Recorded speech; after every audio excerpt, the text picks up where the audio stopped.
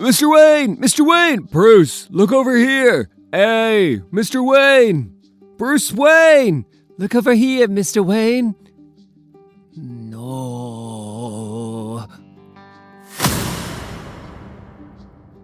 Just doing my civic duty.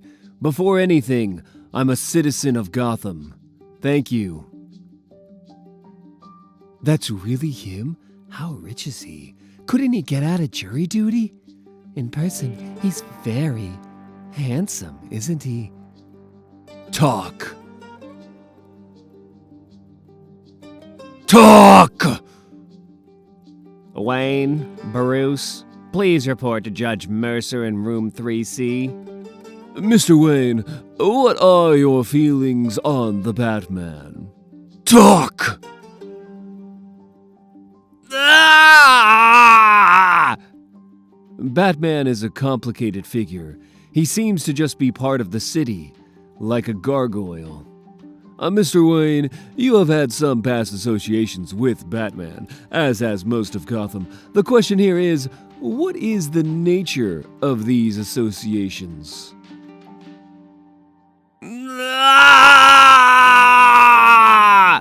I see. Yes, very good.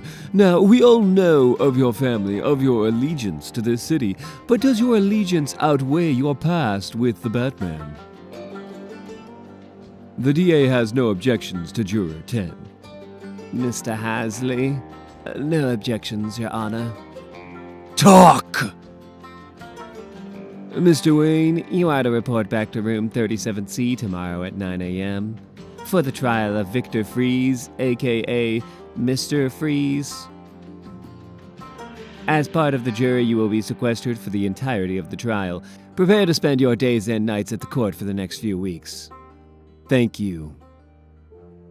Why is it so damn cold in here?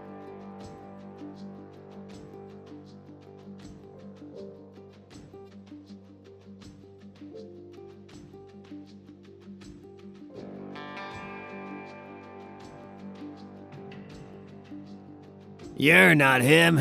You're that other him. What's the problem, Commissioner? How can I help? Is he all right?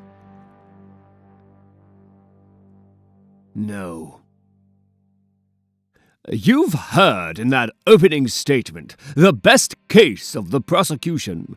This is before we can confront what they have, show you how flimsy it really is. But for now, let's focus on that, their best case. 3 women are dead. Elizabeth Andrian, Maureen O'Connell, Christy Barnhart. Tragic, but let's be clear. There is not one piece of evidence that the police have gathered that connects these 3 women, or even indicates that they were indeed murdered. In fact, the Gotham coroner, based on all evidence collected by the city, ruled that these women sadly suffered from random blood clots that entered their brains. They died of natural causes, in other words. That was his ruling. No connection, no murder. Then, along came the Batman.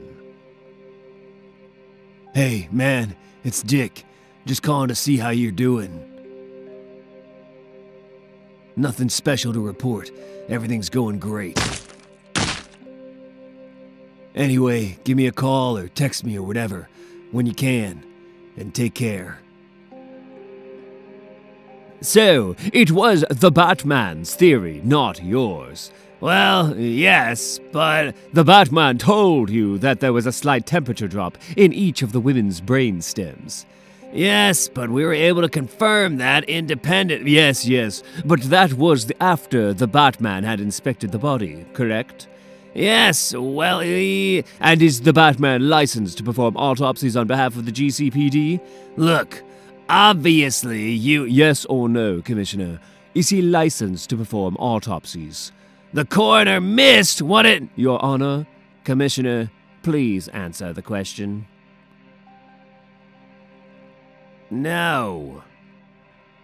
The Batman is not licensed. My husband is trying, but I can tell he's pissed. You mean the $8 a day doesn't get you anything? Please, it's not your fault you're here. That's true. You tell your husband if he has a fight to pick it with Batman. John and Batman? That's not a fight. That's a murder waiting to happen. Excuse me, I have to use the restroom. Okay.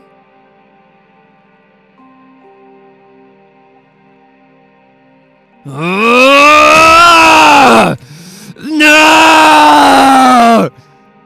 And what did the note that was pinned to Mr. Freeze say? Yeah, it said he did it. Ask him. And was there a signature or something of that sort? Something that told you who this note was from? No, but, we knew. And Officer Bullock, can you tell us exactly how you knew? And you confessed after the doctors revived you? Yes. And to what did you confess? That I murdered 3 women as part of an experiment. And did you murder 3 women? I killed them! I've fought him before, many times. I do not hesitate to admit that. But he was a different man that night. On the roof, he didn't care that I hadn't done it, that those women had nothing to do with me. He just kept hitting me, until I had to say yes, or Batman was going to kill me. Okay, trial over. Our turn. We're stuck here in this cold-ass room until we decide. Initial thoughts? You know how many times Batman saved this city? Screw Mr. Freeze. Mr. Freeze is a known killer, a lunatic. He did it. He's blaming Batman. It's so obvious. Yeah, Batman saved my mom from the Joker. All I'm saying is, he's solid. He said it was Freeze. I mean, come on. Yeah, seems pretty clear what direction we're going. So let's move to an initial vote then. Who says guilty? Raise your hands. Okay, that makes things easier, I guess. We'll be out of here pretty soon, and Mr. Freeze will not. But, it has to be unanimous. And did I miss anybody? Anybody at all thinking not guilty? Thinking Freeze gets off? Oh. I see. As I see it, and I think we're pretty much agreed on this, there are 3 basic pieces of evidence. 1. The 3 deceased women in question all had a lower brain temperature. This was the cause of death. The police missed this. Batman caught it, but it was later independently confirmed by the police. 2. The police and presumably Batman looked for Freeze after this discovery, and they found him with his suit on, his gun at the ready. His probation specifically stopped this, or prohibited it, so something was going on. 3. And the most damning, Freeze confessed to the crime, to the police, after he was caught. Signed confession. Said he was experimenting on the 3 women. It was part of a plan to revive his wife, he said. Those are the facts as I see them, and I think they were fairly well established. I suppose there are arguments against, but I don't think there are good ones against. Does anyone else have anything to add? Something I missed? I do miss things. This is supposed to be a discussion. He's Mr. Freeze. He's being himself. These poor girls, he did that thing with their brains. And he said he did that thing. What more do you want? Yeah, Mr. Wayne. Considering some of us have actual jobs where we're not just playboying around, some of us can't afford to lose money just sitting here. Those are the facts. It's what happened. Isn't that enough? No. It's not enough. I've got 3 kids, Mr. Wayne, and we're stuck in a hotel. For how many days? And my sister's got to cover my kids and her kids. What would really convince you, Mr. Wayne? I think that's what people are trying to ask. I think we're all ready for this to be over, and you're not. 3 facts. I don't disagree with them, but maybe they need context. Why don't we go over these 3 facts, each in turn? Find the context. Take an hour or 2, that's it. At the end, if we're still where we are, I'll change my vote. Fair? Fair enough, I think. Better than hanging the jury, probably. Why don't we take a break for 5, go to the bathroom, and then we'll get started. I'm Juan. Bruce. Yeah, man, it's Gotham. Everyone knows you. Yeah. But I thought you loved Batman. What makes a difference to me is physical, scientific evidence. 3 women killed by means of cold. A man with, uniquely, a motive and the ability to do such killing. What more is there? I don't disagree, but I want to look at it anyway. See if there's something else there, just in case. Isn't that a waste of time? For you, for me, all of us, maybe even for Batman. Yeah, it's a waste. But for Freeze, whose life is here, in this room, on this table, I don't know. Gordon testified that the first autopsies did not reveal the lower brain temperature. Now, if you remember, they pushed him on why. They should have caught that. And he said he didn't know. He had good people on it. His people. Then Batman comes along hours later, re-examines the bodies. At that point, Batman notices the temperatures, notices the pattern. 3 women, same pattern, same death.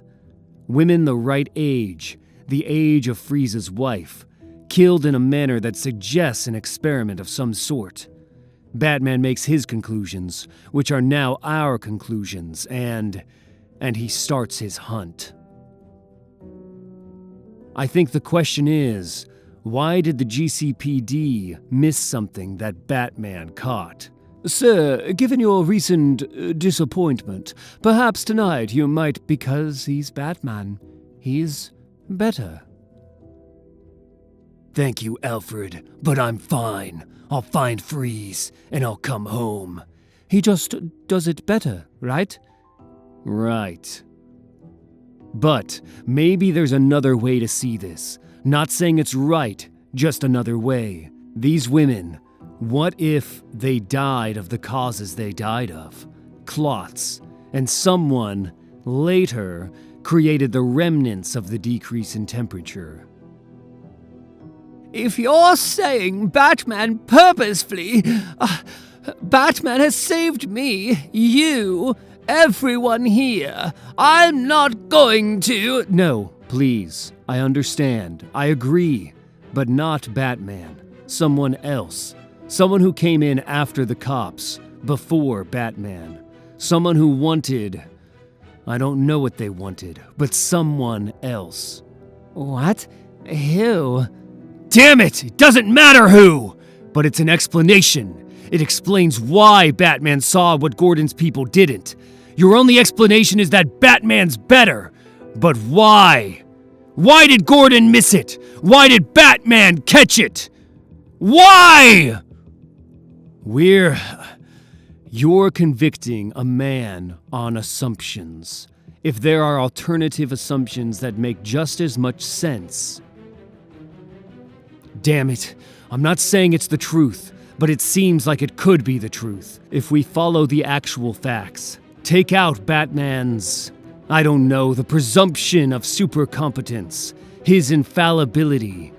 What is the actual simplest explanation that actually makes sense? The coroner was good. Gordon said it. He should have seen it. So maybe the coroner missed it because it wasn't there. And maybe Batman saw it because it was. And if it wasn't there, then Freeze didn't do it. And Batman went after the wrong man. Maybe this is a good time for another break. Fred, Bruce, I used to live in Metropolis. It's nice there. It is. It's not like here. Well, the weather's better. Yeah, but it's more like everything's clean there. Man, I'm telling you, here it's dirty as anything. Yeah. I mean, somebody coming in and messing with some dead girls? I know that's not Metropolis, is what I'm saying. But maybe that's Gotham.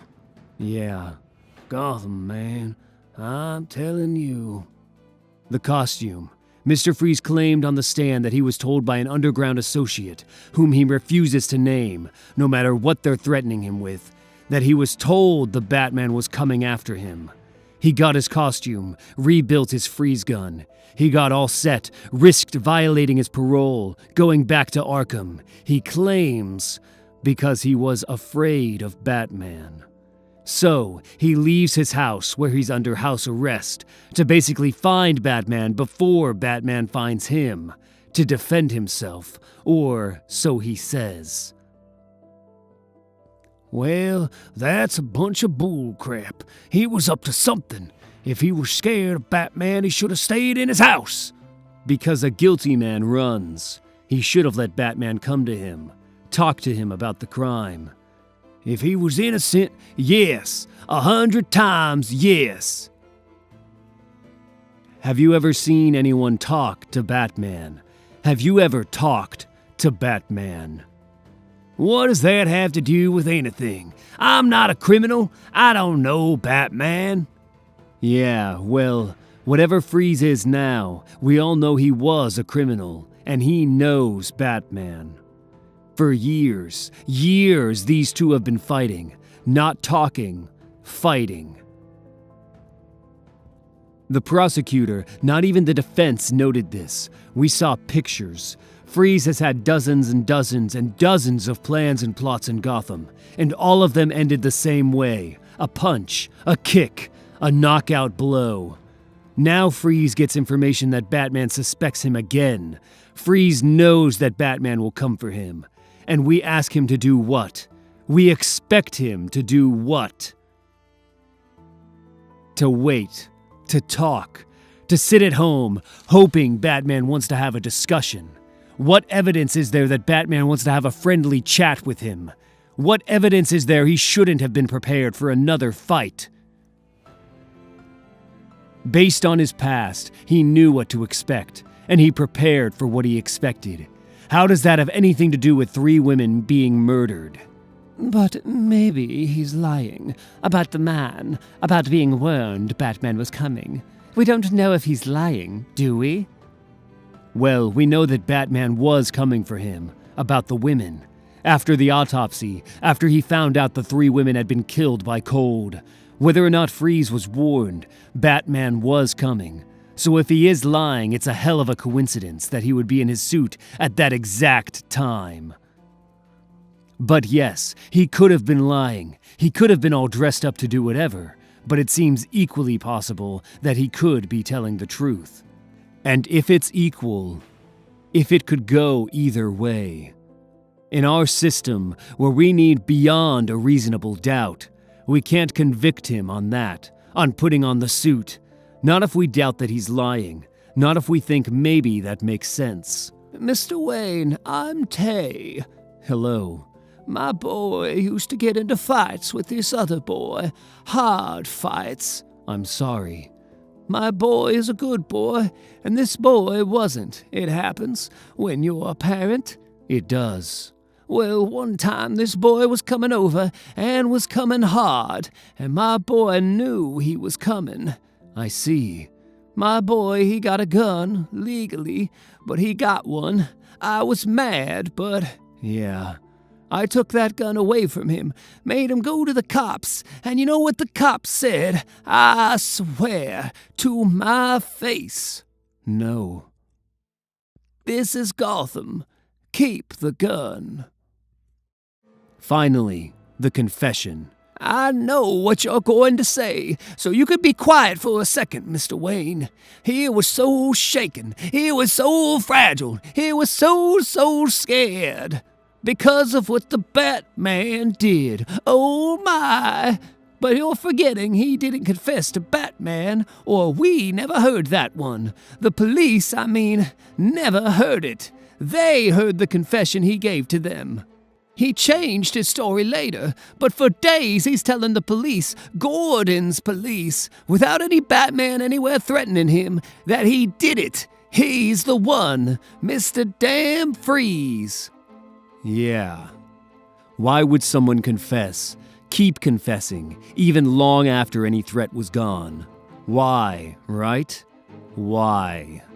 Ladies and gentlemen, when I was 10 years old, a man killed my mother and father. We were coming from the movies, and we went down this alley. He had a gun. Father yelled something, and he shot father. Then he tried pulling a necklace from mother. He got tangled. He shot her. I watched. He ran. I went down on my knees. I screamed. That moment, that fear, that scream. I was so scared, and he ran, and he was gone. And they took me away, and I got older. I was tried and tested. I've been on the very top. I've been as happy as a man can be. I've had the greatest joys, the greatest friends.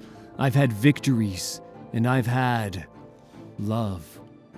And then something happens. You lose something or someone and there it is again.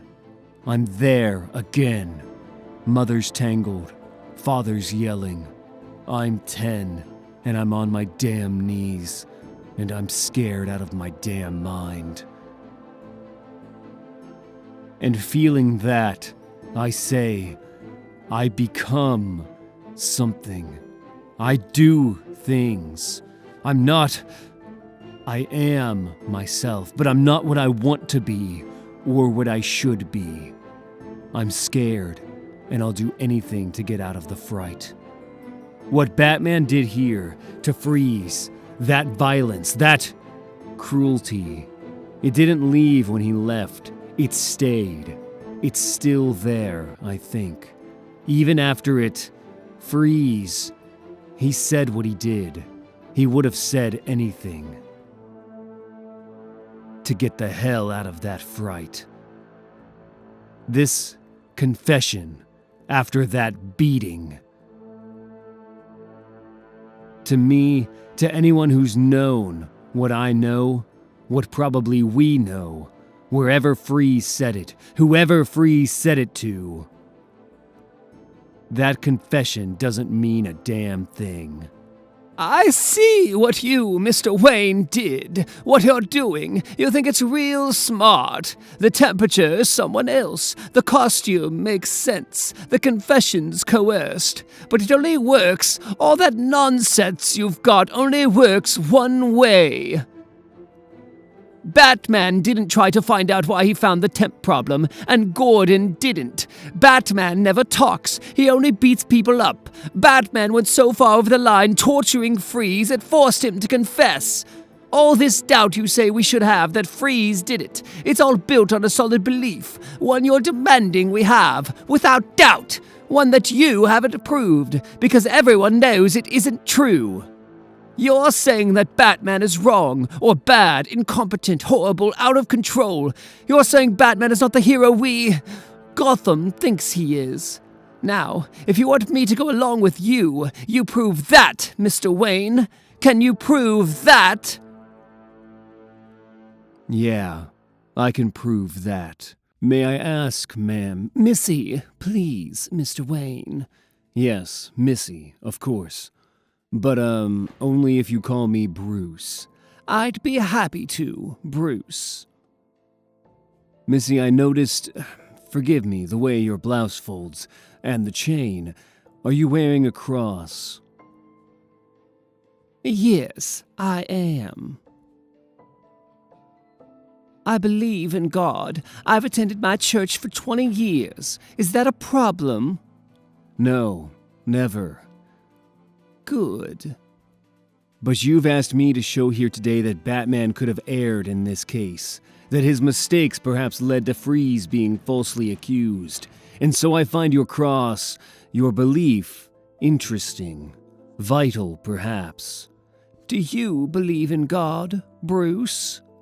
Yes, that's just it. I used to. My father was a Christian.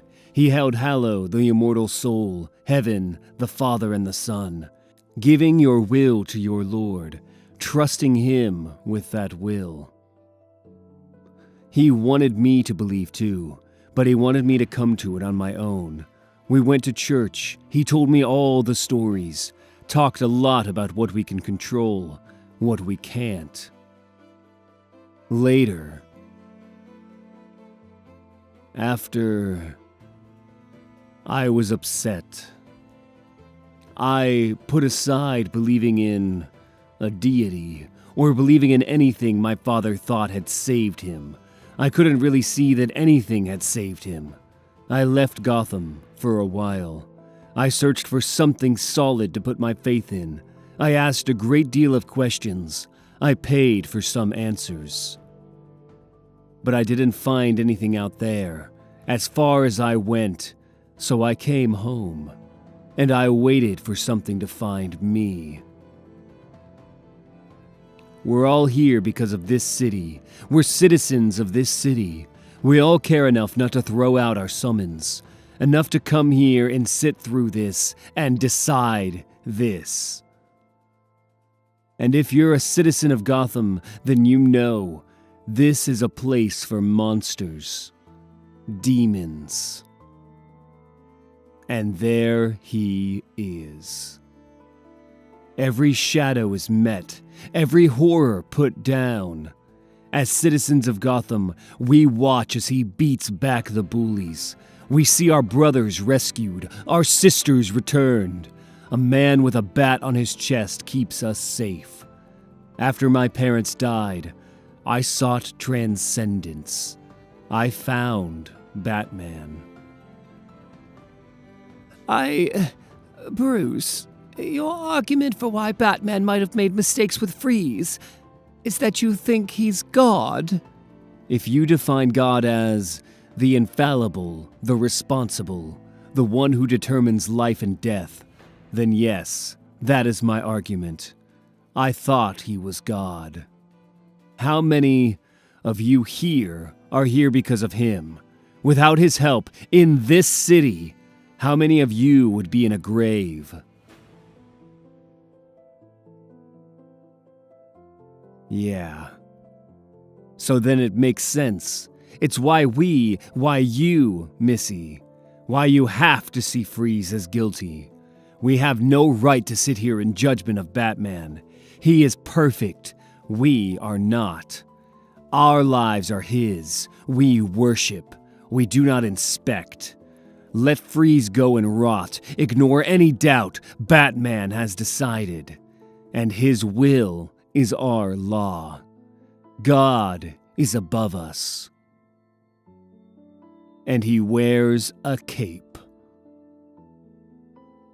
So, that's what I thought, why I understand what you think and are thinking. I felt that way almost for forever. I still feel it, tugging at me, right now. Trust in him. Trust that he was right. He's so good. He's the world's greatest detective. And who are you? You ever read the book of Job? That's what God said to him, right? God tore this guy's life away, burned his farm and his children. And Job gets a little angry and asks God why. And God just says, I created the mountains and the miracles. And you're questioning me? You. Who are you? Who are you? Bruce, are you okay? Bruce? I was hurt recently. I had for years put every bit of myself into this Batman because he was good. Good enough to protect me from all the pain. My mother, my father, this life, this city, the fear of everything just breaking. And it worked. And I worked. I was working. After so many years, I had something I never thought I'd have. I was happy. And then it all fell. Everything falls, and I fell. I screamed as loud as I could, and my scream was a prayer to him, to the mask, and the symbol, and the rope, and the fist. I begged for him to catch me. Tears in my eyes, I fell, and I begged, and I wanted. Please, please, please, Batman, help me. And I'm still waiting. If I can't see the truth, I'll always be waiting. He's not God. He's not. He tries. He does. I know. And he fails. And he tries again. But he can't. He does not provide solace from pain. He cannot give you hope for the eternal. He cannot comfort you for the love you lost. God blesses your soul with grace.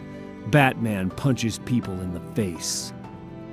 We sit here today to judge Mr. Freeze. We, the 12 of us, have power over his freedom, his life. That is God-like power. It is. But though we possess such sovereignty over one man, we know still that we ourselves are not sovereign. We are righteously constrained by our own humanity.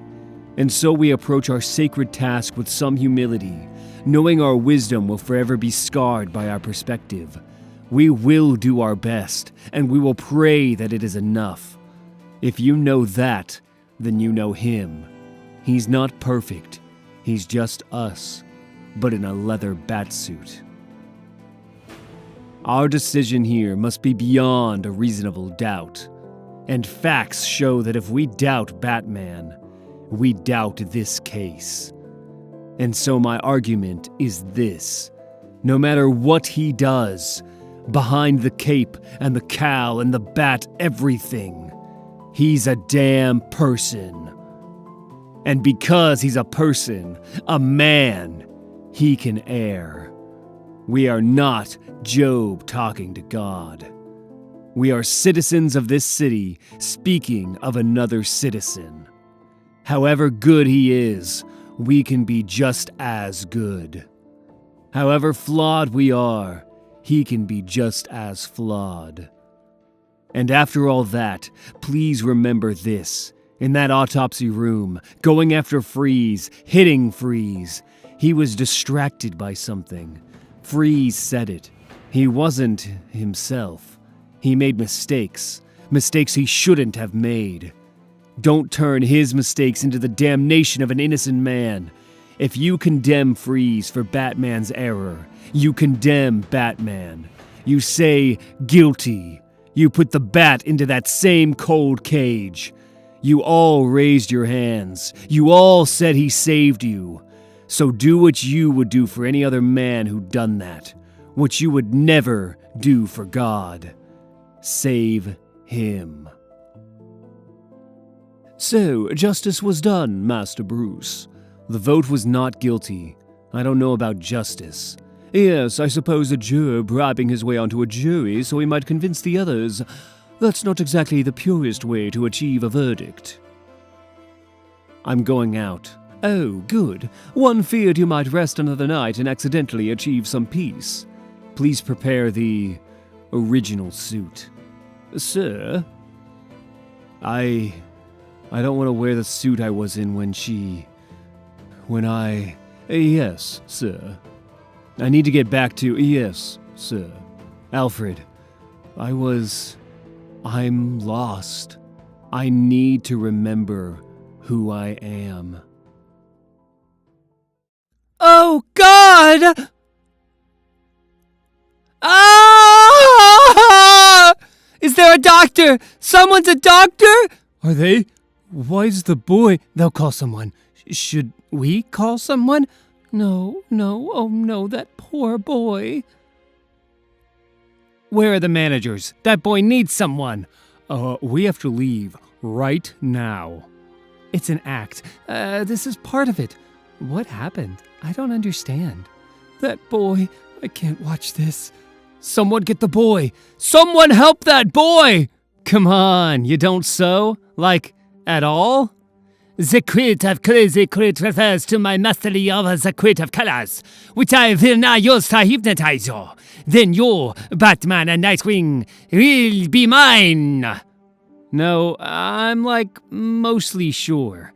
He has like a sewing obsession, like he crochets us to death.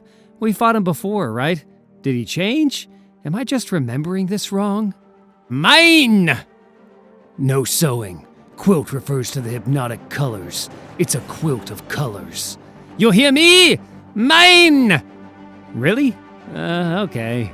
You do hear me! Sorry, I was wrong. I guess it's a quilt of colors. That's my bad. Wait, you will bow to my will!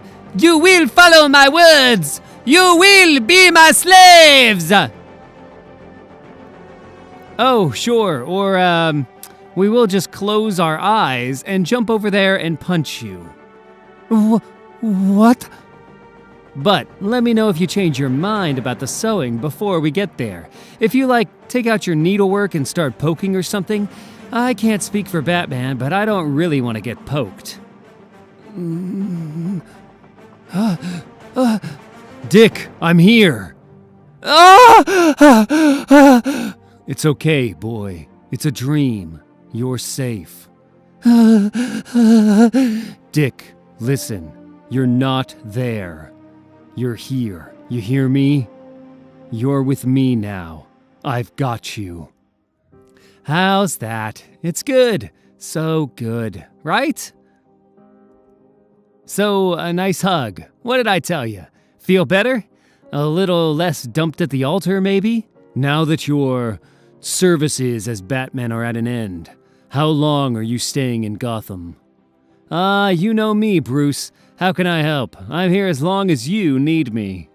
I do not need you, Bruce.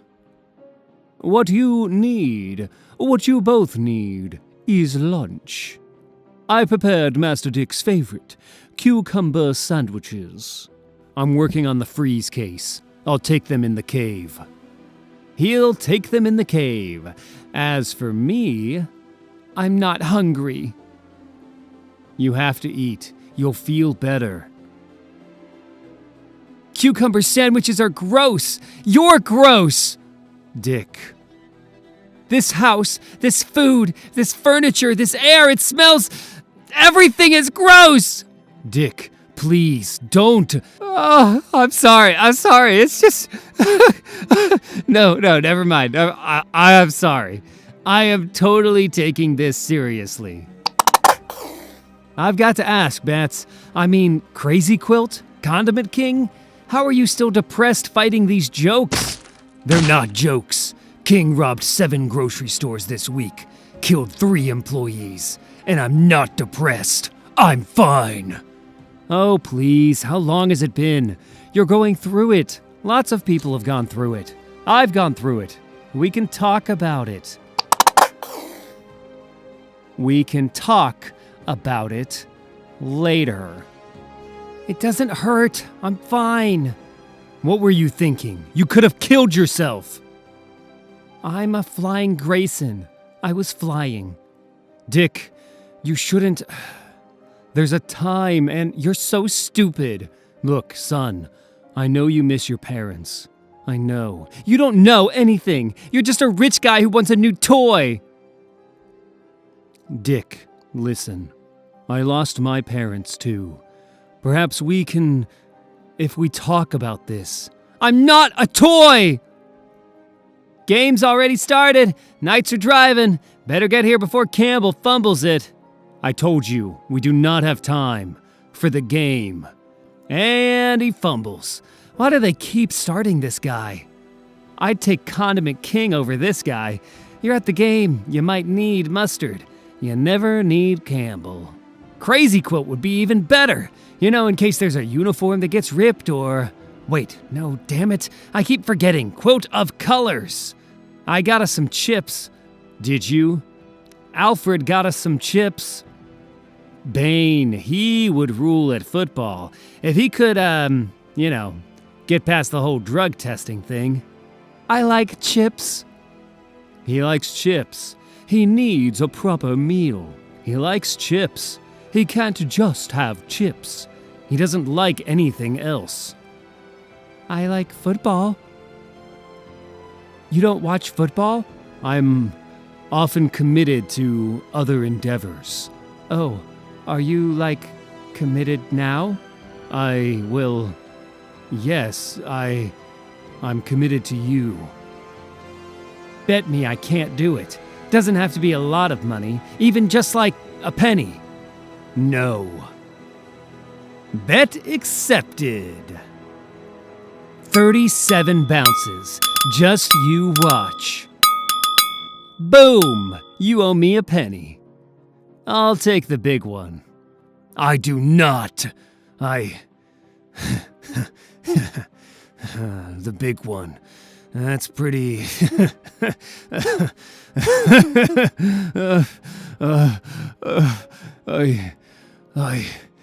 Damn it.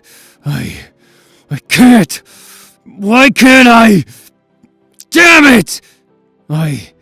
No. I'm sorry. I'm fine. Bruce, man, it's cool. I know you're fine. Just know I'm here if you don't want to be fine. Now, come on. Let's go out, see if we can find Ten-Eyed Man. I hear with your third absurd villain, you get a free Kite Man. Holy... Please, watch your language, chum. Bet you I can do longer. I don't bet. Just a penny? Pennies are little. Not all pennies are little. My mom and my dad used to do that. Bet a penny? Oh. It was kind of, fun. Masters Bruce and Dick, when you are finished, lunch is served. Cucumber sandwiches? You should try them. I won't like them. No, you won't. At first. You know, I used to hate cucumber sandwiches. Hate them. I remember. Yeah? You remember what you told me? My father loved cucumber sandwiches. I just told you what he told me. Don't give up on them. Keep trying, again and again, because I swear they're worth it. Passport. Yes. Mr. Zimmerman, welcome to America. Welcome to Gotham. Thank you. And what's the purpose of your visit? Business. And what kind of business are you in? I work for Foundation. It helps country people who have lost limbs. I am here for this fundraiser. Well, that's great. That's good work. I hope so. Gotham, the night, the rain, and the dynamic duo. What do you say, Batman? Ready for some fun? No. We have you staying for 3 nights, is that correct? Yes. Hey, what happened to your arm?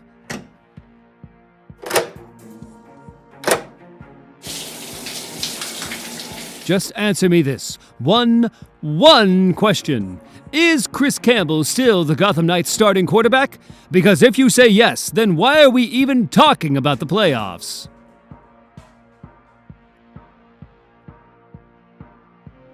Mummy Mia, no. Mummy Dearest, no. Mummy, Daddy, and Me, no. You never appreciated my puns. I did not. You should have. I should not have. Come on, all you have to do while you punch is grunt and look sad. I do not grunt and look sad. When I punch people, I have to say funny things while I do it. You do not have to say funny things. That's so much harder. It is not harder. Alright, for the sake of argument, let's switch. I'll do sad grunts, you do puns. No. Oh, the pain and the misery and the horror! Oh, mummies! If you only knew! That's not a grunt. Well, that's not a pun. Better? I would like to buy rifle, please. Got a lot of rifles, buddy. Gonna need a little more specificity. Of course. Here. Yeah, that's, specific.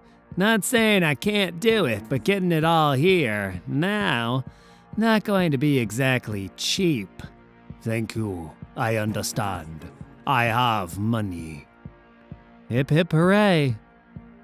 So, you want to wait for all the government checks, or you want to pay for the late night expedited special? Expedited, please. No! He's new? I don't know him.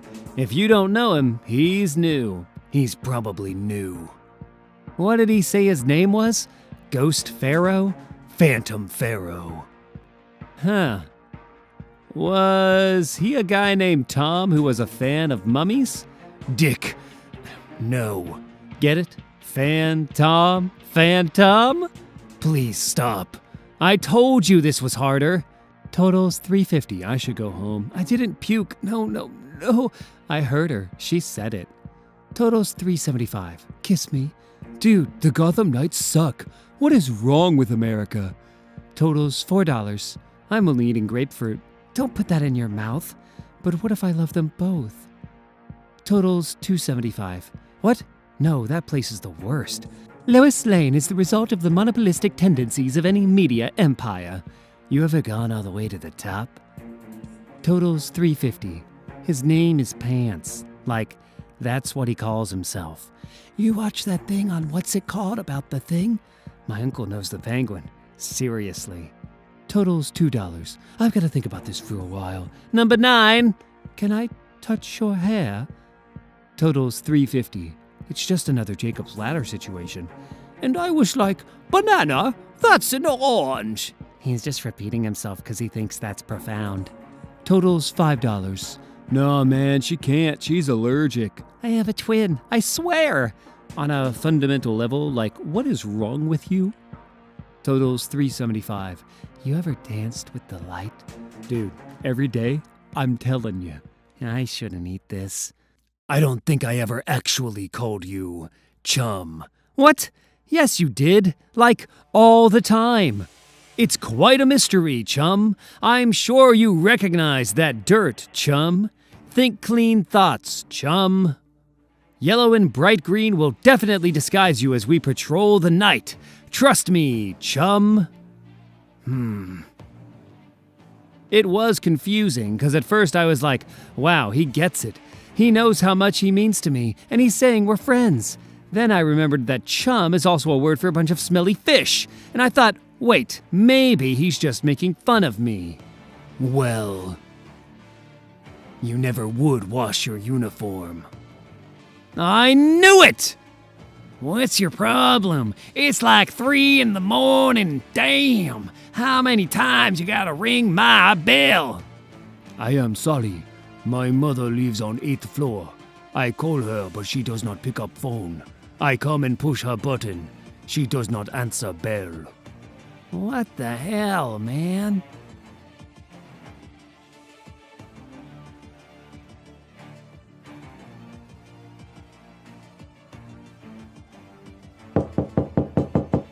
It's a contest. We're on patrol. This is not a time for contests. We've been on patrol. We're on patrol. We'll still be on patrol. And we'll also do this while we do that. No. We jump. First one to fire his rope loses.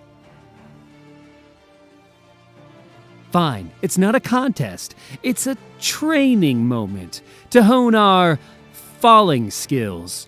Rather than waste time on gargoyles, we improve our ability to war on the crime. Come on, it'll make us better. It's not a contest.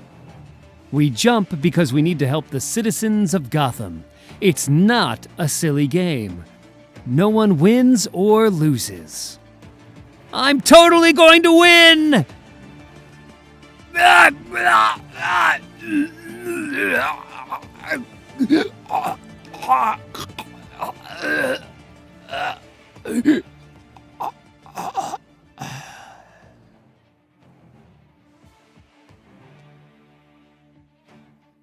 This is a game for the young and the healthy and...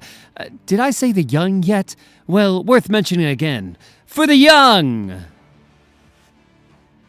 You should fire your rope, old man. No.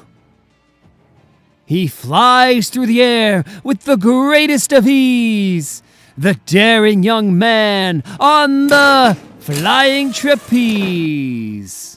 And the boy wonder takes the victory.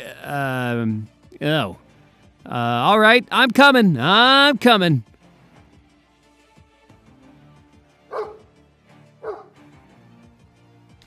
Shut the damn dog up! She has to pee-pee. What am I supposed to do? You know what time it is? Stop with the dog! She's a dog. She's tired. What do I care if she's tired? Don't you talk like that to me. Shut the damn dog up! Shut the dog up, or I'm calling the police! Fine. I'm taking her inside anyway. Well, this feels familiar. What's the problem, Jim? How can we help? An all-night hot dog place in Midtown. Patrons found a napkin on a table. I knew it! Napkin Man! He's the worst. There was a message on the napkin. Who's afraid of the Joker? The question mark at the end was oversized. It's the anniversary, the end of the war. Joker and Riddler are still in Arkham, or they're supposed to be. I'm having it checked. Witnesses. Clubs were just getting out. Lots of crowds, lots of drunks. Got conflicting reports. Everything from a 6-year-old girl to a one-armed man. That's the problem with Napkin Man. He just doesn't... No! This is Gordon! Get a damn medical team to the roof! Now! And I want cops in the...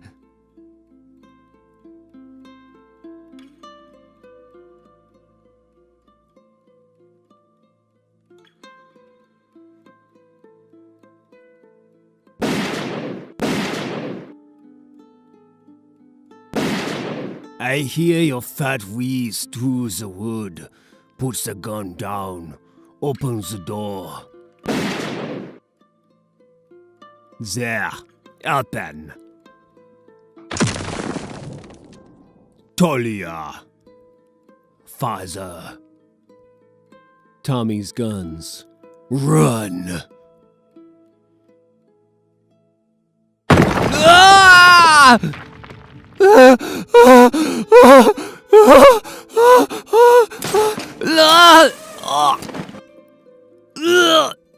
He identified the picture, confirming the witness who saw the man with the missing arm at the restaurant.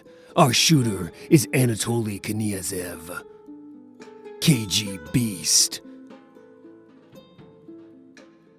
Can you find him? He's a professional killer, unlike any other.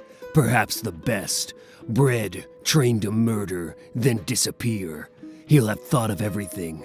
Covered everything. Master Dick is... Sir, can you find him? Yeah, I can find him. How long since you drank? 26 years. That long? But still, when I remember you, it is with drink. Raging through the house, your face red, bottle in hand. We had a name for it when you started the hard beatings. We called you the Beast. To the Beast, then. The Beast. No one knows him. In our community, in any community, the beast doesn't mingle. Who trained him? Bunch of old school dead guys.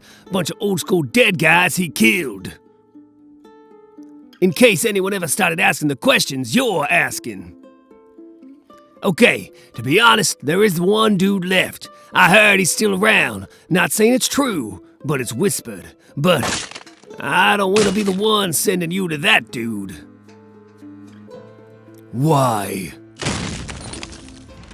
Because, Mr. Batman, good as you are, and you're the best in this world, that dude will kill you. That's a lot of ninjas, like an excessive amount of ninjas. Who? I heard about that thing with you and Selina, and now your kid. You're in the middle of a lot of hurt. Maybe this isn't the best path for you. Who? Okay, but you're adding me to the wheel first. I want the mansion. Fighting ninjas pays nice, but not mansion on the river nice. What happened to the arm? You know the Batman in America. He took it. He had me tied, caught. To escape, I cut it off. So, now the Batman has two hands, and you have one. I escaped. I thought I raised you to be a man, but I see you are still a little boy. So this one in Spain, 1460, something or other. It was after a party, I remember that. And they pulled this out and, really, I was like, yes, 1,000 times, yes. It's fun. I start at your crotch there and saw my way down, maybe pausing at your tummy to rest, maybe not. Either way, I finish when there's two halves of you hanging. That's pretty harsh, I know, but guess what? It's not even the best part. The best part is that because you're upside down, the blood flows to your head, so you stay alive so much longer. You get to feel so much more. Kanto, I'm not here for you. I need information. Where is Anatoly Kniazev? No, I think there's been some confusion. I don't think you quite understand who gets the information in this scenario. I don't think you quite understand.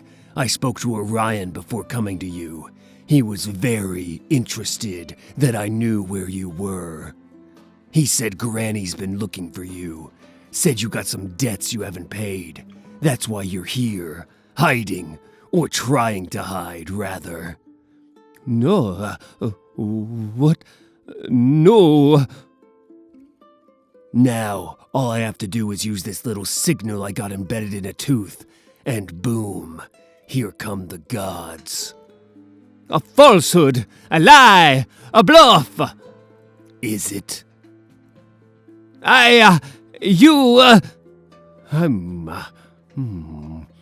No one knows anything about the beast. He kills everyone who does, except his father, I suppose. When we were really drunk, he told me. He said his father was still alive. Thank you. Do you want me to get you down? No. I've got it. More. If you have more, son, my boy, why not? Yes, I have some more. You are always prepared. I made you prepared. This is why I am surprised you did not take the man's arm. Well, I did take something else recently. Yes, good. What did you take? I took his son, and I took a lot of money for the privilege of taking this son. The son and money, good. but I think arm would still have been better. An arm is important to a man. What good, really, is a son? I have a contact in Moscow, former KGB. He's horrible and corrupt, but he talks. Thank you for this. The father is listed as Vasily Knyazev. I'm so sorry, you need to check the records office. No, that file is under Veterans Affair. That's in Volgograd. I'm sorry, this is red-labeled material. You'll need an orange-labeled form. No, that's a red-yellow form. For this material, you need orange. The file has been moved to classified materials in Vladivostok. I'm sorry. No, absolutely not. Nothing I can do. Sir, it is good money, but even I could not let you into that vault. 2 men have the code. The code is 03432521. Please do not let go. These notations here mean he has been receiving a check from the government. That's in the Far East Territories. Very remote. Yes, he picks it up once a month, but I don't know where he lives. That crazy man. I saw his house once. I was fishing near the lake. He shot at me. Maybe 307 kilometers, maybe more. You can't go now. Maybe in the summer. Too cold for vehicles. Even the dogs won't go. Everything freezes. That's your 3rd try in the Batplane, and our 3rd lost plane, Master Bruce. You can walk, but if you walk in this cold, no, you're going to die. Master Bruce, I am doing everything I can to boost the signal. I keep losing both voice and location. I can't... Sir, can you hear me? Are you hearing this? Master Bruce, can you hear me? I've lost all track of you. Please respond. Master Bruce. Master Bruce. Master Bruce. Why did you keep me alive? You killed Celeste, your brothers, sisters, your mother. But me, why? They were weak, you were strong, so I loved you. I still love you, Father. For this, you are weak, but that is my fault. I let you be weak, because I love you too, son.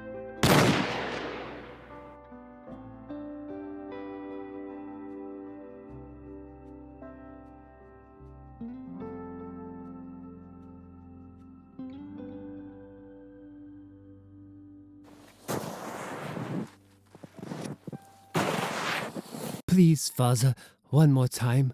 You must sleep, child. Tomorrow you work. Please, Father, please. Anatoly Vasilovich Knyazev. Father, I will work. I promise. Please read the story. A pig was going to church at St. Petersburg, and the wolf met him. Piggy, piggy, where are you faring? To St. Petersburg, to pray to God. Take me with. Come along, gossip. So they went on together and met the fox. Pig, where are you going? To St. Petersburg, so please you. Take me with. Come along, gossip. So they went on together and met the hare, who said, Piggy, piggy, where are you going? On to St. Petersburg to pray to God. Very well. Take me with. Very well, I will. Then they met the squirrel, who also went with them.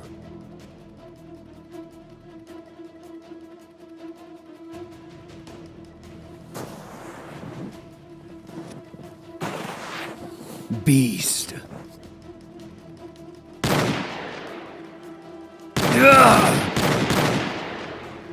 But on the road, they came across a broad, deep pit. The pig jumped and tumbled in, and after him, the wolf, the fox, the hare, and the squirrel. And they sat there for a long time, and became very hungry, for they had nothing to eat.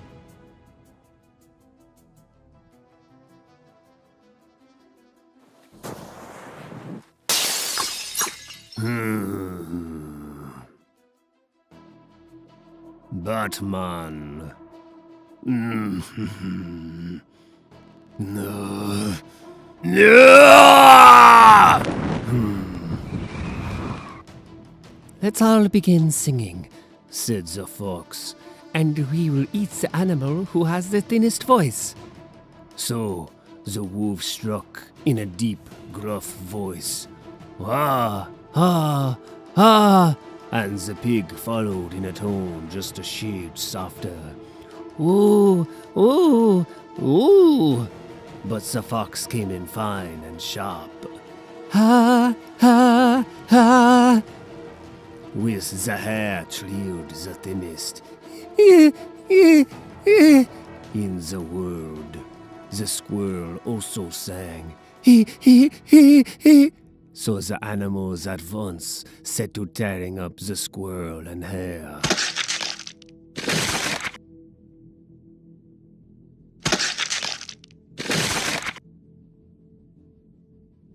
And ate them down to the bones.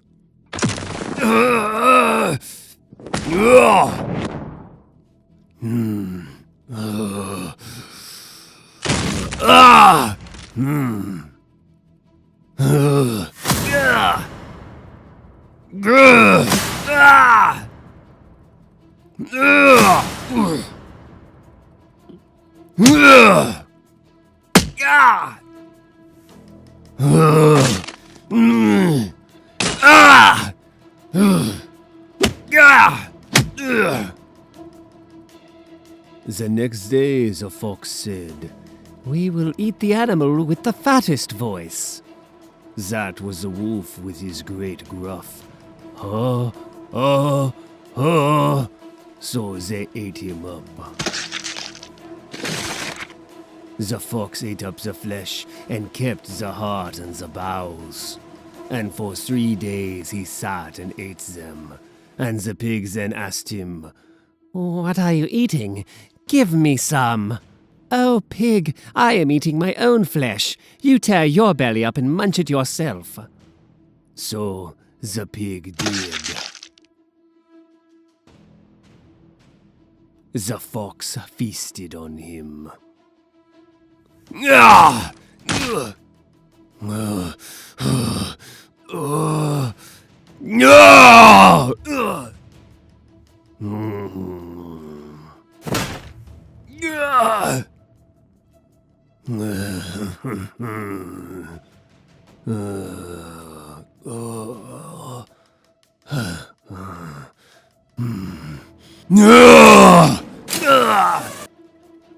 The fox then was left as the last beast in the pit.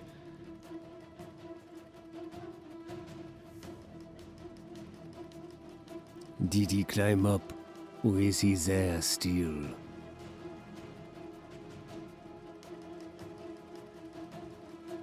I don't know.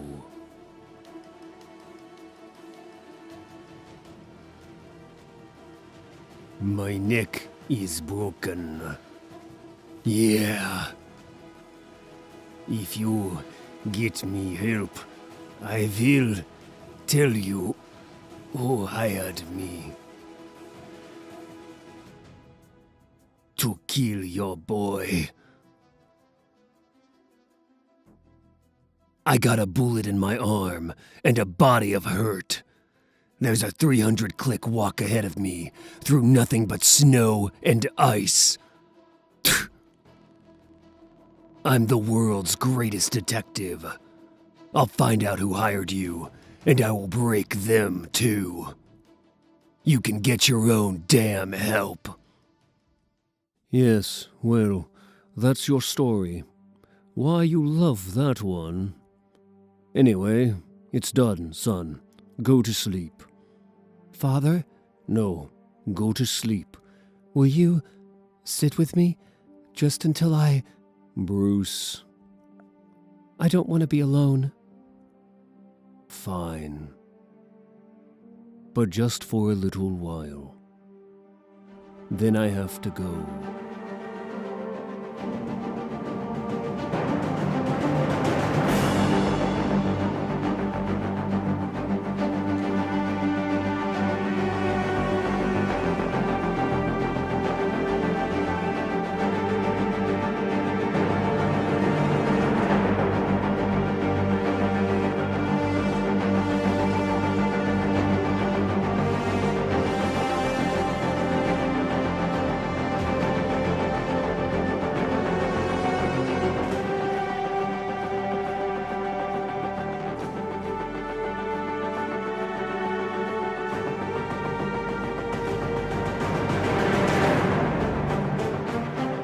Again, sorry to wake you, boss. We're sorry. But, we didn't know, and, boss. It's Penny. I'm sorry, boss. It was, this morning. Earlier. We're sorry. We're so sorry. We found her right outside, boss. Outside the door to the club. Right there. And her throat was cut. She was, there was a lot of blood. I can't say how sorry we are, boss. We didn't want to wake you. We called the doc, but there wasn't anything for the doc to do. She looked like once it had been done, it was done. Yeah, it was done. I'm sorry, boss. We're all really sorry. Bring me a top hat, a tuxedo, and an umbrella. I have an umbrella for every purpose. This one fires penguin's plasma. It'll burn right through your pretty little bat costume.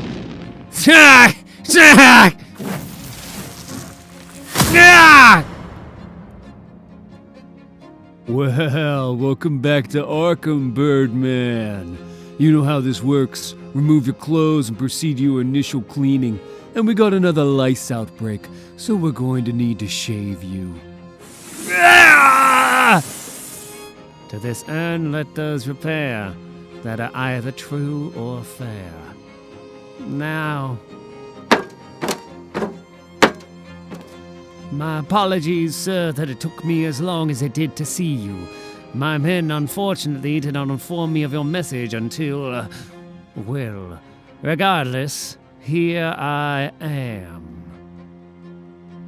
Yes, Penguin, here you are. Later. Welcome home, boss!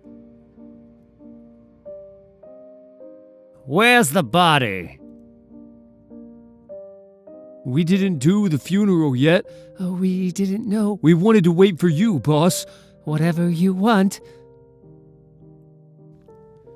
Sunday, at Gotham Gardens. My grandfather's buried there, on a hill. Yes, boss. Get 2 plots near my grandfather. One for her, one for me. Yes, boss. You want to invite her family? Her father's been causing some problems here at the bar. He's looking for her. We try, he keeps looking, you know. No family. Especially not just us, the people who knew her, who understood how special she was. They underestimated you. Everyone. They all thought you were small and silly, another lost thing to be passed around from man to man, the way you were treated almost your whole life, as if you were less than human. They never understood, they never even considered that maybe you had a soul. I'm sorry, boss. Yeah, sorry, boss. She was a hell of a gal. The best. Business. Yes, boss. Yes, boss. Our friend is, he has expressed his disappointment with the freeze situation, unsurprisingly. Fortunately, he puts at least some of the blame on Bruce Wayne, claims Gotham's first citizen somehow manipulated the jury, to help his pal, the Batman. We ought to punish Mr. Wayne. Should we fail in this assignment, as we are perceived to have failed with Freeze, we will bear the next punishment. So we're doing Mr. Wayne, boss? No. Nothing as dramatic as that. Our friend has plans for Mr. Wayne, apparently. Now, to earn back our lives, we only have to kill Wayne's manservant. Alfred. Yes, Master Bruce. What are you doing? Well, there has been a bloodstain here since your fight with Mr. Zoom, and though it stands proudly as a monument to your ability to splatter, sir, I still feel the tooth would benefit from a proper shine. I do realize the battle was some time ago. You have my sincerest apologies for the delay. Oh, that's all right, Alfred. No need to apologize. I'm going out. How thrilling. A break in the Freeze case. Another woman murdered. Same method. Ah, I'm sorry. So am I. Later. How's the kid? What do you have? Had an officer with a wound like that. He came back. All the way. He was hard, but that boy of yours never seemed to mind hard. What do you have? Yeah, okay. Same as before. Clot, drop of temperature. One difference. Scene of the crime on our third search. Got lucky. Under a floorboard. A bit of something. Turned out to be a bit of a feather. Better. Warning. Warning. Warning. Warning. Warning. Warning. Alfred. Warning, intruder on the grounds. Warning. There is a broken window in the Simonson suite. It looks like there's a broken window in the Simonson suite. With the storm, it's probably the wind. With this storm, it's likely the wind. I wish I could come home, but I want to come home. But this lead needs to be followed. I trust you. Be careful. I trust you to handle it. Be careful. Yes, Master Bruce. Let the bird of loudest lay on the sole Arabian tree. Herald sad and trumpet be to whose sound chaste wings obey. But thou shrieking harbinger, foul procurer of the fiend, augur of the fever's end, to this troop come thou not near. From this session interdict every fowl of tyrant wing, save the eagle-feathered king. Keep the obsequy so strict. Let the priest in surplice white, that defunctive music can, be the death divining sworn, lest the requiem lack his right. And thou treble-dated crow, that thy sable gender mixed, what the breath thou givest and takest, mongst our mourners shalt thou go. Here the anthem doth commence, love and constancy is dead. Phoenix and the turtle fled, in a mutual flame from hence. So they loved, as love in twain, had the essence but in one. Two distincts, division none but there in love was slain. Hearts remote, yet not asunder, distance and no space was seen. Twixt this turtle and his queen, but in them it were a wonder. So between them love did shine, that the turtle saw his right. Flaming in the phoenix sight, either was the other's mine. Property was thus appalled, that the self was not the same. Single nature's double name, neither two nor one was called. Reason in itself confounded, saw division grow together. To themselves yet either neither, simple words so well compounded, that it cried, how true a twain seemeth this concordant one. Love has reason, reason none, if what past can so remain. Whereupon it made this threen to the phoenix and the dove, co-supremes and stars of love, as chorus to that tragic scene. Beauty, truth, and rarity, grace and all simplicity, here enclosed in cinders lie. Death is now the phoenix nest, and the turtle's loyal breast to eternity doth rest. Leaving no posterity, 'twas not their infirmity, it was married chastity. Truth may seem but cannot be, beauty brag but 'tis not she, truth and beauty buried be. To this urn let those repair that are either true or fair. For these dead birds sigh a prayer. I know about. Report. We have the Wayne Butler in our sights. You want us to pull the trigger on him, boss? No, I think perhaps not. Instead, kill the pilot, then yourself. Now. You got it, boss! Batman, please, sit down. We have so much to discuss.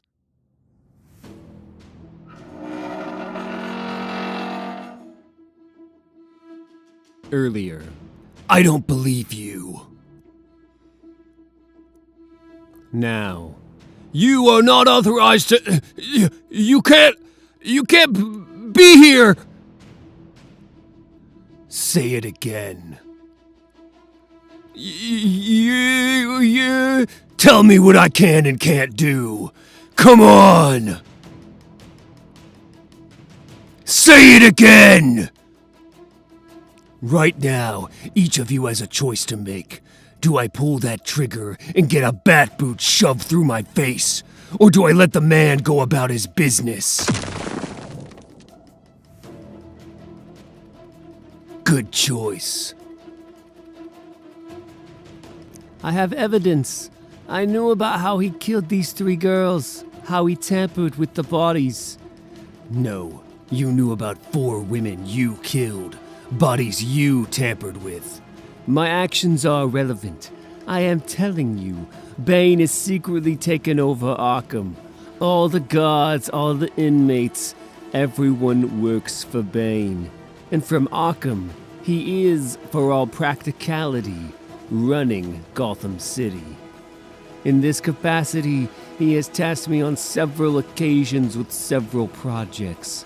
These women, the Wayne manservant, some minor trifles here and there. Likely, he has others doing other projects.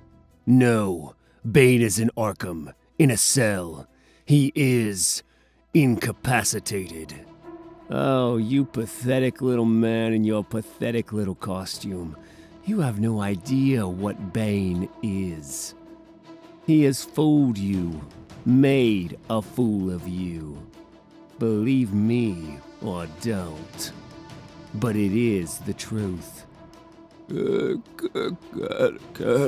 I help you? Get up.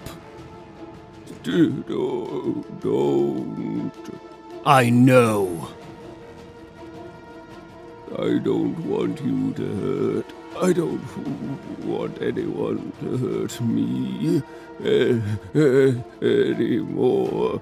Mommy, waters are coming. Did you hear me? Bane! I know! No, it. This deception, this game, it's over! Mommy, where's Mommy? You've lost! Do you know why I don't believe you? You should sit down. You seem upset. If he's this powerful, if he did all this without me knowing, and you're betraying him, you're dead. Yes, I'm dead. I am aware. And so, why, you ask, am I willing to die? Why have I, like the rest of your beloved gallery of rogues, finally gone mad? My dear Batman, there is but one thing that drives a man to madness. Love. You framed Freeze! Killed those women! Tried to kill Alfred. Please. And from that, it's not hard to see that You worked with the beast! You shot my boy! Get up! Don't hit me anymore. After what you... Get up, or I will hit you! Get up! Yes, Batman. I'm getting up. Just Tell me who you are. Say the words. Shout them proudly. I am Bane. Say it, so I can tell you. I'm Batman! 4 women dead, and all you have are lies. Stop throwing me. I'm here. I surrender. I'm no threat to you. For goodness sakes, I'm the Penguin. Whack, whack. Thank you. Now, go. Call Gordon. Have him arrest me for the women. When my body turns up in Arkham, you'll know of my veracity. Your vengeance will then become mine. I will take some comfort in that, as I lie in my grave next to the woman Bane murdered. My love, my wife, my Penny. What the hell is going on here? Mama, it's happening again. Bane has captured Arkham. He's using it as a base from which to launch attacks against me. This is an act! I'm drowning. Are you insane? Bane's been under my watch in this cell, ever since you put him in this catatonic state! Gordon, listen. All of this, it's a damn act! No, Batman, you listen. I have been personally overseeing his detention. He can't walk. He can barely talk. He hasn't left this damn room. Gordon, let go. You need to calm down, son. This man is a... I know what he is! Ah! Get out. Gordon, you're trespassing on city property. I'll let you off with a warning. Once, if you leave now. If you don't, all of Gotham PD will descend upon you. And if that doesn't work, I'll call the damn Justice League. You think you're better than me? Better than us? I'm sick of you. Get the hell out of my sight. I don't know how to prove to you that I do this for her. That I would do absolutely anything for her. How does one prove love? All I can tell you is that she's gone. And now I spend every waking moment thinking of her eyes. How they were green, but not just green. They were like her, from afar, simple, easy. And upon inspection, an explosion of colors. As complex, as dazzling as her eternal soul. And that is all I have. All the proof I carry for my suicidal decision. A memory of her eyes. If that is not enough, I'm sorry, for I have no more. I see signs of hemorrhaging. I need imaging, stat. Alfred, the Penguin. Damn it, we've got trauma to the parietal lobe and the occipital lobe. Where's neurology? The bird remains in his cage, Master Bruce. Bane... Where the hell is Dr. Isa? He denied it. I see. And sir, do you believe him?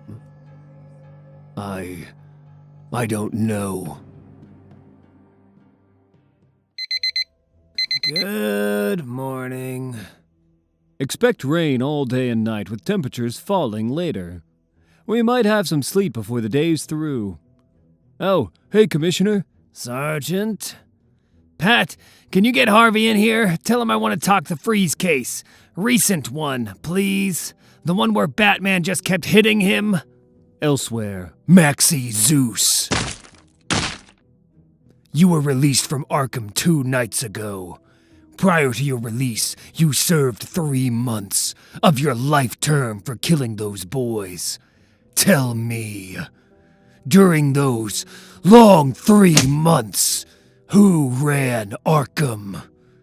I was angry with my friend. I told my wrath. My wrath did end. I was angry with my foe. I told it not. My wrath did grow. Poetry? Do you know it? The Phoenix and the Turtle, Shakespeare, from 1601, I believe. Let the bird loudest lay on the sole Arabian tree. Herald and sad trumpet be, to whose sound chaste wings obey. Who are you? I am your keeper. He who binds himself to joy does the winged life destroy. Batman beat Freeze bad, grinded him down real good and left him. Boss, it was like nothing I'd seen. Or maybe it was like too much I've seen. I don't know. And what about this thing the feds called us on? The Beast. I met with the spy guys over at the JTTF this morning. They wanted to know about the Nightwing shooting. They think they got the guy who pulled the trigger. Some Russian turd they caught out in the middle of frozen nowhere after he'd fought the Batman. They saw the fight?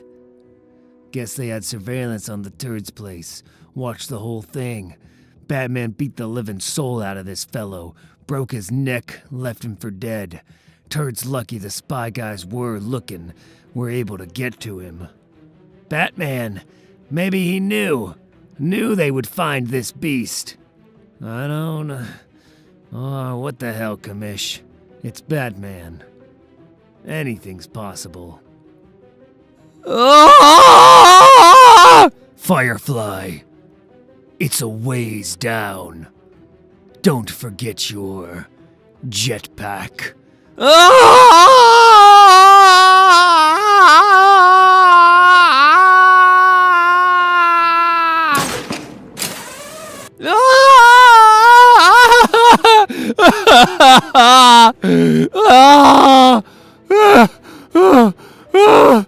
I was in Arkham for months. I was everywhere. I saw everything. Bane's just in his cell. He doesn't even come out. Please, I swear. I don't know where you heard it. I don't, but it's not true. You gotta believe me. Do I? I don't think you do, which is nothing to be ashamed of. Many people find this poem confounding.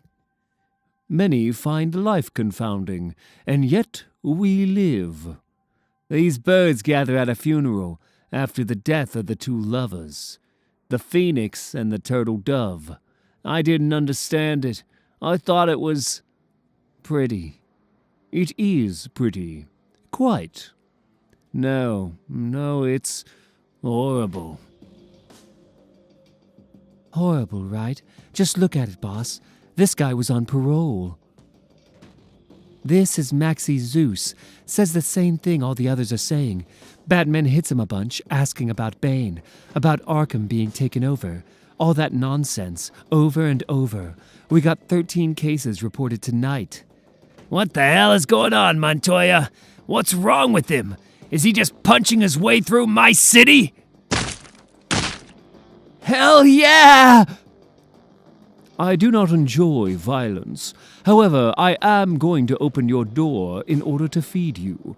If you attempt anything untoward, I will reluctantly and skillfully engage in violent activity, despite my reservations. What would I gain, my friend? After Bane, this isn't my cage. This is my sanctuary. Out there, forever now. Without Batman's protection, I'm just another dead bird. Yes, well, you were telling me your theory about the turtle dove and the phoenix. At the funeral, everyone arriving. Come in, it's open. Hey, Commish, how's it going? Another day, another pain in my everything. I hear that. Hey, I wanted to ask you, you still got that baseball bat around here? The one the Knights gave you for helping with that case? Sure, over there by the window. Got it signed by the whole team. That's my retirement policy there. I need to borrow it just for a second, okay? Whatever you want, boss. Just, in case it's worth something. I'll bring it back. Yeah, I know I can trust you. Look at you, right? Gotta trust you. Now you're officially the Batman. Talk! I don't know what you want, but on the life of my child, if you stop hitting me, I'll give it to you. Arkham, Bane, everything. Oh, yeah, okay. I had the cell next to him. Saw him every day. I'll tell you. I will tell you. Yes. He's broke as anything. Just tucks himself into the corner and cries all day, all night. That's the truth on my... It's a kick in the face. It's not a kiss. It's a eulogy. It's about the death of love. About how, without love, there is no hope, no redemption, no society. There's just the cry of birds. When my Penny died, I felt that. This loss, not just of a lover, but of justice, or a sense that the world made sense. That is the lesson of the poem. When love dies, reason dies.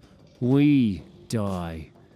To this urn let those repair that are neither true nor fair, for these dead birds sigh a prayer. I can still feel her touching me, her beautiful black feathers, her petite, sun-drenched beak. Penny, my pretty Penguin. What? Don't be afraid. We knew what you'd do, and you've done it well. We are pleased. Where is the man? You can't... Whoever you are, Batman is coming! Oh, Cobblepot, don't you understand? Batman isn't coming. I'm already here. I didn't tell them. I didn't say a word about you. Just Bane. Bane was all. If it was just Penny. If you hadn't. No! No more. We're getting other reports from all over the city now. Low level, high level. Still all guys who just got out of Arkham. All had the crap beat out of them. All saying he asked the same questions. All saying they gave the same answers. I don't know what this is. No more! It's like he's looking for something, but all he's seeing is dark. Alfred, what's wrong with the lights? Alfred! Oh. Alfred! Are you... Batman, he's here. You're... Who? He's here. Who? Who is here? Your father. His knuckles ache with each blow, bone grinding into bone. The criminals shout what they always shout, and Superman comes from above. Superman gives a speech. They've been friends for so long, colleagues, soldiers in the fight. Superman knows his soul, he says. He knows he's a good man, he says. Inside the Phantom Zone, there is an impossible universe. Inside the impossible universe is an impossible planet. On the impossible planet is a small, impossible rock. Platinum kryptonite. It gives you powers. powers like Superman's. Superman tells him to touch it. Just touch it, Bruce. Just once, and it lasts a lifetime. Then you can fight as I fight, as you should fight, with true strength. A smile, a whoosh. Superman leaves. He looks at the gift. His mind wanders.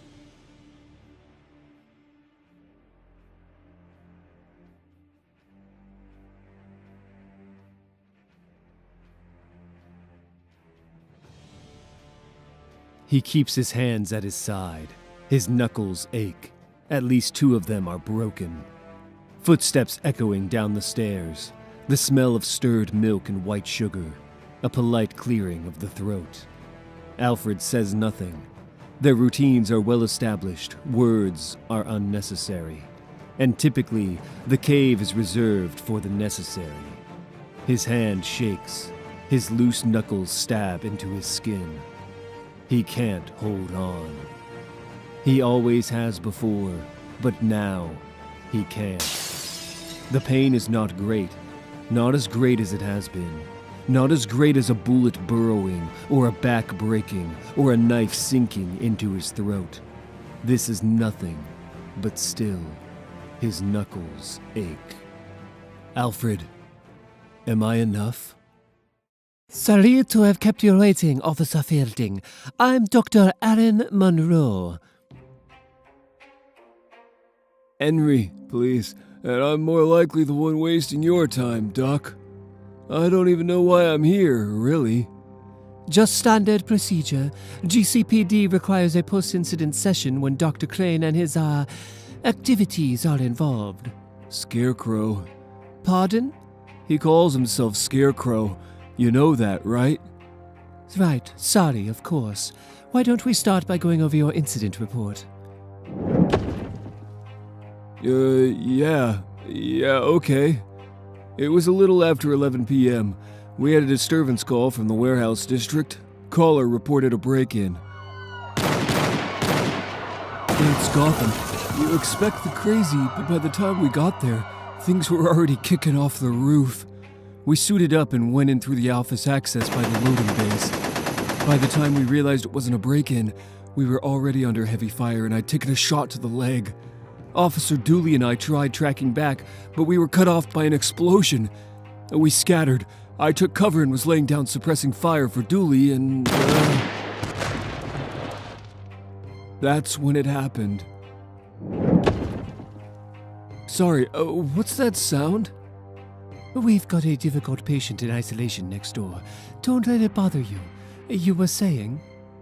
Right, at first, I thought it was another explosion. There was glass and metal and wood everywhere. It was only later I realized that something had fallen through the roof. I know now who it was, but you have to understand, at the time, I had no idea that it was one of Scarecrow's fear gas containers that had blown up. So, It's okay, Henry. Just tell me what you saw. I was seeing things because of the gas, snakes and tendrils coming out of the ground, grabbing at me, coiling, pulling me beneath. The creature that fell through the roof was hurt, bleeding and trying to patch himself up the best he could. I thought he hadn't seen me, but then he leans out from the dark, looks me in the eyes and says, "Are you afraid?" I'm screaming now, like a child that's seen his worst nightmare come to life. Good. He stands, as if his injuries are nothing. He's smiling. The fear means everything's still working as it should. We'll get you out of here yet, but I need you to listen to me. Can you do that, Officer Fielding? Get him off me! Get him off! Ah! No, that won't do. See, there's a way to cope with Scarecrow's fear gas. Keep it from driving you mad. It only has power over you as long as you're trying to escape. So stop fighting it. Embrace it. Your fear. You still with me, officer? Yes. Know that fear is a tunnel, And as long as you expect to see light at the end of it, you will always be afraid of the dark. So forget about family waiting at home. Forget about drinks with the guys at the bar. Forget love and the joy of open rooftops. Forget about everything but here and now, in the dark. There is only the tunnel and the long walk, and 2 ways to go, forward or back. With that, he set off dragging me through that tunnel of fear made flesh.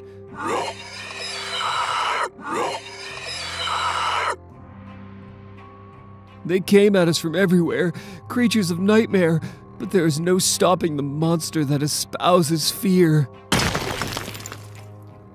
When we burst out the back into the light, I looked above and saw Fear herself hovering over the roof, waiting to claw away her favorite son. I knew then that I'd be okay. But somewhere in that warehouse was a part of me that I'd left behind, a scared little boy, still cowering in the dark. And now that you've had a chance to recover, how do you feel? I guess I know the truth now. It was the Batman who pulled me from the warehouse. I'm not afraid of Scarecrow anymore, if that's what you're asking. But I am still afraid. The creature that fell from the roof, it bled, you see, like the rest of us. The Batman is just a man in a suit. A man who doesn't expect to see a light at the end of his dark walk through the tunnel.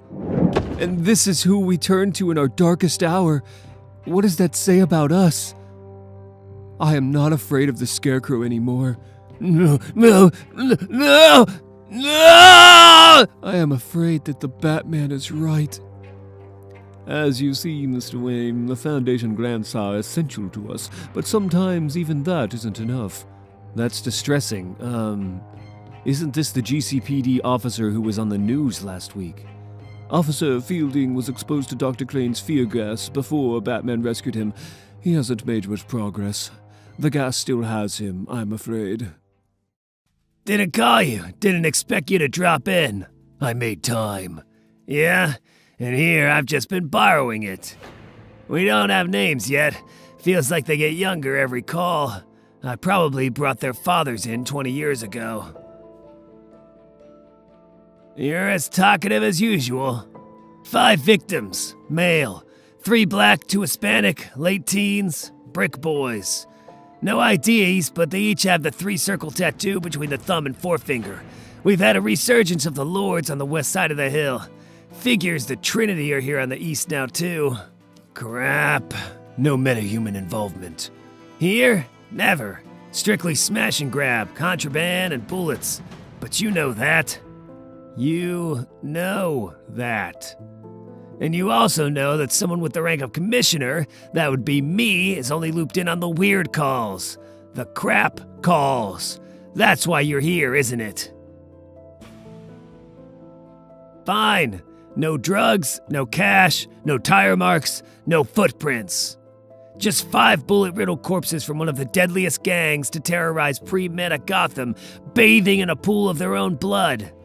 And all we've got is one shell casing from a .45, one that I'm not even sure is tied to the crime. Not a weapon or a witness to be found. Jim, you've been part of Gotham long enough to know 2 essential constants. There is always a weapon, and there is always a witness. Yes'll Derek. I don't know shit! No, this will be a very short conversation if you continue to point that gun at me. A gun that we both know is missing 1 bullet. 2. Talk! I didn't kill anybody!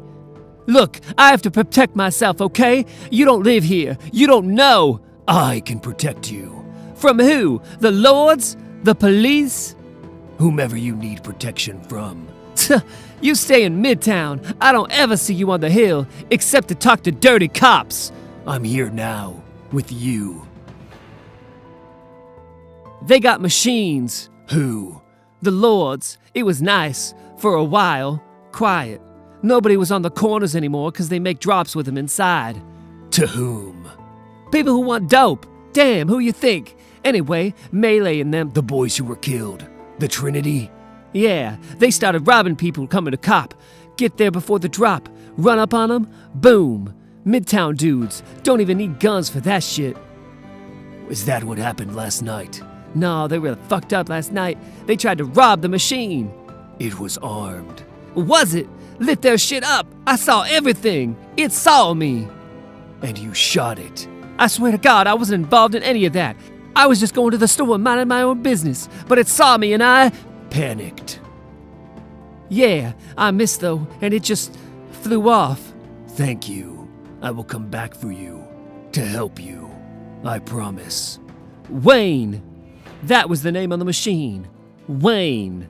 We could have met at Wayne Enterprises. I'm not comfortable working there. Nor am I, but I manage. The drones. A lucrative abomination.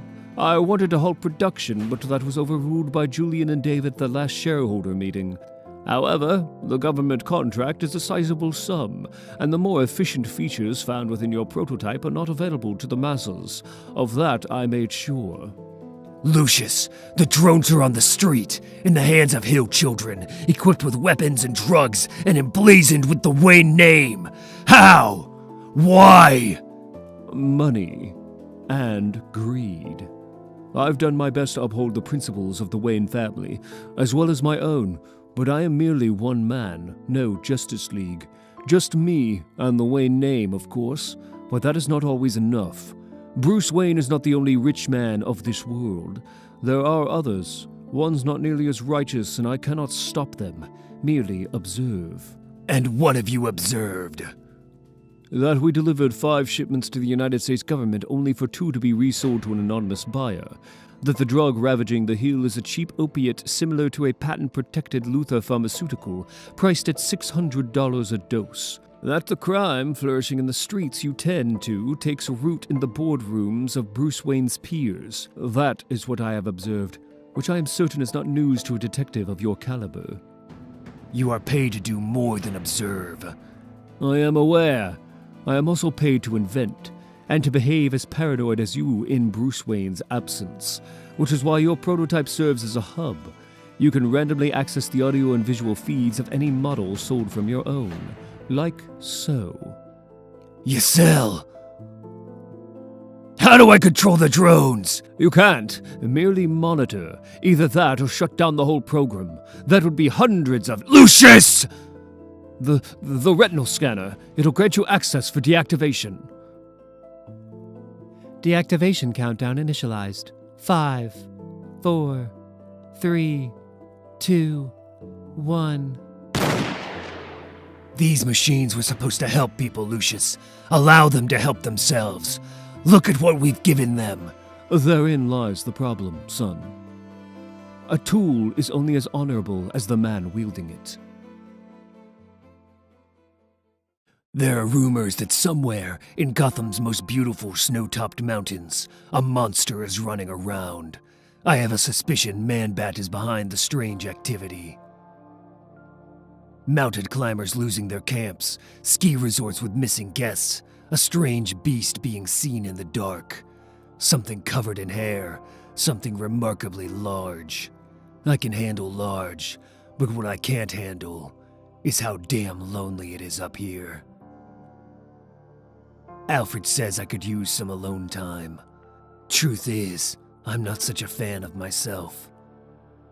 To avoid detection by what I assume is probably Man-Bat, I'll try to capture him using only my hunting skills. I admit, I'm a little rusty. The arrows I've brought are lethal to some, but they're just enough to incapacitate a beast of his size. It should be enough. I hope it's enough. The snowstorm forces me to stay in the cabin. It's not worth the risk freezing to death up here. I find myself focusing closely on all the sounds of the forest, trying to learn the rhythm. Snow. A branch. The cabin itself. 3 nights and only the sounds of falling snow and branches. I've tracked nothing larger than a doe. There's been no news of an attack or sighting. Maybe he's left the mountains. Or maybe he's just hiding. 6 nights alone. Darkness lasts longer than the day, and again the storm pushes me back indoors. This is beginning to feel useless. I'm really quite over myself. Maybe I'll call Alfred and ask him to... Is it the branches in the wind, or is it something else? Am I paranoid? I can't visualize what I'm hearing. There's no time to think about the cold now. I'm all alone up here. That sounds remarkably large. I hope this is enough. A hunter knows its prey, but I'm realizing I have no idea what's on the other side of this door. Does it understand I'm on the other side? I am alone out here. No time to think. I don't see you, but can you see me? I hope it's enough. That's more than enough. Truth is, I'm not such a fan of myself. Gotham, have you ever been trapped? Have you ever been caged? How did you know where to find me? It wasn't hard. I looked at your most recent crime interventions. The speed you arrived, often without a vehicle. You needed to be somewhere central on your patrols, and somewhere high. Then it was just a matter of deduction. There are 6 gargoyles on the top of this building, but this is the only one you'd favor. Why? The other gargoyles are smiling. Why are you here, Bobo? A man saved me once. He was murdered. His last act before he died was to free me. Go. You don't belong in a cage. I recently learned he had a son, Matt. He's had it tough. Now he's fallen in with a bad crowd. He's a criminal. Not yet. I hope. Matt was living rough. He was picked up off the streets last week and was handed a gun. By whom? I'm not 100% sure. The eyewitnesses are a little unreliable, but I have a print, and I have a suspicion. I haven't been able to get anything official, but is the Riddler out of Arkham? I'll take that as a yes. Give me the print. Meet me at the corner of 5th and Redondo. Why not just leave together? Are you embarrassed to be seen with me? 5th and Redondo. Get in. You were right. The print belongs to Edward Nigma. A crime lab in a car. That's convenient. You don't have a crime lab. I have a magnifying glass and a hat. The Riddler hasn't been heard from since he escaped Arkham. He's a fish at a He's at a fish cannery on the Gotham Pier. How do you know? People tend to underestimate me, but I'm good at what I do. I solved his riddle. What riddle? It was scattered over a few daily class fields in the Gotham Gazette. I'm sure you would have solved it too, if you knew to look for it. Thank you for this. Helping this kid. It means a lot. I haven't helped him yet. If he's hurt anyone, he will face justice. Later, Gotham docks. What? Ugh. No! No, no, no, no! Hey!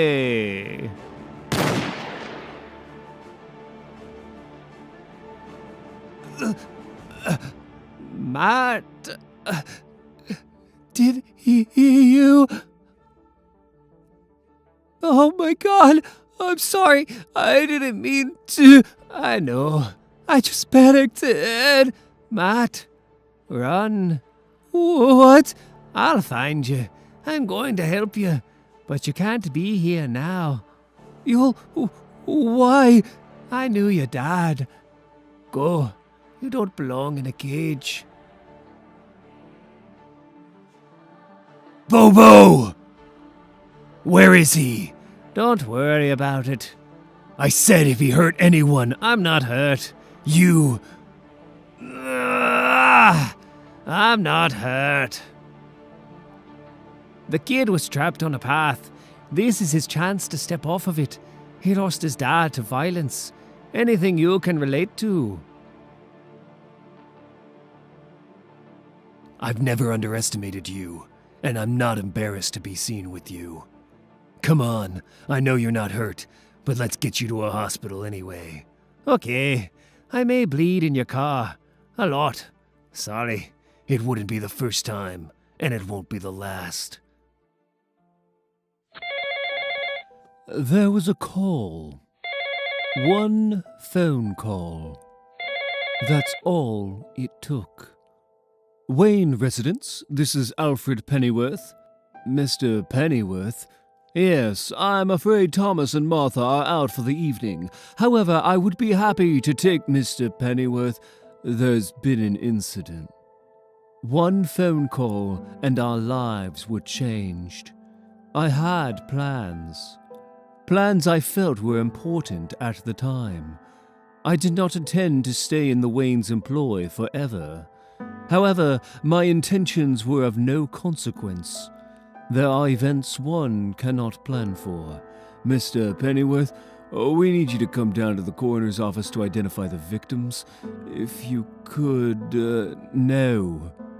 They are two of the most prominent figures in the city. Someone else can identify them.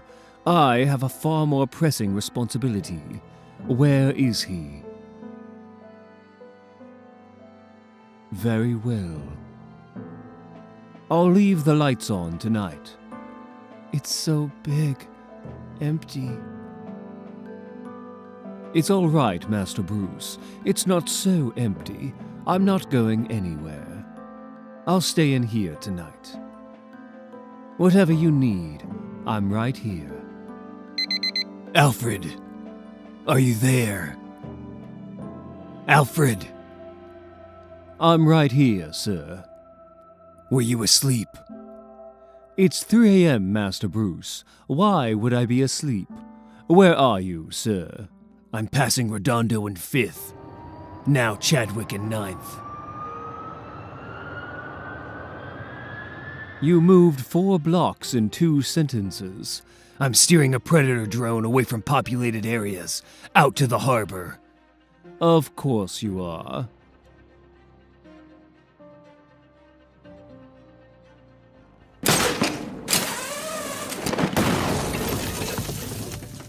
I'm coming in.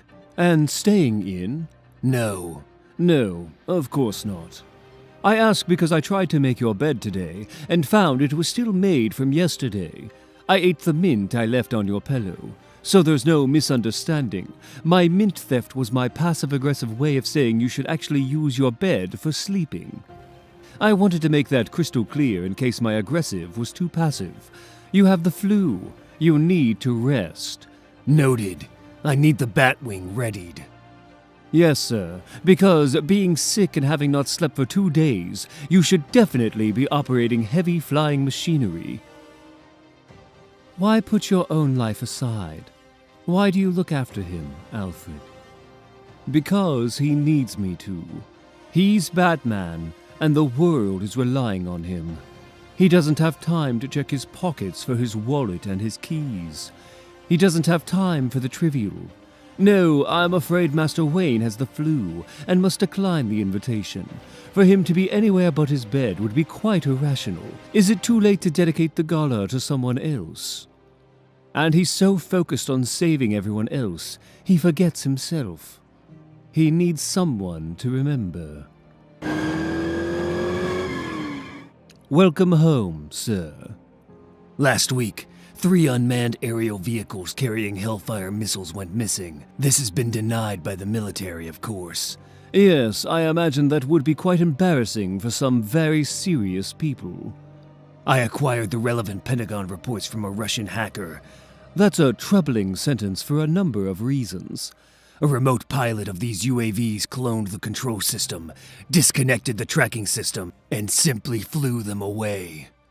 From what I've learned, this UAV operator developed something very dangerous for this line of work. What's that, sir? A conscience. His name is Peter Harris. His targets were supposed to be kept from him, but he saw a news report about a strike and put 2 and 2 together. He learned he bombed a market. 30 civilians died. It broke him. He sent his former employers a message. You want to play God with no repercussions. You think you can rain hellfire from the heavens with no accountability. I am holding you accountable. Now you will feel how they feel. Afraid of the sky. He calls himself the Drone. Well, that's unfortunate. According to his psychological profile, it's how he felt. Not just a drone operator, but another powerless pawn in the machine. He described himself as a point-and-click person. He obeyed orders, and people died. And why has this man taken his newfound compassion and decided his righteous cause should include drone strikes on Gotham? The UAVs were made in Gotham by Cineco. There are workers, designers, and manufacturers all living here in the city. Any one of them could be his target. All of them could be. The problem is, these drones are designed to be undetectable to radar. I need to be in the air. Sir, Alfred, I know what you're going to say, but I will sleep when this is over. People will die if I don't stop this. I know. You need to do what needs to be done. However, sir, you are unwell, and while I accept you can't sleep, I would appreciate it if you ate something. You want me to take a hot bowl of soup into a jet? No, I took the liberty of preparing a flask of soup which can conveniently fit beside the Batwing's missile switch. It can be consumed one-handed, sir, leaving your other hand free to continue to fight the forces of evil. I would add that chicken soup would also be the perfect accompaniment to perching on a gargoyle in the cold. I understand a thermos would rather ruin the image, sir, but I promise not to let any of your major villains know. Every time he leaves, I prepare for his return. I try to anticipate his needs. I prepare for his return, or I wait for the call. The call that tells me he's all right. Or the other one. This city demands so much of him. Too much. Anytime Gotham is threatened, nothing else matters. It's all consuming. There you are. He sees Gotham's safety as his responsibility. And any time Gotham comes to harm, he sees it as his failure. No!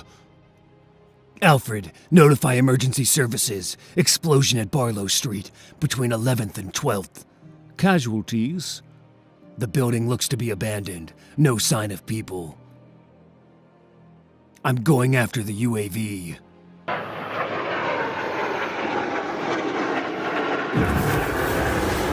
UAV destroyed.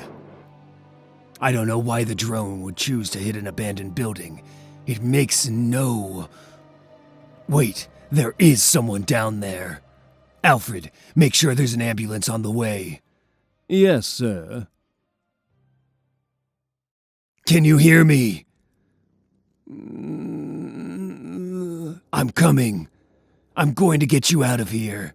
Alfred, one survivor, no sign of anyone else. Cross-reference the address with all Cineco Industries holdings and employees. I want to know why the drone chose this site for an attack. Simple.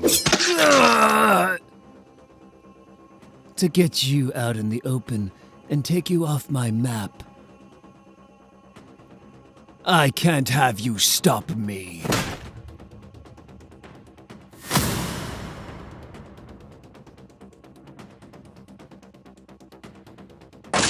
Yeah! GCPD, state the nature of your emergency. The perpetrator of the bombing is incapacitated and restrained at the corner of Tinian and 4th. His name is Peter Harris. The FBI will confirm he's your man.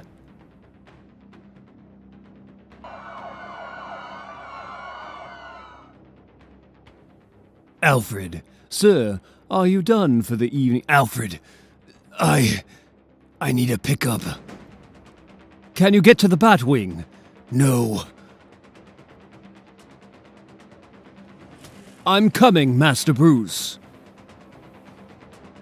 Hey, you really Batman? Check his belt. See what he has on him. Hang on. I want to see who he is. Were you truly planning on mugging Batman? Hey, back off, man. I wouldn't. The cowl is charged. It won't kill you, but it certainly won't tickle either. All he's done for this city, all he's sacrificed. Don't get any closer, old man. All the times he's saved you despicable ingrates, and you were going to rob him in an alley. I said, back off! Ugh! Stay down. No, I don't think so. You stupid shit. Huh? Ugh! Ugh!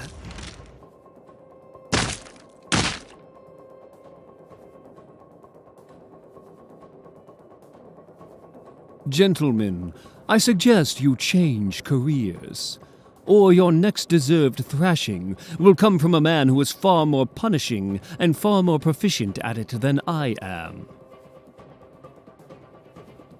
Can you hear me? Well, a grunt is better than nothing. Home. You're bleeding more than your customary amount, sir. Home. Sir? Bruce! Car, auto drive. Head to 38 West 44th Street. Seat B, full recline. Seat A, retraction. Activate medbay. Master Bruce, try to stay conscious. You're losing too much blood, sir. O negative. Call ahead, Leslie Tompkins.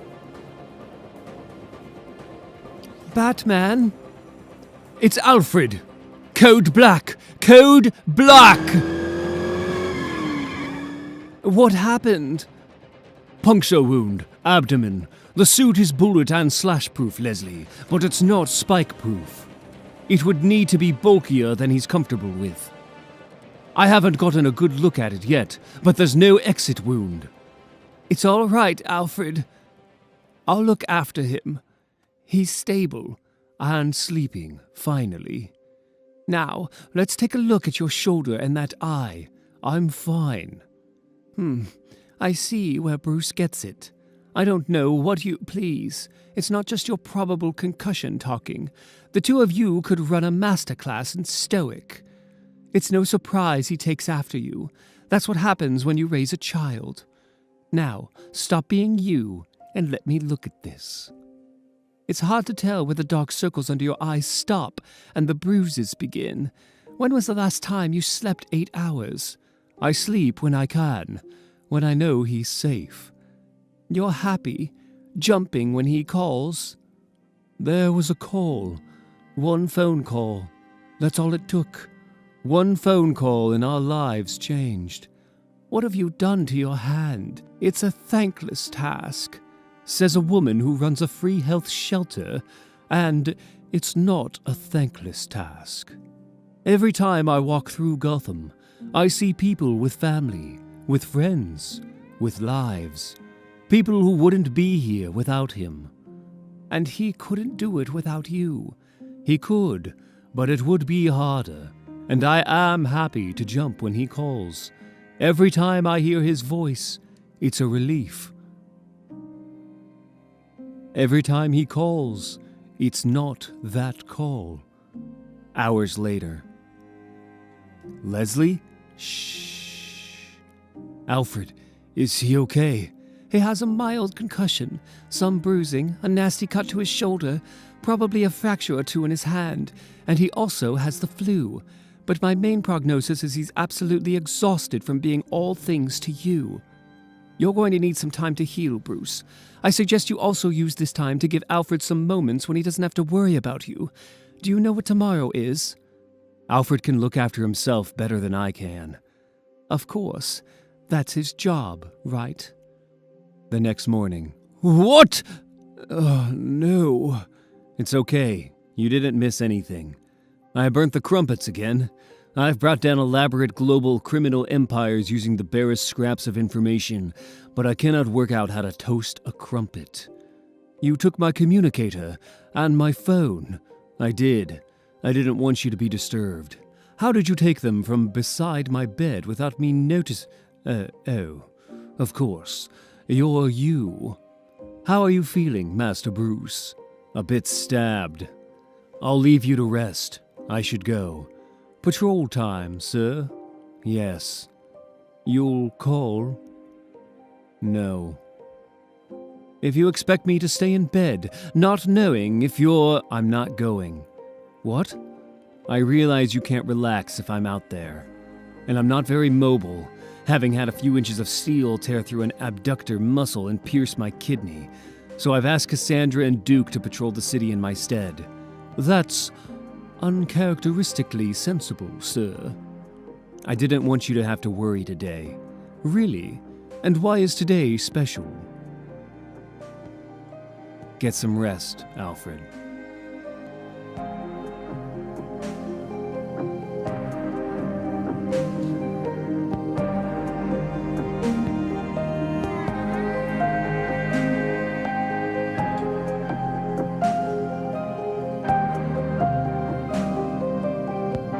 Mother!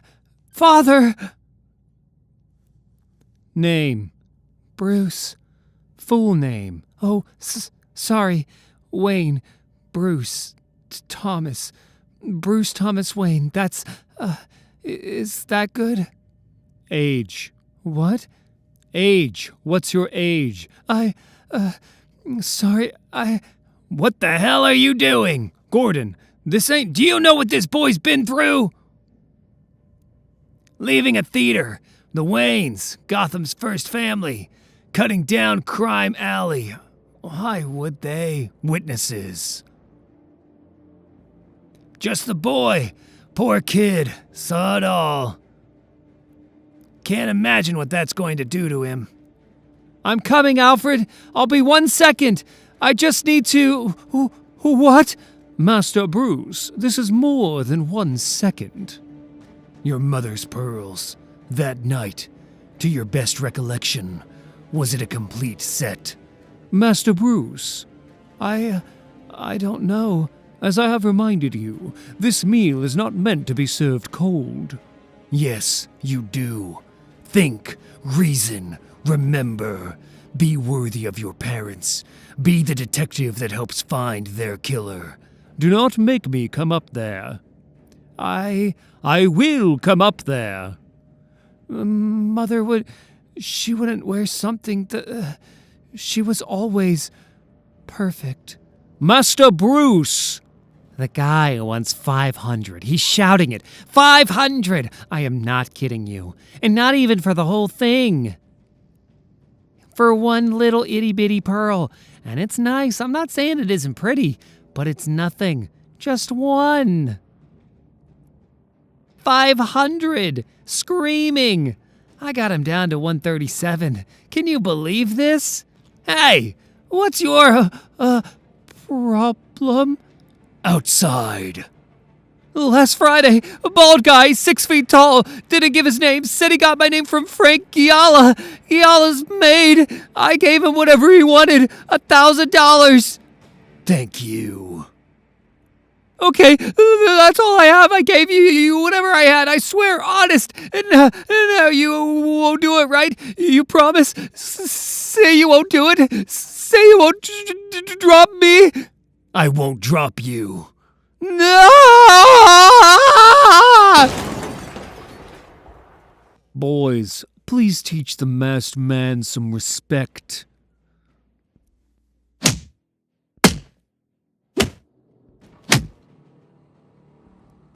Frank Giala, I have some questions.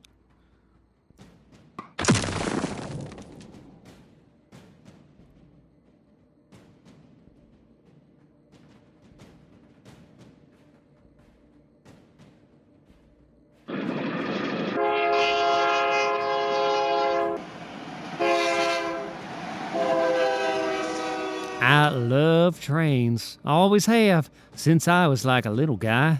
They always make me feel safe. Master Bruce, you have a visitor. Yes? We got him, kid. Or maybe it's probably better to say the Batman got him. I'm not anybody. I know some bad people, sure, but doesn't everyone? It's Gotham, you got to. That night I was just, I don't know. I was looking for money. I had a bad run. It wasn't more than that. When I pulled the gun, though, I got scared. They were rich folks, and their kid was there. What they could do to me, what I was going to do to them. It was the thoughts. That's why I did it. I was just going to steal something, but then I was scared and paranoid. I wasn't me. I was a coward. I was suspicious. I was nothing but that, you know? Bruce, would you please read the opening passage out loud? I think Fitzgerald's language here is particularly striking. Yes, Mr. Wood. Of course, all life is a process of breaking down.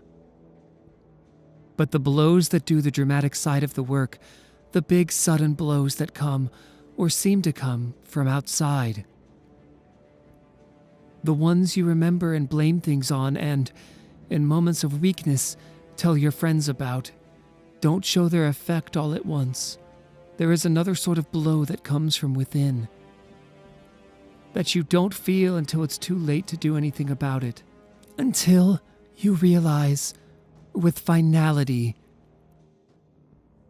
that in some regard, you will never be as good a man again. The first sort of breakage seems to happen quick. The second kind happens almost without your knowing it, but is realized suddenly indeed. You got a belt, right?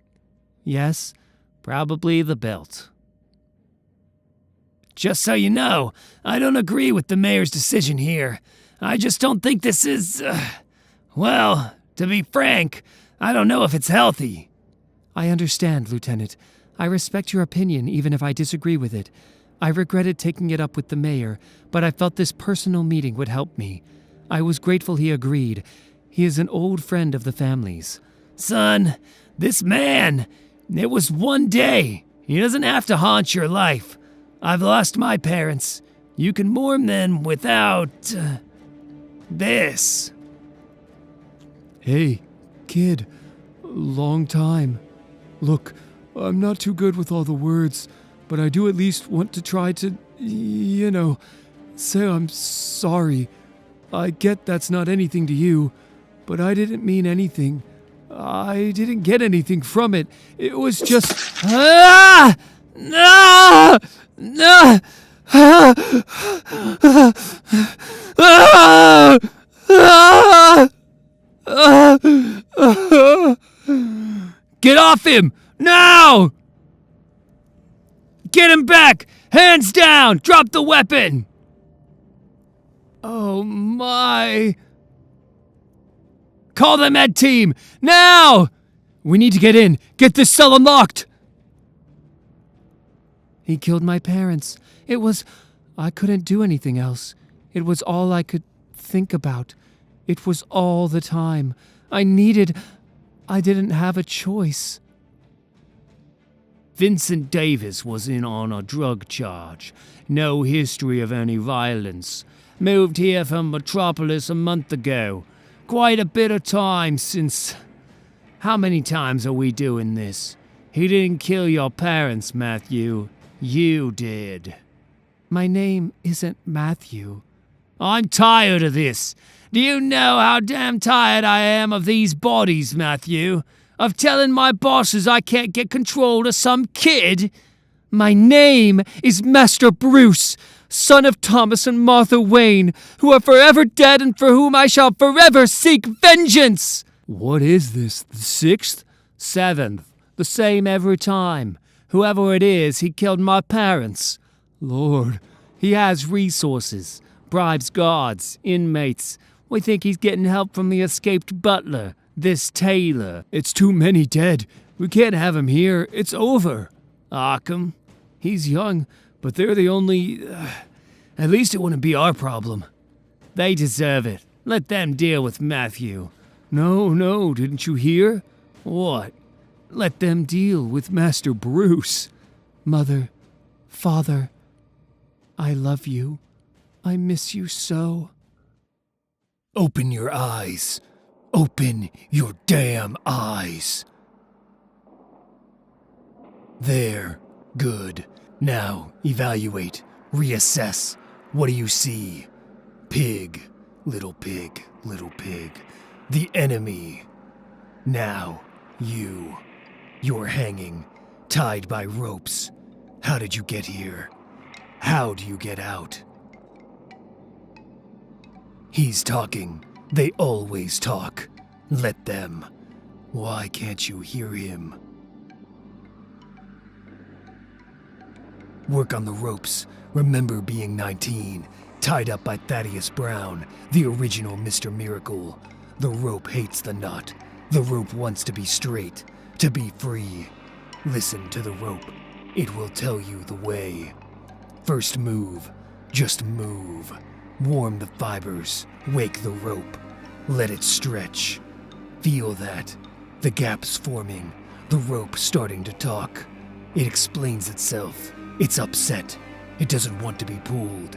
It wants to contract. Fine. Contract. It's happy. Now it wants to be pulled. Then pull. Let it give way. Good. Blood. Why are you screaming? Blood in your nose, in your mouth, gathering thick in your throat. Stop screaming. Swallow the blood. Breathe the blood. Copper and warm. Forget the blood. Remember the rope. The rope is having fun now, twisting and turning, giving way. One finger free. That's enough. Reach down. Feel the batarang you keep under your shirt, taped to your chest. Stab your finger down into the edge. Let it be caught in your skin, hooked on your bone. Pull it up to the rope, carefully, then saw. The rope was talking. Now it's yelling. Understand. Sympathize. Thank it for its help. And cut. And cut. You're free. Evaluate. Reassess. He's attacking, shouting, grunting. Why can't you hear him? Getting closer. Unsuspecting. Now.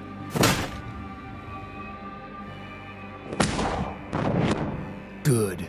Cut your feet loose. Get on the ground. He's still talking. They like to talk. What is he saying? Why can't you hear him? It doesn't matter. They all want the same thing. Year after year they beg for it, and you can't give it to them. No, you fool. You assumed he'd be scared, hesitate, and in that hesitation. But he's not scared. Why are you scared? You should have heard him. Listened. There's a knife in you now. Fine, it's all fine. Be calm, controlled. You've been stabbed before. You survived. You'll survive again. But what happened to your armor? As you move, the knife moves, edging across your kidney, bile in your mouth. Stop moving. You have time. Pig is talking again. Little pig, grab the hilt of the knife. Pull, not quickly. Don't let it break off. Feel it come. Each inch of metal slipping through your flesh. The cold cleave. Feel it. If you feel it, you're alive. Good. He surrendered his weapon. All you've lost is blood. Let him rant. Take his bow. The end is yours now. Why can't you hear him? Feel the balance of the blade. Judge it. Master it. Throw it. Perfect. He's broken by his own weapon. Broken. On the ground, laughing. They all like to laugh. Pig loves to laugh. Little pig, let me in. Everything's a joke. Everyone's the joker. Everyone but you. You've won, but you don't know. He'll have plans. Helpers, how did he capture you? Why did he leave your mask on? Put your boot on his chest, apply pressure, break a rib, threaten to break his heart, find his plans, find his helpers, solve the mystery. He has to talk. No one wants pain, no one wants death.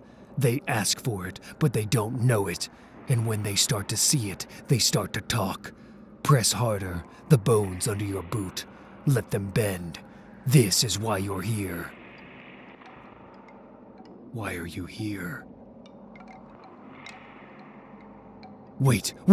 You'll kill him. Step back, something's wrong. You can't hear him. Why can't you hear him? Step back, reassess, evaluate the information, understand your surroundings. A butcher shop, blood, tied up by a rope, a man in a mask, pig. Little pig, let me in. No, by the hair of my chinny chin. A knife. You let him get the knife. You traded the blood for the knife. Now he has the knife. All you have is the blood. He could attack. He doesn't know how weak you are. Stand straight. Don't show him how weak you are. Why are you weak? He's talking again. They like to talk. Let him talk. He talks. You plan. You're talking. Good. Keep him talking. Ask questions. Ignore the smell. The rancid corpses of all the pigs. Bred, slaughtered, hanging, waiting. What are they waiting for? What are you waiting for? He answers. You have time. Evaluate. Reassess. How did you get here? How do you get out? Bane. It started with Bane. Penguin told you about Bane. Why can't you hear him? Bane is running Arkham. Running your city. You went to Bane. You beat into him. Demanded answers. He put up an act. Made you hit Gordon. He made you! You sought out more evidence. Evaluate. Reassess. You found other inmates. Asked them. They denied it, but you knew. You came back to the cave. Bane. It was all Bane. And Alfred was on the floor, wounded. He said something. Your father. And then, Master Bruce. Why? And then, no, forget Bane. Look here. Here is your fight. Throw something. Batarangs. 2 batarangs. Twist your fingers, let them spin. Shut him up. Enough talking. You're weak, but you can throw. Why did he leave you with weapons? But Bane, you were in the cave. Alfred said it was your father. You turned. You saw. His eyes were red. How did you get here? How do you get out? Stop. What is that worth? It's worth nothing. You're here. Why are you here? Damn you! You're the world's greatest detective. Figure it out. Fight. Reassess. Evaluate. What is Pig? A metaphor, a myth, a story, a dream. In ancient Cyprus, a sculptor of unusual talent, Pygmalion, scratched and picked away at a brick of marble until he had created a most wondrous woman. Examining his work, he knew the beauty of the dead stone could not be matched by the beauty of anything living. He gazed into her white eyes, ran his hand over her face, the dust of her cheek catching in his palm, and Pygmalion fell in love. Down he fell upon his knees. He prayed, he wept, he rose, and he brought his lips to the rock. I love you, he whispered, as he pressed himself to her, as her warm lips met his, as her warm arms closed around him. Astonished, Pygmalion broke away from the kiss, and she smiled, and they loved and lived happily ever after. Yes, that's all it is. It's just love. You fell in love. You went to your knees. You saw the ideal. You saw your ideal. You built your ideal. From nothing. From a boy in an alley, alone for now, forever. You went to your knees. You prayed. For the second time in your life, you prayed. You went to the rooftop, and Dick was shot. And Alfred's not safe. Bane, Gordon, no one is safe. Your children aren't safe. They're dying. You love them. You created them, created their love, and they're not safe. And her! You asked her. She said yes. You went to the rooftop. Reassess. Evaluate. I'm lost. Oh dear God. I'm on my knees. and I'm lost. The smell, the rancid corpses of all the pigs, bread, slaughtered, hanging, waiting. Ask him. Open your eyes. Open your damn eyes. All the pigs on all the hooks. Everywhere you look, everything you see, everything you are. Bread, slaughtered, hanging, waiting. Ask him. Ask him. Little pig, let me in. No, by the hair of my chinny chin. Then I'll huff and I'll puff and I'll blow your house in. Evaluate. Reassess. A metaphor. A myth. A story. A dream. If we wait another hour, I'm gonna need another drink. Or 4. Finger Tower. Perhaps something. No. Master Bruce? Sir? Bat? Wait. I wanted to be good. Cat. I wanted so many things, but I need you. I remember my first cigarette. It was in a dream. I was running. I don't know how old I was. I'd had the dream before, and Mum was running with me, alongside me. I think we were going to a wedding, best I can remember. There were colors in it. All these shades of red that you don't see anywhere in life that you know you'll never see again, so you think to pause and look at them. And by the time you look, they've gone blue.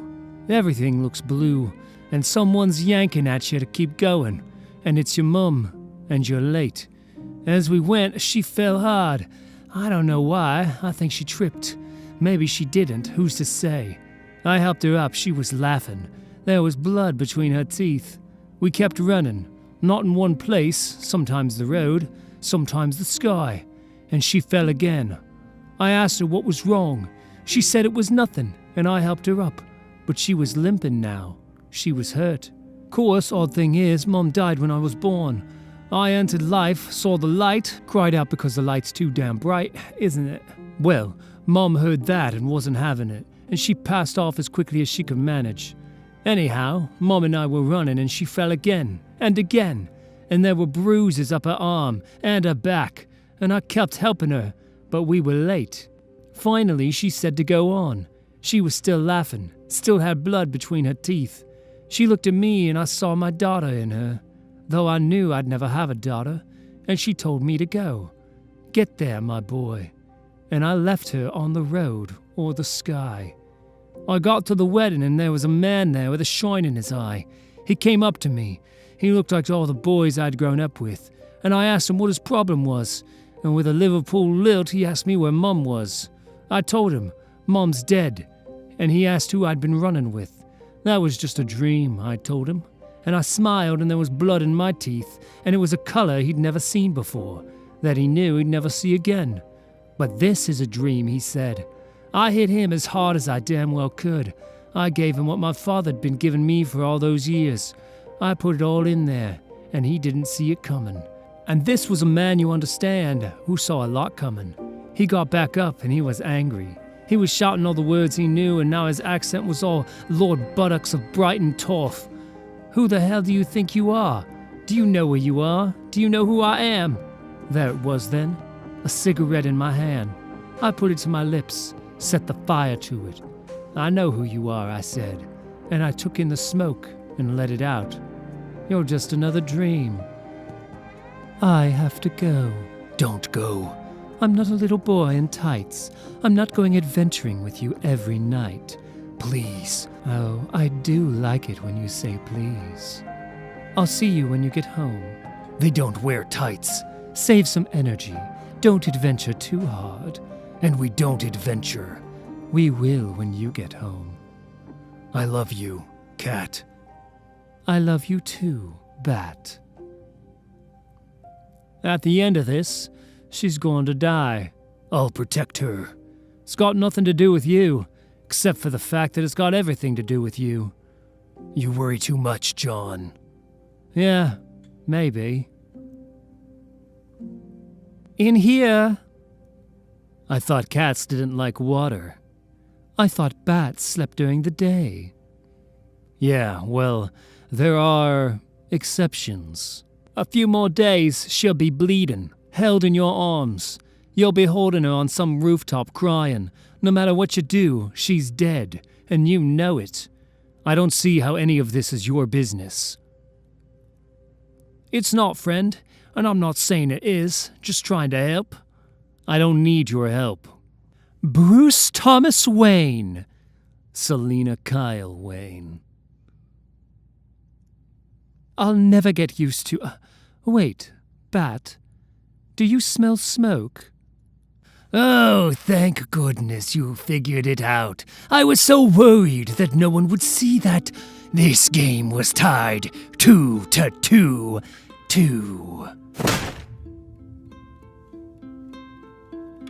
Where's the wife? The clue Two-Face left inside the dead twins. There were 2 possible answers, 2 possible locations. Football Night Stadium or the Baseball Night Stadium. I'm covering one, she's covering the other. Alone? She's good. She doesn't need me. She's fine. I'm sure, but mind if I ask a question? Why did the jail let Master Bruce kill those children? They couldn't have done anything to stop that. And for that matter, in the meat locker, how did it take you so long to figure out Pig was your boy? Ain't you the world's greatest detective? She's fine. I think we should get a remote. It's 10:48. Or maybe a fingerprint scanner right there. If you just move the hands to 10:48, or like the face identifier thing that's on phones. 10:48 is when my parents died. I know, honey, and it's very sad, and you have all my sympathies, but using that as a code for your secret clock, it's not so healthy. We dress up as animals and fight crime on rooftops. 10:38? 48. Sure. If we can't fix the clock, can we at least talk about the poll? Get out. I didn't say a thing. I'm done arguing. What's the point? Be married, have fun, enjoy her while she's here. Enjoy all the beautiful, if temporary, comforts of love. Have a bloody ball. Live the dream. I never understood you, John. Your powers, your will. You could have been one of the greats. You could have saved the world. You could have been a superhero. If you just weren't such an idiot. Something's wrong. What's wrong? We've seen and solved 3 fairly vicious murders tonight.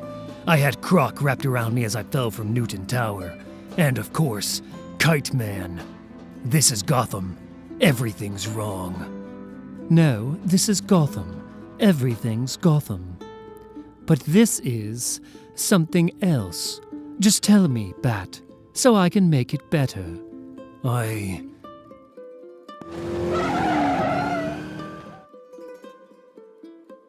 Kiss me. Bat, what's... Kiss me. Bat? Now. While... Please. Just please. Well, I do like when you say please. Is that enough?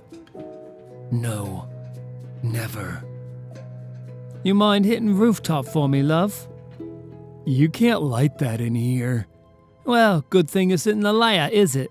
And this isn't a cigarette, come to think. And this isn't my mouth. And this isn't an elevator. And we're not in a building. And you're not a person talking to me. Just saying. Dreams. Just 'cause everyone follows you, you think you run the bloody world.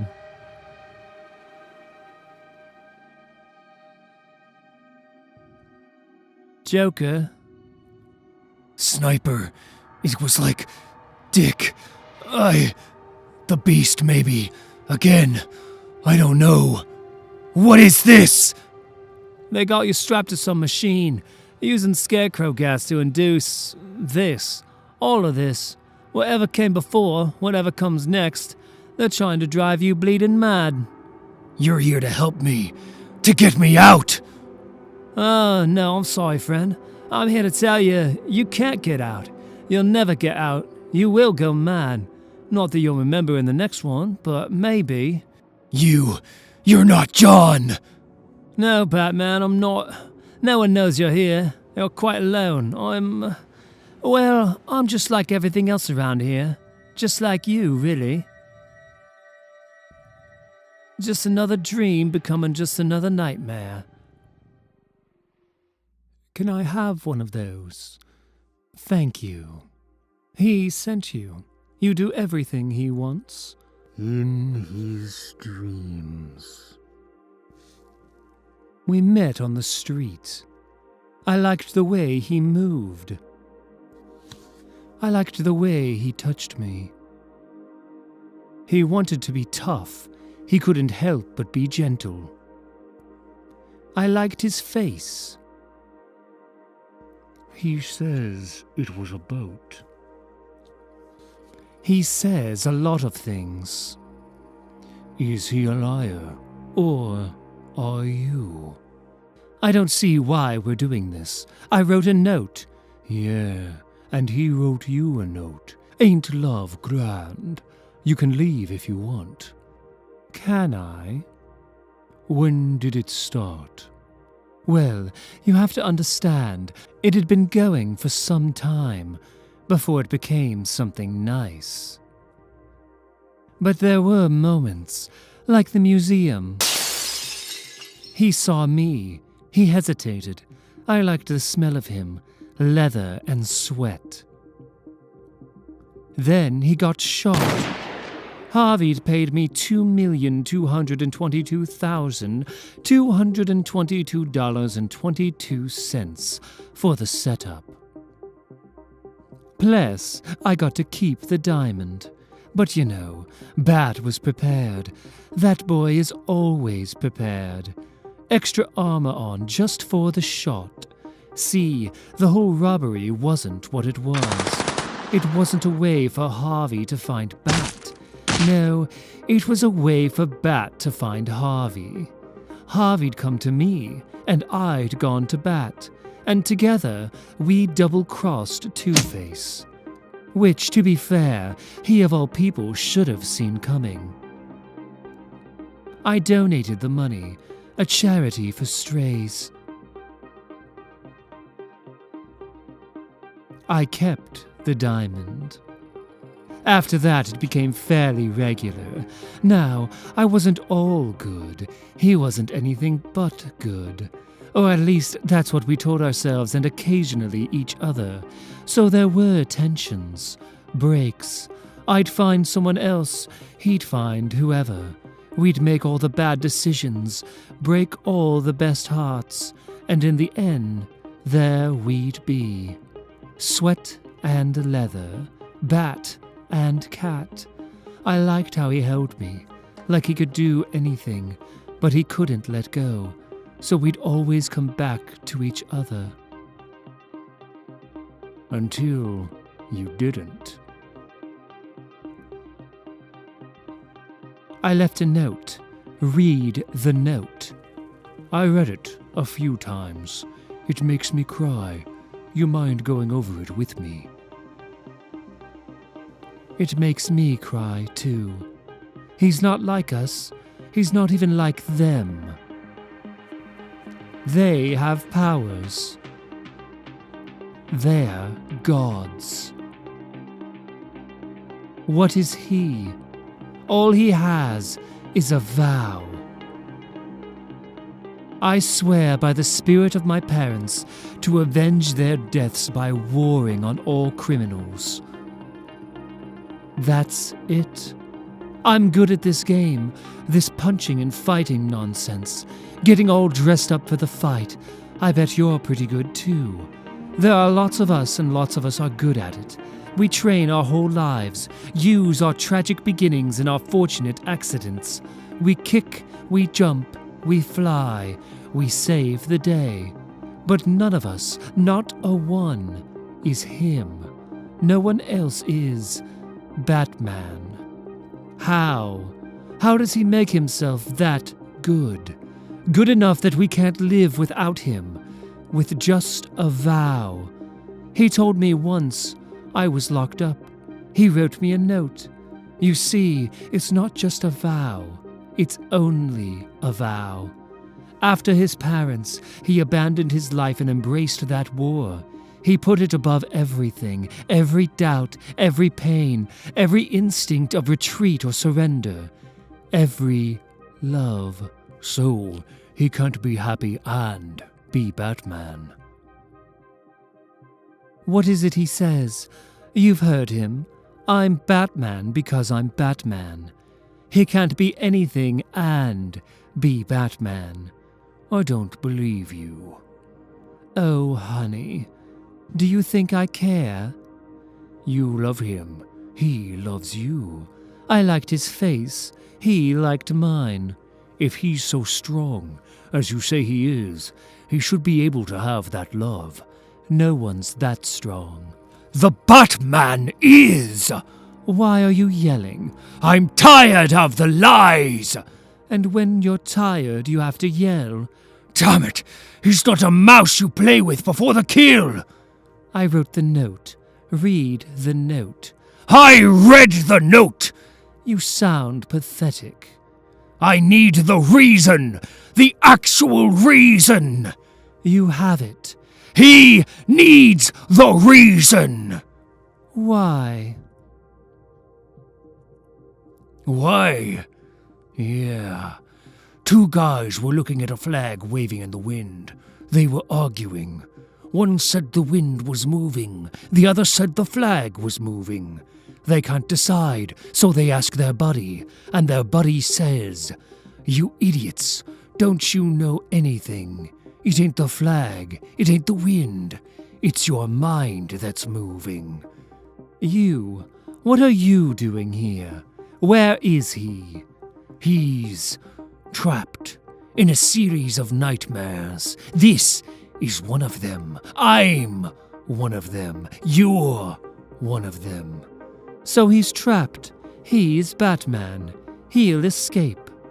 No, you don't understand. This is his escape. Me, here, finding this truth. It's all he can think to do. What? You're the answer. No, I'm the question. I left a note. Yes, you explained. You loved him. You left him so he could be a superhero. And here we are, his family fallen, his friends abandoned, captured by his enemy. For the first time, the Batman is unprepared. So let me ask you, Selina. You're very intelligent. You know him better than anyone. If this was your reason to make him strong, why is he so damn weak?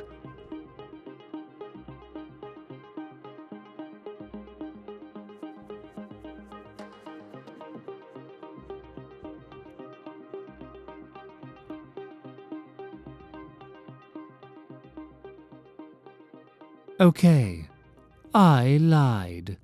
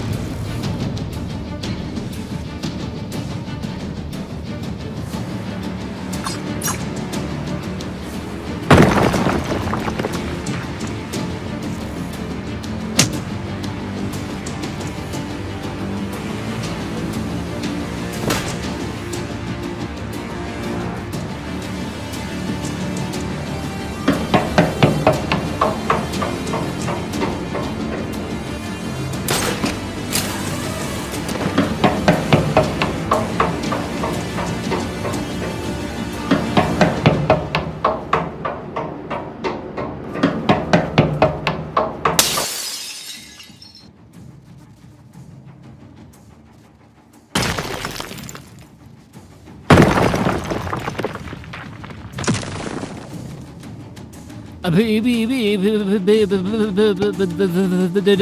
dark. The world's. The Caped.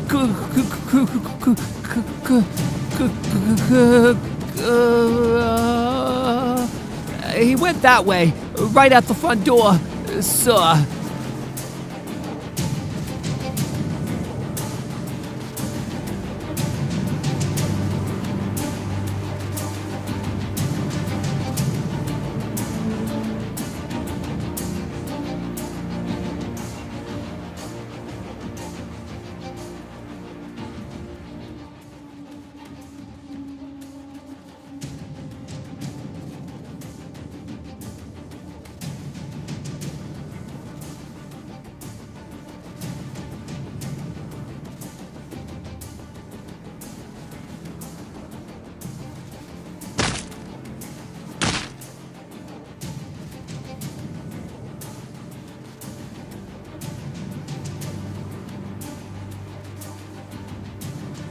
William Ernest Coyote. That was the name of the man, the dead man, on the roof. I asked him why, the murder, the chase. Why? He smiled, and he said, beep. Beep. You ready? This is insane. It was your idea. No. Yes. I'm a reporter. I report. You break into things. This is breaking into things. You're Mrs. Superman. That's the Fortress of Solitude. This is your idea. How drunk are we? So drunk.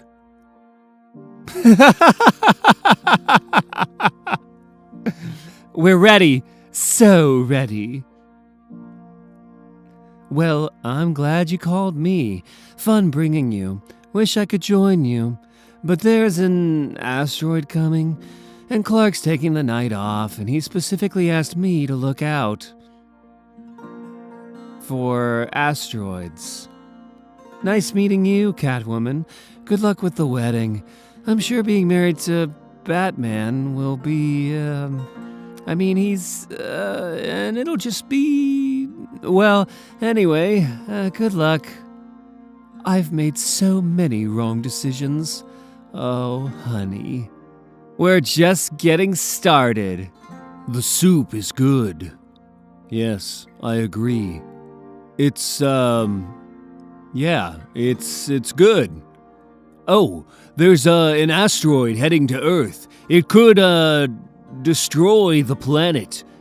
Well, if you must go, Dick is watching this city for me so that we could, but I'm sure he could use my help with these recent Two-Face murders. Wait, no, it's fine. There's Supergirl, she's got it. It's handled. Promised you I'd be here for your bachelor dinner, and, I'm here. You did promise, right. And I also promised, so, thank you. Of course, my pleasure. Thank you. I mean, look at this soup. It's really good. Yes, I agree. Welcome, Lois Lane. As you are aware, we are programmed to obey all your orders. Please let us know how we can help you. Wine? Wine. Is there wine? We are sorry, Lois Lane. True Superman does not imbibe alcohol. As such, that is not one of the beverages we offer in the main hall. I told you, 3 bars, 2 clubs, it was enough. We should have just gotten Batburger. I told you that. Whatever. However, True Superman does receive quite a few alcoholic gifts from near and far. We have some 37,000 bottles of the finest wines in the universe stored in the Amaranthin room. We would be happy to escort you there, Lois Lane, if that is acceptable. 37. Yes, that is acceptable. Sparkling Bliss Sauvignon, New Genesis, aged 562 years. The Living Riesling, Mogo, aged 290 years. Red Spot Smoked Pinot Noir, Saturn, aged 26 years. No Fear Chardonnay, Oa, aged 2,014,627,206 years. The Unstable Merlot, Durla, aged 43 years. Sang Devinkis, Dominion, aged 6 days. Diamonds Bismol, aged 42 million years. Death to Superman Cabernet Sauvignon, Cundia, age unspecified.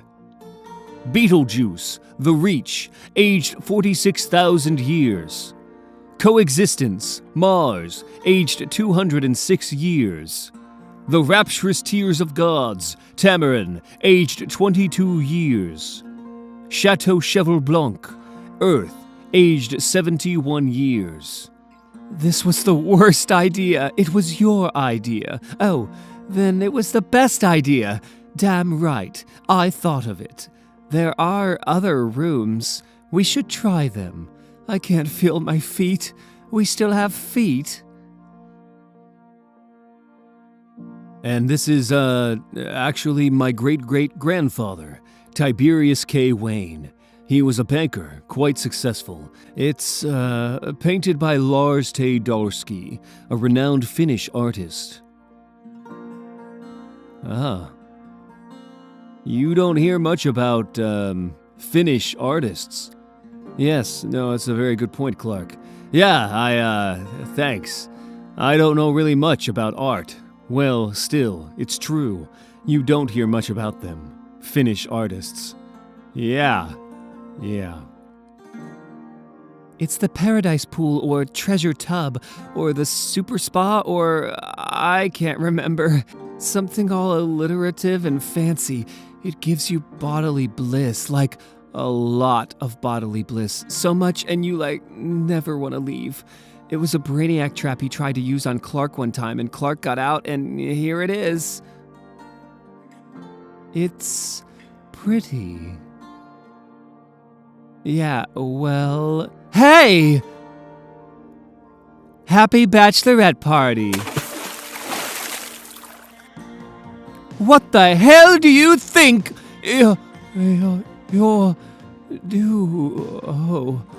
Oh my. That's... Oh. All right. Move back, thief. Make a lane for Lane. I'm coming in.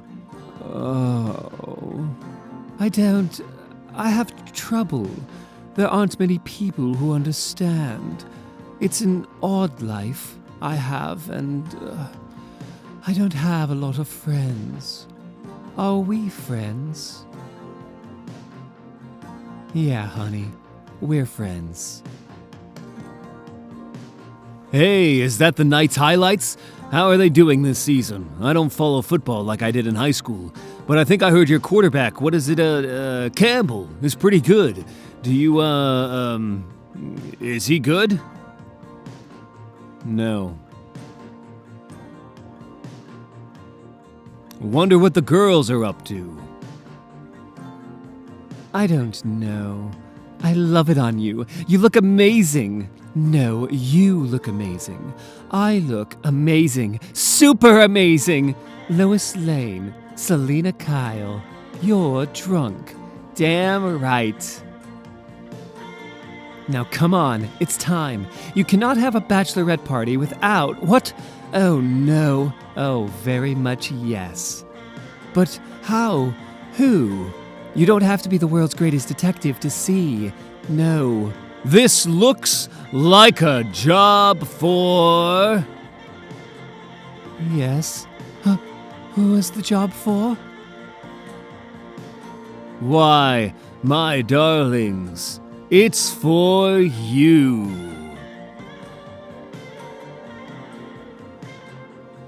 When it's tomorrow and we're sober, you remember, this was your idea. Tomorrow I have to wake up and be a reporter and a wife and a mother, and then go to work and be a reporter and a wife and a mother, and then go home and be a reporter and a wife and a mother. And for all that, I get Another tomorrow. Fuck tomorrow. Check. You know, Bruce, if you wanted, I could, if you needed advice on marriage, any questions or anything? Check. Friend to friend, this is a big step you're taking. If you want to talk about it, check. I find marriage quite rewarding, actually. I think it makes makes me better at this job. Our job. Check. I mean, I just wanted to ask, if you wanted to ask, 'cause it's great, and I'm proud of you, pal. Mate. We should go, should we? I don't want to puke on the Fortress of Solitude. Again? I don't want to puke on the Fortress of Solitude. Again. How do we get back? Do we get Supergirl? She's doing all the work. I hate to bother her twice. I'll just signal Clark. Oh, right. Do you, use an app or do you have to jump off a building? Nah, I just stole Jimmy's ZZZ watch. You're rubbing off on me. We are friends, aren't we? I tried to tell you. This is your worst nightmare, isn't it? What? This. All this. This nothing. Your family, your city, even you. Everyone is safe, happy, having a good time. All that's left is to relax into it, embrace the joy of not being needed.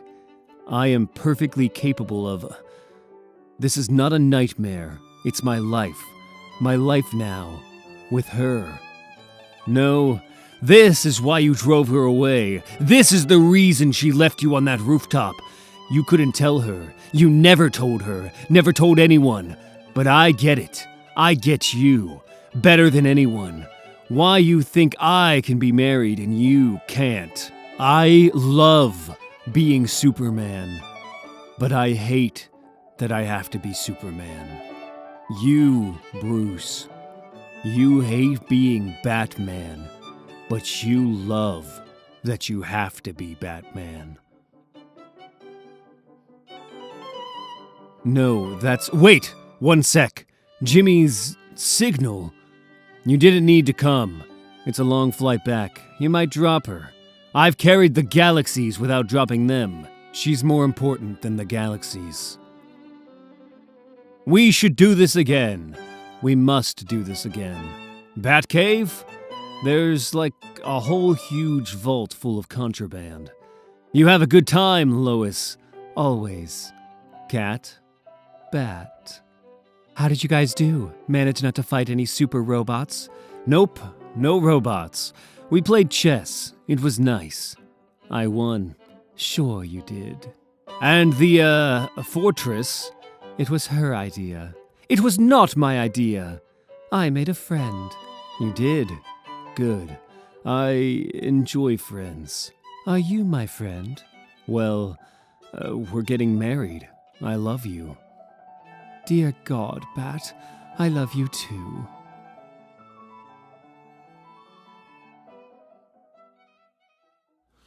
Some of these days you'll miss your honey. Some of these days you'll feel so lonely. You'll miss my hugging, you'll miss my kisses, you'll miss me, honey, when you go away. I feel so lonely, just for you only. For you know, honey, you've had your way. And when you leave me, I know you'll grieve me. You'll miss your little honey some of these days. Dance with me. Selena. Bruce, say it again, but this time, you poor boy, don't demand, ask me. Will you dance with me? Yes. More, please. Bane, my friend, I'm having fun, I am. But we have other matters we must attend to. More. Come on, don't be mad. I like our workouts too. But there is a time for play and a time for business. And right now, Gotham awaits. Okay. A few more minutes.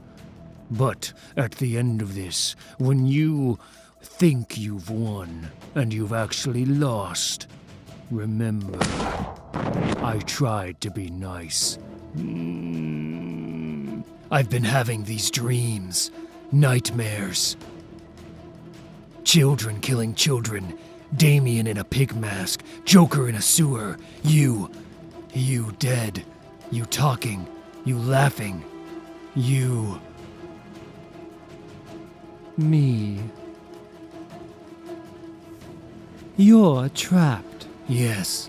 How? A while back, I exposed myself to every variation of scarecrow toxins. I memorized the effects and feel of each variety.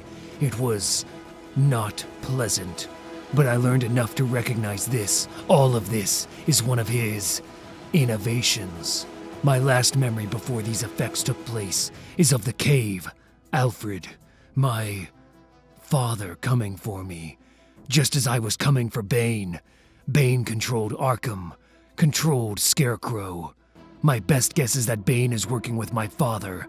They isolated me, then captured me, then injected me with the serum. They're trying to drive me mad. Your father? Bane? No, it's absurd. No, it's another mystery to solve. Before this, the last time I saw him, during the Button investigation, my father, the last thing he said, before I left him, before he died, he said, "Don't be Batman." I do enjoy watching you bleed. Thomas Wayne, a spoiled rich man who knows nothing of what it is to bleed. I broke Batman. Who are you? That's why they're together. Bane and my father. They share this motivation to stop me. And will they stop you? I have to get out of this dream. Who am I? I'm the world's greatest detective. I'm the Caped Crusader. I'm the Dark Knight. You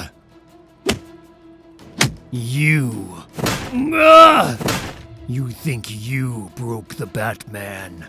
All you've ever done, all you ever do, is play a game with a little boy. A child who needs his father. Who needs to know, as you need to know, that I'm Batman. It took me some time to see, to remember through the fog, how to get free. The first clue was a dream with you, when Constantine came, warned me, and I knew that John was part of me fighting back. Something about you gave me strength to fight. I tried to steer the dreams back to you, to see why you helped. I had to know. I asked you a question, and you almost answered. But they must have seen I was fighting, increased the dosage. I was pulled away from you, but I fought back, ran back to you. I found you, happy. You were so happy. In the show, you were laughing, and we kissed, and I saw the cure, remembered, the way out of the dream. And then I was alone, sitting alone, with you across the way. I got up, I went to you, and I asked you to dance. There, you've had your few minutes. I can only hope you've had as much fun as I have. Bane, really? I don't care if you're him or he's him. Either way, you're both mine. I have tolerated you as it fit in my plans. But you must know, Thomas, you must understand. You, all of you, are nothing. And I am Bane! In experimenting with the toxins, I found the solution. It induces fear, but too much fear can overpower it. I just have to find a fear great enough, my greatest fear. Then my adrenal glands will secrete the proper defenses. Scarecrow's chemicals, they'll lose their grip. I can escape this. Your greatest fear? Me? You left me. I read your note. I knew, as I know you. It was a lie. It was. But I have every... I'm not afraid of... I was afraid. I couldn't ask. I should have asked you, but I was afraid I should have asked you. Why? Die. Yes, well, you first. You're not like him. You cheat. No, I'm not like him. I win. Now, enough play. As I said before, Gotham awaits. Why, isn't it obvious? Can't you see? It's your vow, Bruce. Your suicide. In that moment, you forswore love. You chose war. No. You can't love anyone, anything, but the vow, but the bat. Darling, your greatest fear is your simplest truth. You don't love me. No, it's not true. Cat. I'm sorry. You don't know, Bat, how sorry I am. I love you, Cat. I have to. No, my love, you don't. Some of these days you'll feel so lonely. You'll miss my hugging. You'll miss my kisses. You'll miss me, honey, when you go away. Cat. Thank you for the dance, Bat. It was lovely. But the dream is done. Cat! It's time to wake up. Cat!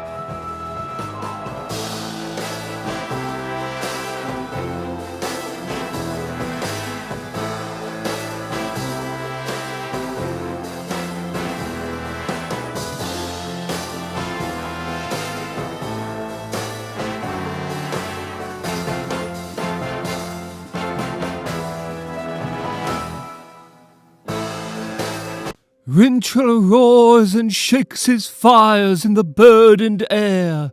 Hungry clouds swag on the deep.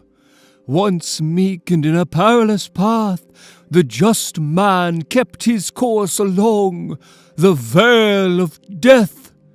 Roses are planted where thorns grow, and on the barren heath sing the honey bees. Then the perilous path was planted, and a river and a spring on every cliff and tomb, and on the bleached bones red clay brought forth, till the villain left the paths of ease to walk in perilous paths and drive the just man into barren climes. Now the sneaking serpent walks in mild humility, and the just man rages in the wilds where lions roam. Rinchel roars and shakes his fires in the burdened air. Ah! Hungry clouds swag on the deep. The director of a company wakes early for a morning flight. He realizes he forgot some papers at work and goes there. In the office, he meets the night watchman, who is leaving for home. The watchman stops the director, tells the director he shouldn't fly. I had a dream last night, the watchman says. I saw you crash. He takes the director's hand. I saw you, sir. I saw you die. The director heeds the advice, and sure enough, the plane goes down. The next day, the director returns, gives the watchman a generous bonus. Then he fires him. You wake from your nightmares at the bottom of Arkham Asylum. You must have so many questions, Batman, and I do have answers. But before I give them to you, riddle me this. Why did the director fire the watchman?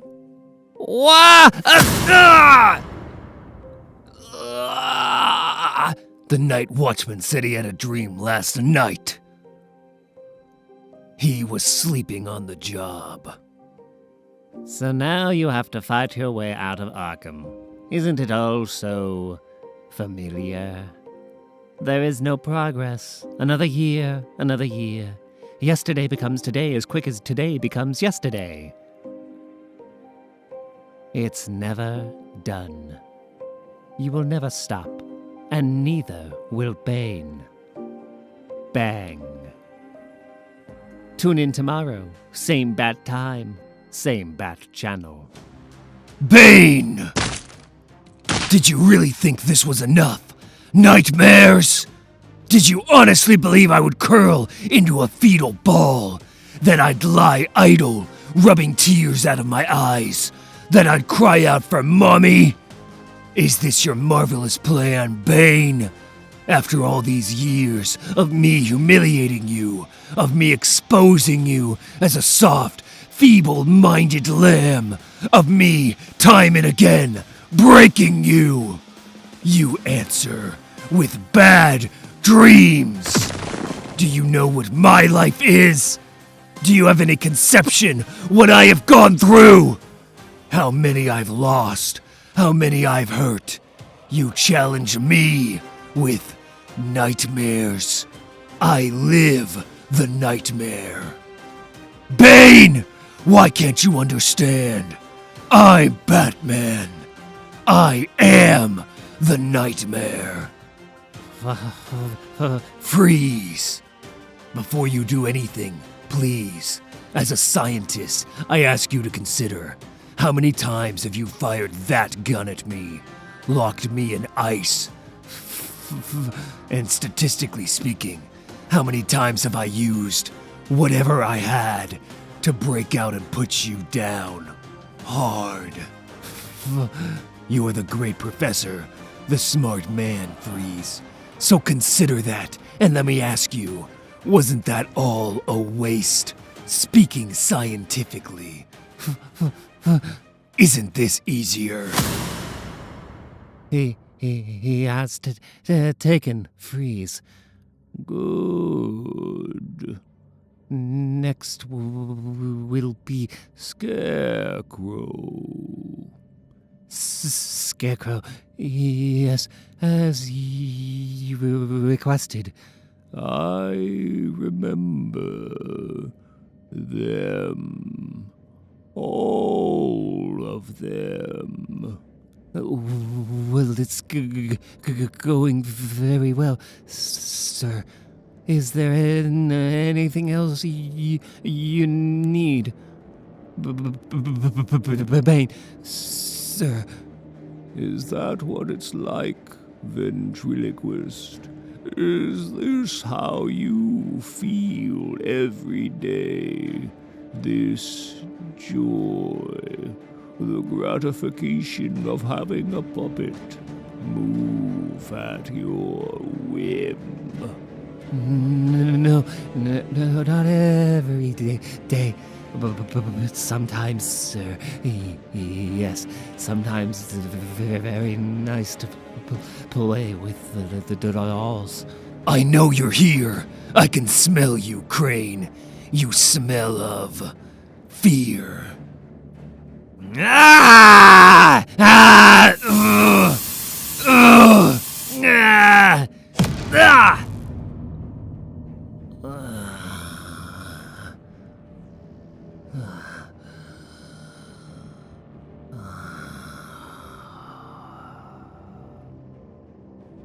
Batman.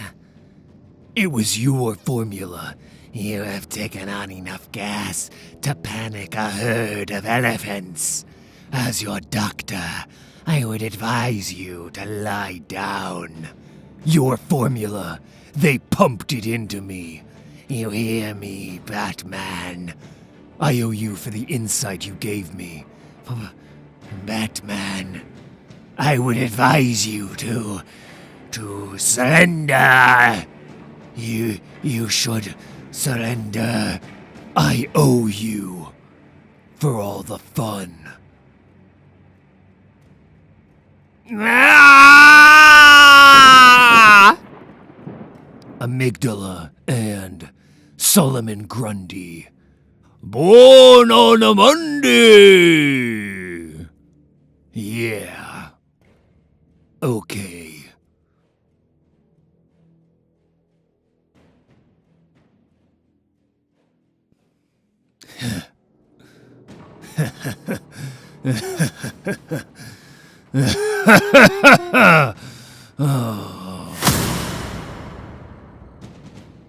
Please, no more. No, Batman. I surrender. Please. You asinine, worthless, pathetic nothing. Touch me again and I will kill you.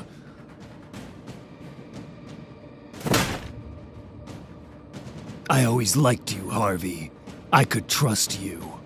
So I'm going to trust you now to deliver a message for me. Ah! It's a favor. Can you do that for me, Harvey? Yeah, just stop. I'll do. Go to hell. I was talking to Harvey! I want you to tell your master, Bane. Tell him I wish today we could have talked. I'd love to talk, but I just woke up and I'm a little tired. So I'm going home. My home. In my city. But tomorrow I'm coming back with my army. And then you tell him, Harvey, tell Bane, tomorrow we'll talk plenty. Through me you pass into the city of woe. Through me you pass into eternal pain. Through me among the people lost for aye. Justice, the founder of my fabric, moved. To rear me was the task of power divine, supremest wisdom and primeval love. Before me, things created were none, save things eternal, and eternal I endure. All hope abandon, ye who enter here. Intruder. Earlier. You don't belong here. Not anymore. You hear me? I know what you've done, what you are. Get the hell off my roof. Batman? Batman! Intruder. Intruder. Intruder. Intruder. Intruder. That man! First he goes off crucifying Bane then he cracks open half the heads in the city for no... I swear to... And now he... Everything okay, Dad? Batman! He's not supposed to be here! He's gone off the deep end, and yet, here he is! He comes onto my roof, takes my signal, puts a damn red bulb in, and turns the damn thing on! Wait, red? And I go to turn the damn thing off, then I look up, and he's... gone?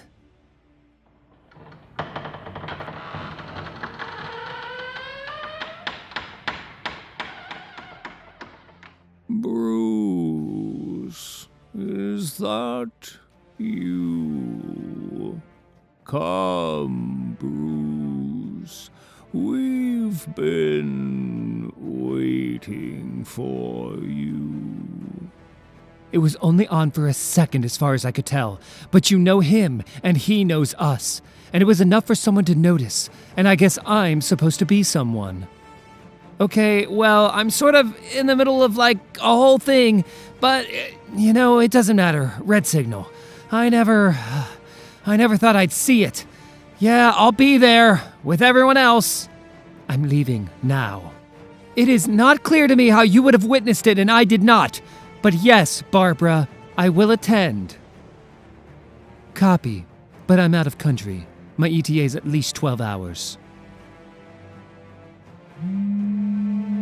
Okay.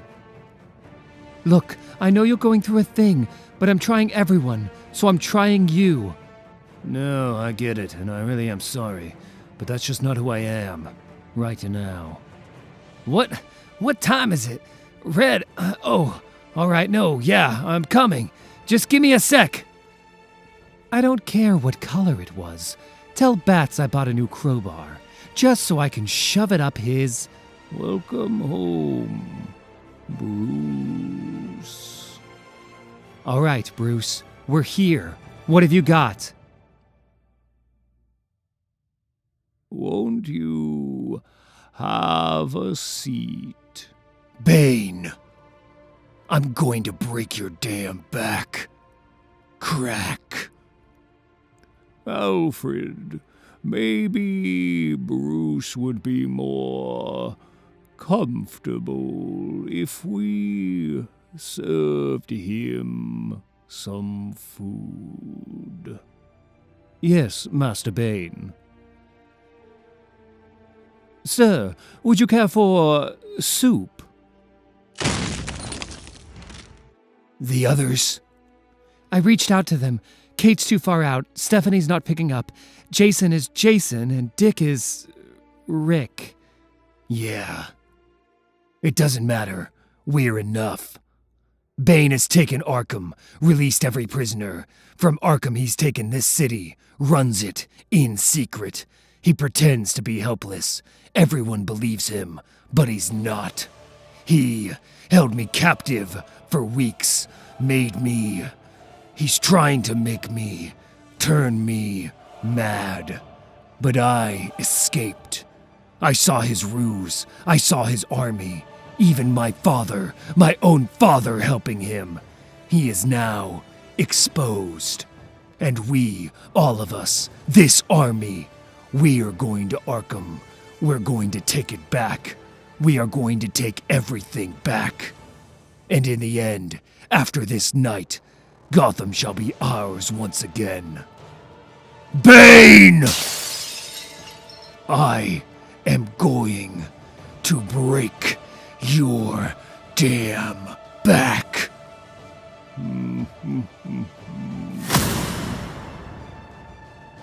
All right, good.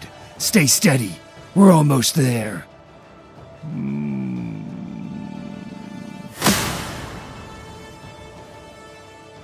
Sir? Bane! You cannot hide! We see you! We have seen your rise! And now, you fragile, feeble-minded fool, we will watch you fall. Excuse me? Master Bruce, sir, listen to me, please. I know you. I've known you. Since you were a child. My child. You want to fight, I know. And for years, for decades, I have let you. I have helped you fight. Because I understood that you would triumph. Though you left my protection, I knew you, my boy, would return. And as such, after years, after decades, I do not say this lightly, but knowing you, knowing every strength and weakness in your body, I feel obliged, I feel honor-bound, sir, to tell you, for the first time, you have lost. It's not just that we saw it with our own eyes. I got into their system, their servers, deep in. There's no record of anyone getting out of their cells. Bane was a wreck before you beat into him. Now he's comatose. Alfred, he saw my father. My father hurt him. Talk to him. He'll tell you. Bruce, I talked to Alfred at length. He doesn't know what... He says he never saw your father, never got hurt. He says yesterday you left the cave in a state of... He's worried about you. He says ever since Catwoman, you've... This is not about her! Bruce, man, you're in pain. Okay, I get it. We've all had that pain. That's who we are. No. Let us help you. I don't need your help, Tim. Bruce, I know you loved her. You don't know a damn thing! Oh, Master Bruce, can you not see? He's broken you. I see you.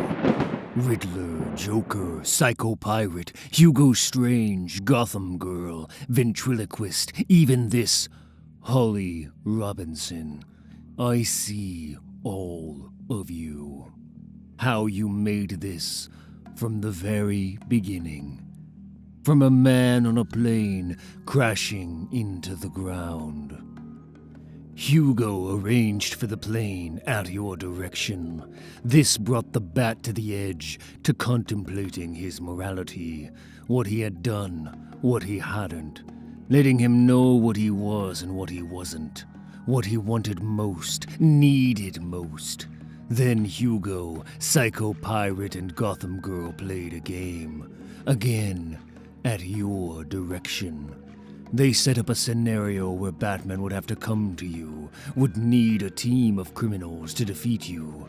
And using Holly, such a perfect setup, you had her locked up, lined up, ready to go, waiting to be chosen. Selina Kyle, the Catwoman. You put them together, gave them a mission. Was it Ventriloquist? Was he the one? Did he suggest it to Batman in a subtle way? Or was he just on the team to ensure that you knew every move, every gesture? Either way, the Bat saw what he had to have on that plane, and then on that mission, and you provided it for him.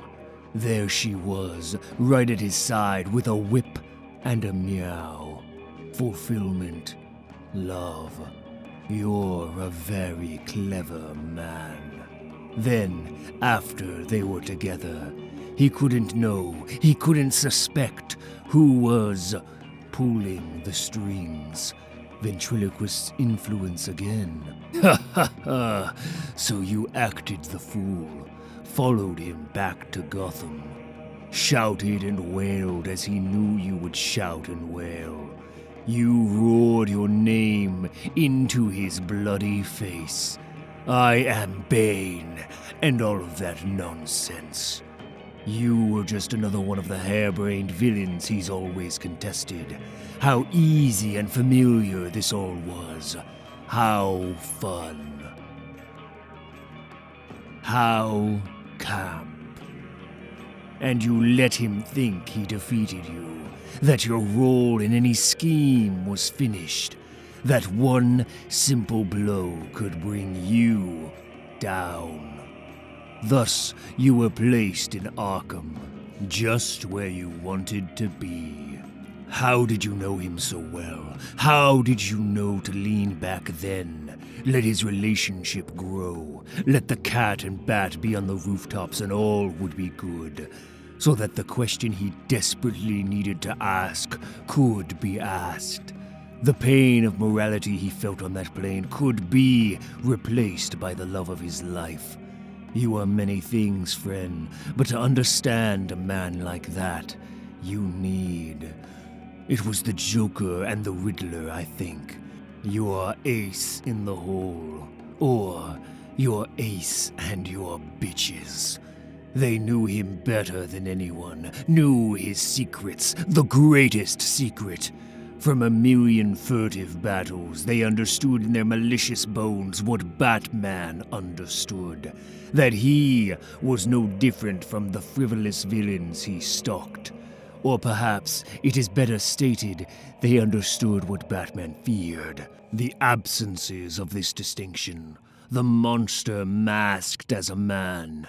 How, knowing this, he might cling to a sliver of humanity, to her, to the potential, to his redemption through his desire. Yes, that's what the Batman is, isn't it? On a fundamental level, only they grasped. They told you. He's a joke. He's a riddle. A setup waiting for a punchline. A mystery anticipating a solution. A war waiting for peace. And so, needing an answer, he asked a question. To her, of her. Just as you knew he must. This is what I like about your plan. It's original. Every villain for how many years has thought to give Batman pain. Any pain. They've heaved him into shark-infested waters. They've beaten his boys to death, red gore splashing on their faces. They've stabbed him and shot him and shocked him and burnt him. They've tormented him in every conceivable way, brought him to his knees, forced him to the ground. Every day, every damn day, they try to end him. And every day, every damn day, he tells them, I'm still here. But you went a different way. You gave him something no one had given him. No one had tried. No more punching. No more raving and backbreaking. You gave him joy. Happiness. A purpose to his life. A solution to his existential dilemma. Something he could finally put above his fancy, sacred vow. He had family, yes, but they were all soldiers in his war. People for him to selflessly protect as they selflessly protected his city. She, oh yes, she was something different. His love for her was not the altruistic love of a father for his children. It was the utterly mercenary love of a man in need. A love so dynamic, so vigorous, it might help that poor boy in Crime Alley, crying at the feet of his parents, knowing he was broken, wondering if anything could make him whole again. And then your fun began. You reprogrammed Skeets, or I assume Riddler did. Skeets manipulated the ever-manipulatable Booster Gold into a fun game, and Booster showed Batman a world where there is no Batman, where Bruce is content. So that Bruce could know what he means to the world. And the world, this world without Batman, is as it would be, a horror. Batman returns, tells his love of his adventure. Catwoman learns of the horror. Then you send in the Joker, an old friend of Selina's, someone she shouldn't listen to, whom she's always listened to. and he delivers the message that only he can. His specialty, the trifle of chaos that unbalances the world. He can't be happy, he says, and be Batman. Marry him, help him, love him, and you kill Batman. You birth the horror. Which brings us to today. To the wedding. You used the girl, Holly, one last time this morning. Whispered in Selina's ear, reminding her of the future, of the Joker. And so at the last minute, with her love on the roof, she turned away, unable to continue. And the Batman, happy for the first time, waits on a building with his butler by his side, for his love to come. He waits and waits until he knows that he is lost. I see you, Bane. What you've done, what you always do. You lift him up. Just to bring him down. And I assume you are not done. That you will grow your army, play your game, that you will grind the bat to dust until he has at last quit. You will show him what you've always known. Since you were 4 years old, a little boy, locked away, drowning as the water poured into your cell.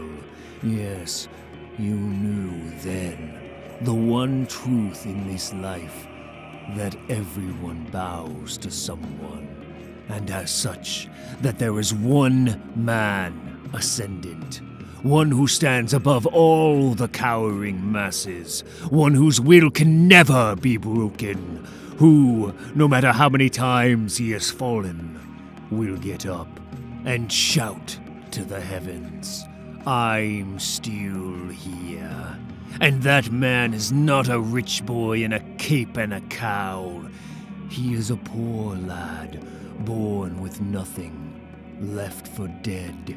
A man who had to scrape his way up from the true depths of agony. You knew, you know, this man above, on the rooftop, on the city, he is and always shall be Bane.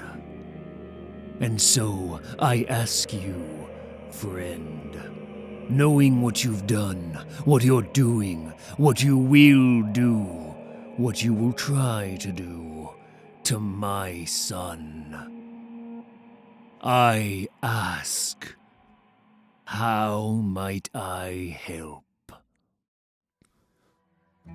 How often at night, when the heavens are bright, with the light of the glittering stars, I stand there amazed and I ask as I gaze,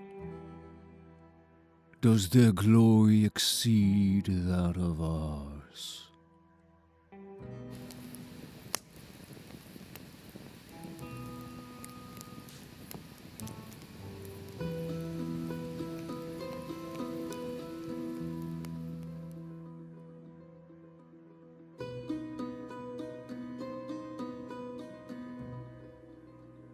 Morning.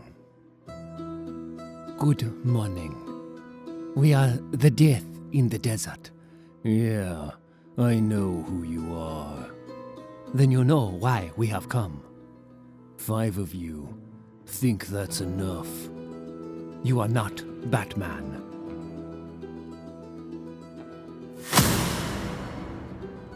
I am now. Home on the range, where the deer and the antelope play.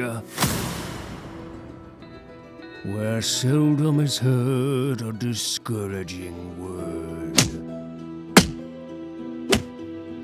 And the skies are not cloudy all day, where the air is so pure and the zephyr so free, and the breeze is so balmy and light,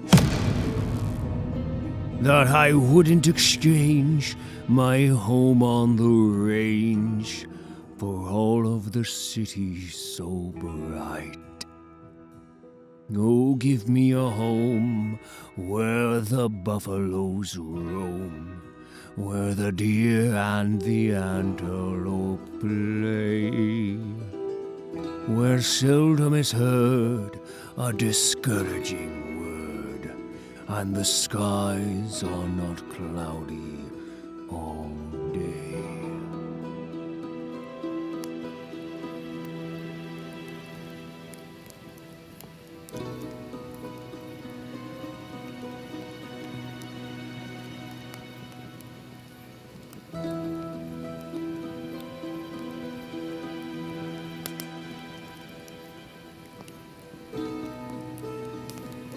Bane! Bruce. Where? It's all right. It's all right. You've been through something. You're coming out of something.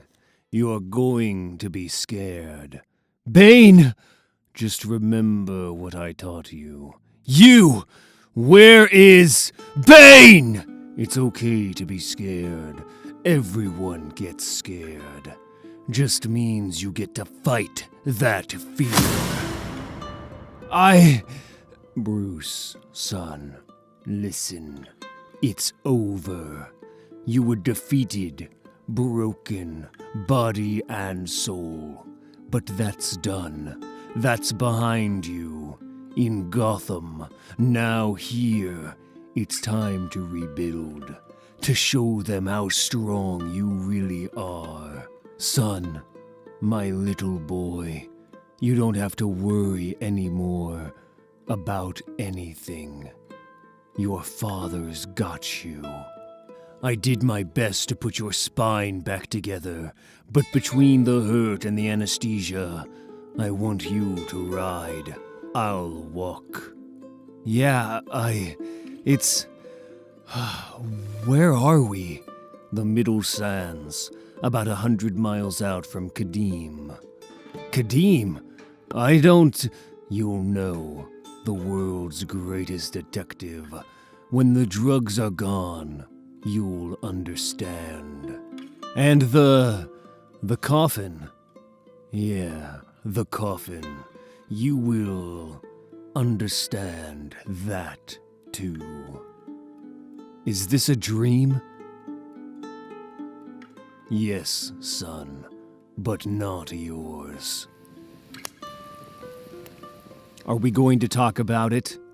We have this night, and a few more. We can talk about whatever you'd like, son. You were there. You hurt Alfred, helped kidnap me. You stood by him as he beat into me. I fell, and you watched. You want to hit me, Bruce? Yes. Good. Home on the range, where the deer and the antelope play, where seldom is heard a discouraging word, and the skies are not cloudy all day. The death of the desert, Ra's al Ghul's personal guard. Why didn't I hear them? They're good. I'm good. Are you now? The pit. The Janín pit. It's in Kadim. I've heard rumors. I didn't think... Only reason Al Ghul would use the death to prevent you from getting there. Using it to revive... Told you you'd know. I'm so damn proud of you, son. The coffin! It's Mother! You and I, We've come a long way, son. We've bled and we've burned. We've earned some rest, a right to go home. But when we do, we are going as a family. Where is it? The saddlebag. How often at night, when the heavens are bright, with the light of the glittering stars, I stand there amazed, and I ask as I gaze, does their glory exceed that of ours? I remember the blood, the pearls, knowing I would never see you again. I was too difficult. I forsook my life. I surrendered to a vow. And now, what was that worth? Where did that lead me? You made your choices, saved who you could. You're a good man, son, and I'm proud of you. And now it's time for the resurrection, for the final end of all your pain.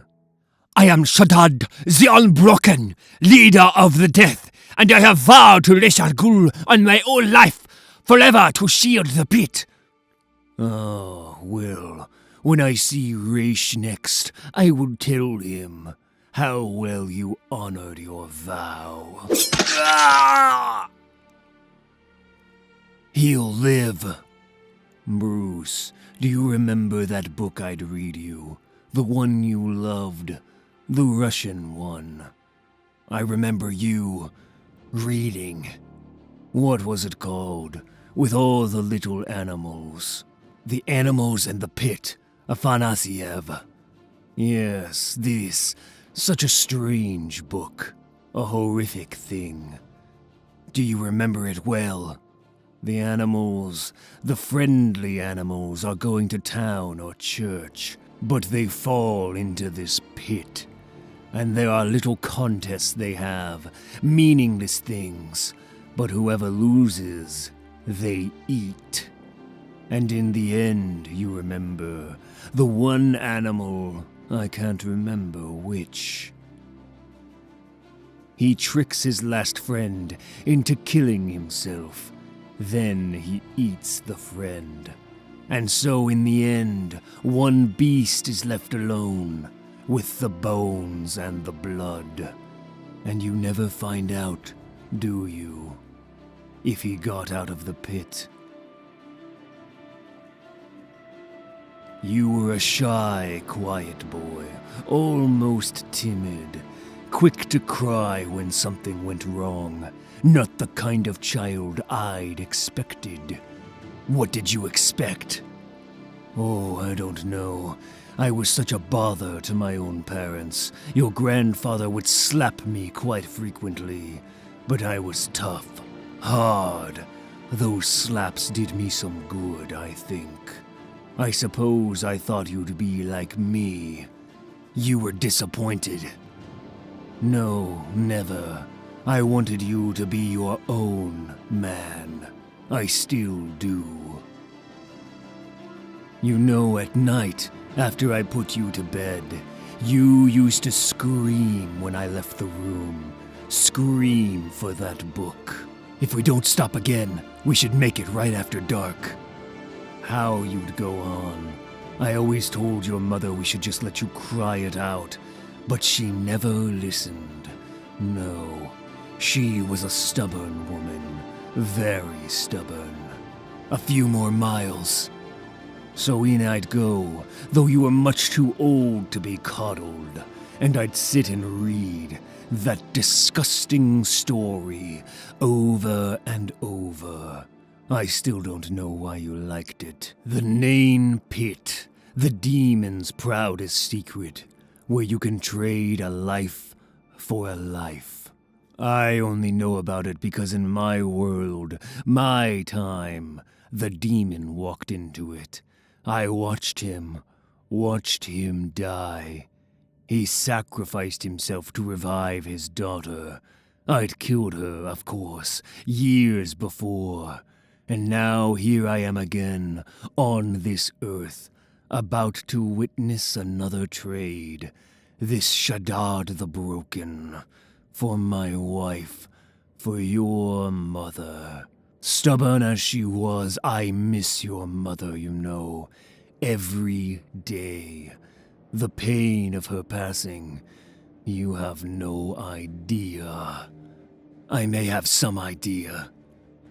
In my world, she did not die easily. How did it happen? It's not important. No, it doesn't matter. You're here, I'm here, and soon she'll be here. We'll be a family once again. Not just Batman, a family. So I'd sit and read that book. These animals. It wasn't a long read. And I'd put the book down in my lap and I'd relax back into my chair. I'd watch you doze, watch your eyes. You'd start to blink heavy. You'd fight it, push your eyelids back up with all your tiny might. And still again, time and again, my handsome boy, they would fall. I loved your fight, and I loved your failure. As your eyes closed, so did mine, as if we were tied together, as if we were one. I had such dreams of you. I would see your future. A life of tranquility, a life free of pain and struggle. Slipping off then, while looking at you, embracing those dreams. That was my joy, my little bliss. If life was a goal, for me it was that. And then, in that comfortable chair, I would sleep, not for long. Eventually, out of nowhere, you'd cry a scream, a terrible screech, and I'd wake, try to comfort you. And what did you want? What stopped the screams? That damn book! The animals eating each other, and we'd start again. I remember bickering with your mother about the book. We should get him a new one. Anything is better. It's a horror. It gives him nightmares. But she would not give in. Never. Your mother just could not quit. She had faith. This eternal faith in you. That you could see the horrors and still dream of a better world. I'm sorry. Why are you sorry? For the book, for making you stay. Son, it's not your fault. It's mine. This is what I'm trying to tell you. You were attached to something. And then I did not have the will to deny it to you.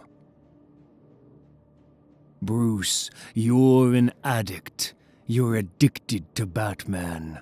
I spoiled you when you were a boy. I let you keep your terrors. But since the death of your mother, I have learned to put away sympathy, love, to be practical. You needed a low point. You needed to be broken. And now, son, after Bane, after the nightmares, after her, I can show you a way out. Give you love and sympathy. I can give you what you lost. I can give you a family. I know our death started you here, on this path. But with our resurrection, together, your mother and I, we can give you a life without a cape. I don't... Father, the reason I liked the book, the reason I cried for it, for you to read it, Father, it's because of the horror, because no one escapes, But every time you read it, I childishly, idiotically thought it might change. I wasn't tough like you, no, but maybe I was stubborn, like Mother. I was waiting for someone to come out of the pit. I knew it was impossible, but still, I couldn't give up the hope. A pig was going to church at St. Petersburg, and the wolf met him. The wolf said, "Piggy, piggy, where are you faring?" And the pig said, "To St. Petersburg, to pray to God." "Take me with," said the wolf. "Come along, gossip," said the pig. "Bruce." So they went on together and met the fox, who said, "Pig, where are you going?" "To St. Petersburg, so please you, take me with." "Come along, gossip." So they went on together and met the hare, who said, "Piggy, piggy, where are you going?" "On to St. Petersburg to pray to God." "Very well, take me with." "Very well, I will." Then they met the squirrel, who also went with them. But on their road they came across a broad, deep pit. The pig jumped and tumbled in, and after him the wolf, the fox, the hare, and the squirrel. And they sat there for a long time, and became very hungry, for they had nothing to eat. "Let's all begin singing," said the fox, "and we will eat the animal who has the thinnest voice." So the wolf struck in a deep, gruff voice, "Ah, ah, ah," and the pig followed in a tone just a shade softer, "Ooh, ooh, ooh." But the fox came in fine and sharp, "Ha, ha, ha," whilst the hare trilled the thinnest E in the world. The squirrel also sang E. So the animals at once set to tearing up the squirrel and hare, and ate them down to their bones. The next day, the fox said, "We will eat the person with the fattest voice." That was the wolf with his great gruff ah, ah, ah. So they ate him up. The fox ate up the flesh but kept the heart and the bowels, and for 3 days she sat and ate them. And the pig then asked him, "What are you eating? Give me some." "Oh, pig, I am eating my own flesh. You tear your belly up and munch it yourself." So the pig did. Then the fox feasted on him. The fox then was left as the last beast in the pit. Did he climb up, or is he still there? I don't know. What? No! While you were sleeping, I buried her in the desert, where you will never find her. You! I didn't know if I could best you, but I thought at least here, in the hole, I could hurt you enough that we'd both never get out. Ah! You're broken! I remember the alley, seeing you. We broke you! In that moment, I learned the one truth. You can't be Batman! There is only one truth, and it will not be denied. All you can be is my son. My mother is dead. My father is dead. And I'm still here. Morning.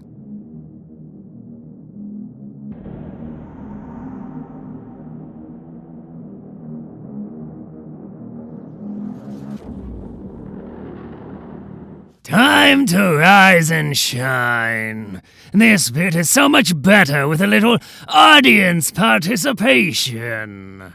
Great to see that you're hanging in there, Batman. It took a couple 100 attempts, but finally I made a trap you couldn't escape.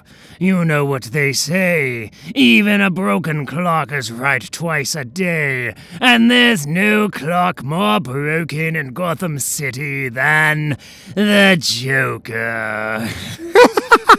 Tonight is about you and me. No laughing fish, no hyenas, no boy blunders, and no Harleys. we're going to keep this dance very simple. I'm going to take away your costume and your toys, take them for a spin myself, and then beat you to death with them. I'm sure you thought being Batman would kill you eventually, but me being Batman killing you... The thought of it makes my heart skip a beat. Besides, I get to see the face behind the mask. This can't be too difficult. Nice gloves. We'll start here. What's this? Ah, clever little concealment. Easy peasy. What the hell? Ah! Was that a joy buzzer? That's my shtick, you hack. Let's try a different approach. Must be a pain whenever he has to go to the bath. Oh, look! This could be something. Wait, what if this is another deterrent? Well, like my mommy always said, you don't know until you try. Or was it, come here so I can hit ya? Ha! Nothing. I'm a super genius. Look at me now, Ma. Looks like my size. Should pop right up and through the shackle. Oh, where's Killer Croc when you actually need him? Uh-oh. You think you have a contingency plan for everything, huh? There have to be more ways to skin this cat. Or bat. Let's take the straightforward approach. Should have tried this before. A push of the belt buckle release could have saved everyone a lot of time and pain. Hopefully that's it. Careful, you've never gotten this far before. You don't want to make any stupid mistakes. Ah, success! When I get this suit on, I'm going to electrocute you with your own gloves. Huh? Ah! You walking action figure! Once upon a time, you got hurt real bad, and you built all of this so you'd never hurt again, right? It makes me sick. I thought this would be tough, but I didn't imagine this. Gotta be a way, gotta be a way. Are you addressing me or your mother again? I don't want to interrupt. Shut up! I had this all worked out, even down to the part where I put your writhing body in the wood chipper. Everything was planned so perfectly. Until you ruined it.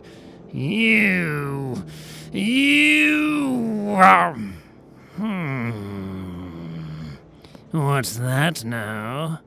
No, it couldn't be this simple. You have a short memory. A short what? Get it? Keep defense mode, now! No. A cocoon? You made a cocoon? Glad to see that you figured out the new toy, sir. Not bad, Alfred. Seems like it even surprised our friend. But he doesn't seem to think it's funny. For somebody who loves comedy, you're really bad at improv. One of these days, bats. One of these days.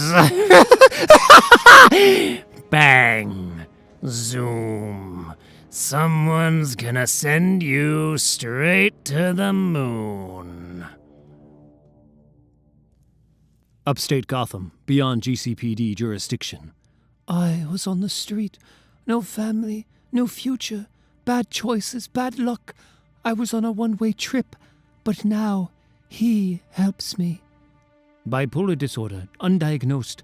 Parents who threw money at the problem. And me, trapped in the middle, screaming into a void.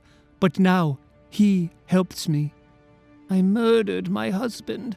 I hated him so much, and still, every night after, I dreamed about his face. But now, he helps me. Couldn't get off the internet, my dude. Just the outrage machine day and night, you know. Got to the point that it was my anxiety running the show. But now, he helps me. Get yourself some freedom. Drugs, my man. I was loving them to death. But now, he helps me.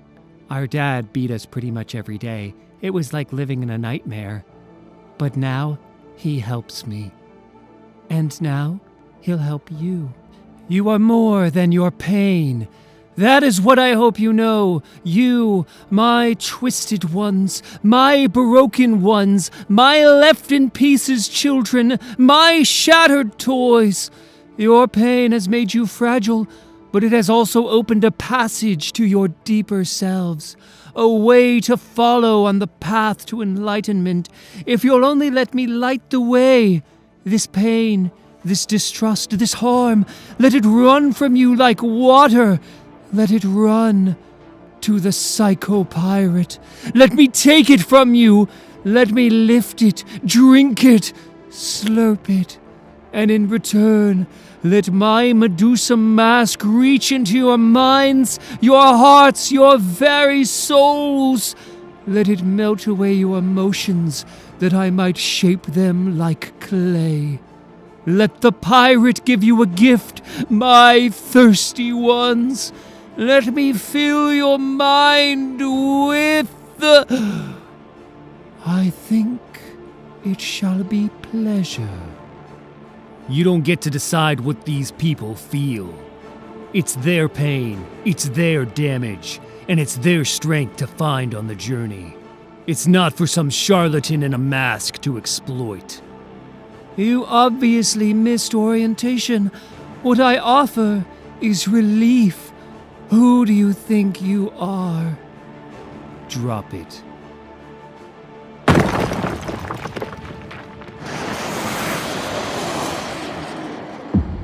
You know who I am. Change of plans, my children. Thanks to Batman, I'm sad to say, this is no longer a day for pleasure. In honor of our disruptive guest, in accordance with my will, this day is for hate.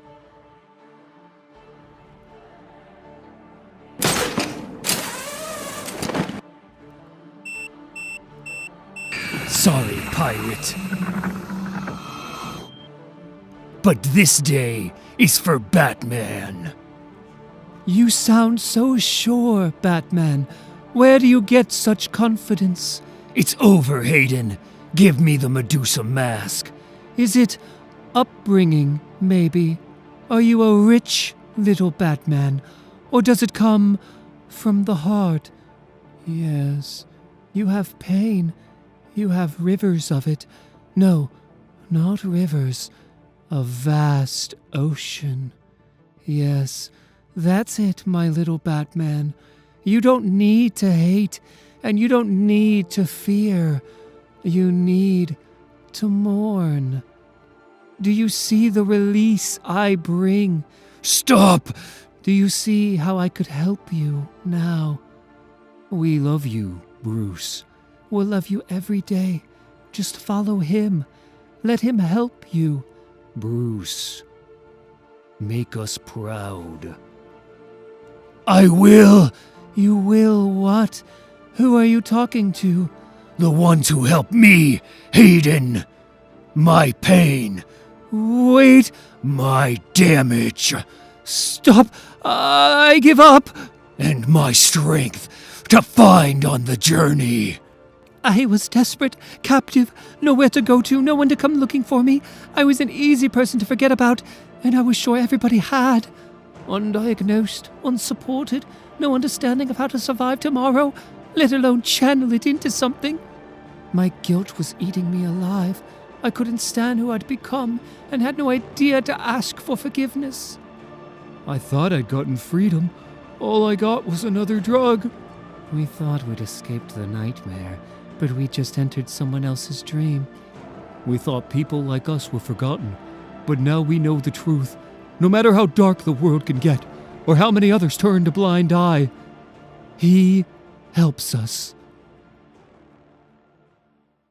Gotham University, 2 weeks ago. Why do you need to torment Batman? Are you really so unimaginative, Dr. Gotham? I thought you were supposed to be Arkham's new resident genius. I am, and I see we need to start at the beginning. Tell me about your latest spree, Mr. Nigma. Fine. It started, appropriately enough, with a bang. And so a new game begins. But while going round and round may be the gold standard, this time a few more players might make things more interesting. Yes, I managed to catch your reference to the golden ratio. Provided you live long enough to gather all my lovely little clues. Tick-tock, Batman. Time may be counting down. But the body count is only going to climb. But I guess that's the idea, isn't it? I believe the next bomb was placed at Cafe 13 on 8th Street. Both numbers in that ratio, correct? It seemed only sporting. And there was no other reason for that choice of locale? No. No one had worked there who wronged you? No. Then why exactly did Mr. and Mrs. Kant have to be involved? For the game, Doctor. Why else? Hold still. The police are coming, but I can't have you dislodging the bomb. I don't believe you. It isn't really about a battle of wits, Mr. Nigma. I know you were denied a scholarship at Gotham U. I'm willing to bet that you got poor service or a bad meal at Cafe 13 at some point. I know you tried your hand at playwriting, and a reading at that theater went particularly badly for you. Why, my dear Doctor, it sounds very much like you are trying to make a point. I am. Ugh! Master Bruce, are you all right? Too late. You mustn't blame yourself. You're not the one killing innocents to instigate Batman. He's not done yet, Alfred. And while Riddler is killing innocents, I'm not sure I'm the only one he's toying with. You were on a mission, Mr. Nigma. The apartment on the corner of Rook. Still standing, sadly. The hospital where Caitlin worked before she discovered your real identity and went into protective custody. Was that her name? I don't remember. I think you do. I think all of these places have unpleasant memories for you. You're not just building puzzles. You're punishing the people who wronged you. Batman? Your largest generators are in the basement, correct? I think so. There's been a threat on this hospital. Evacuate it now! Including Batman. Master Bruce, I hate to press, but you are running short on time. Because that's who you hate the most, isn't it, Mr. Nigma? I don't hate Batman. Of course you do. The only riddle here is why. I've already found the bomb, Alfred. It's basic, easily disabled. Because he's smarter than you. He isn't. I'm looking for the Riddler. He solved all your puzzles. That I designed. He went where I led him. You're saying you wanted to get caught. Arkham Asylum, now.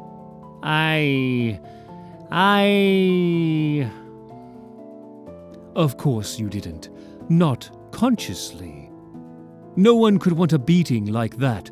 I saw the footage myself. So why do it, Nigma? Why torment Batman? Torment the city for all these years?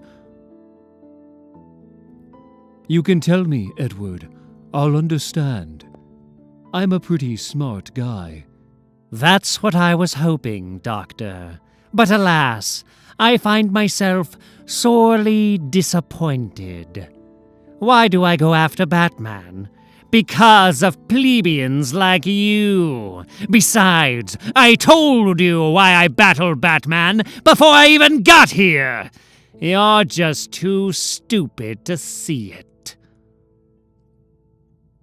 Regard the subject, Batman. A mystery Gotham City prays to. Powerful medicine in the hands of the wrong man. Only I am strong enough to administer Batman to the sick.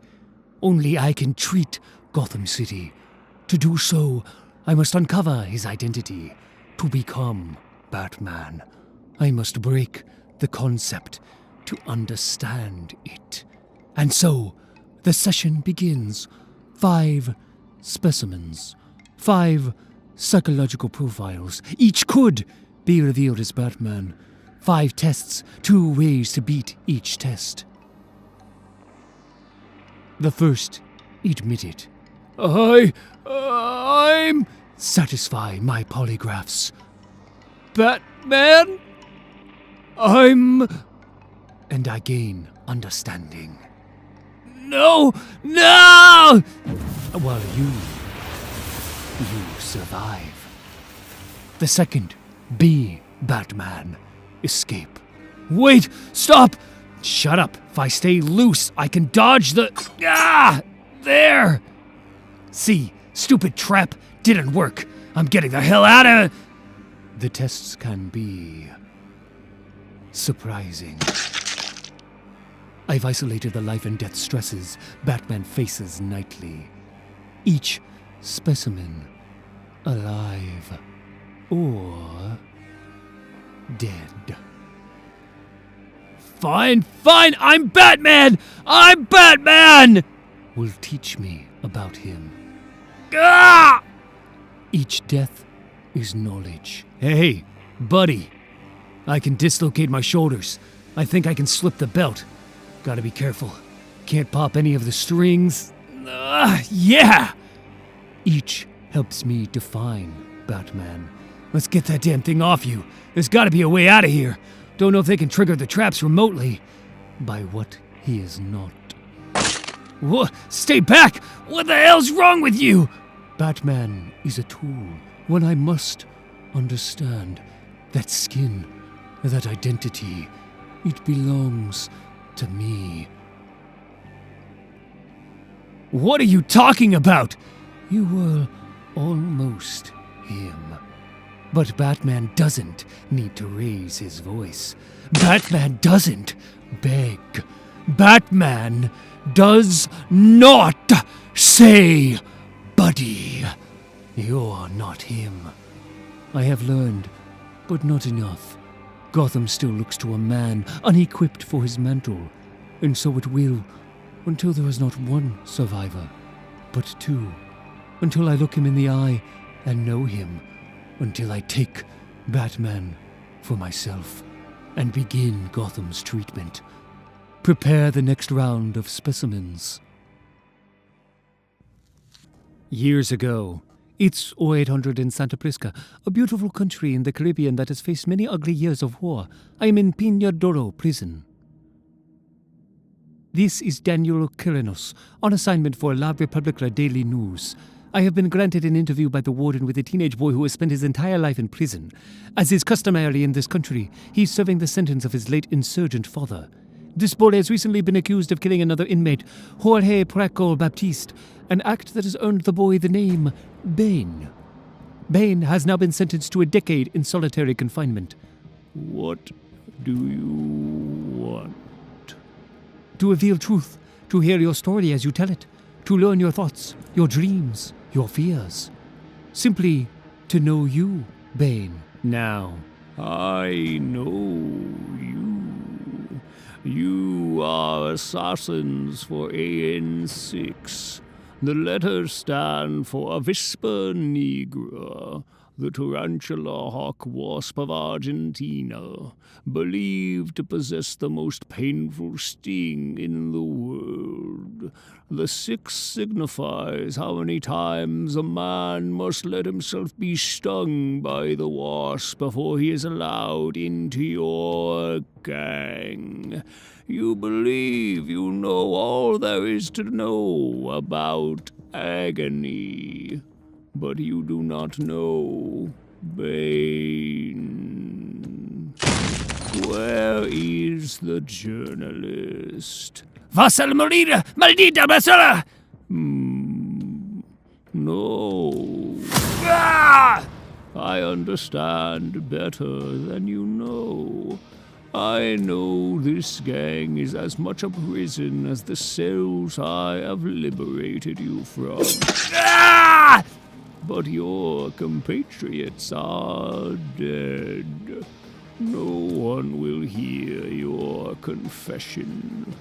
Tell me where Daniel Kyranos is. Tell me, and I will set you free of them. Forever. Master Bruce, I see the hunt for Bane has taken you to Tegucigalpa. Honduran-style tamales are my favorite. I don't suppose you could pick some up for breakfast. Sorry, Alfred. Bane is on the move again. This time he broke into a small police precinct outside the city center. Into? Looking for AN6 members. Word on the street is, they recently kidnapped a journalist who'd resurfaced after years to criticize the government's handling of the gang. Security footage was all destroyed, but I checked the impound log and there's one vehicle missing from the lot. A Frutas Internacionales delivery van. No te muevas! Ah, yes. A firm recently listed by the Department of Justice as a possible front for AN6 trafficking operations.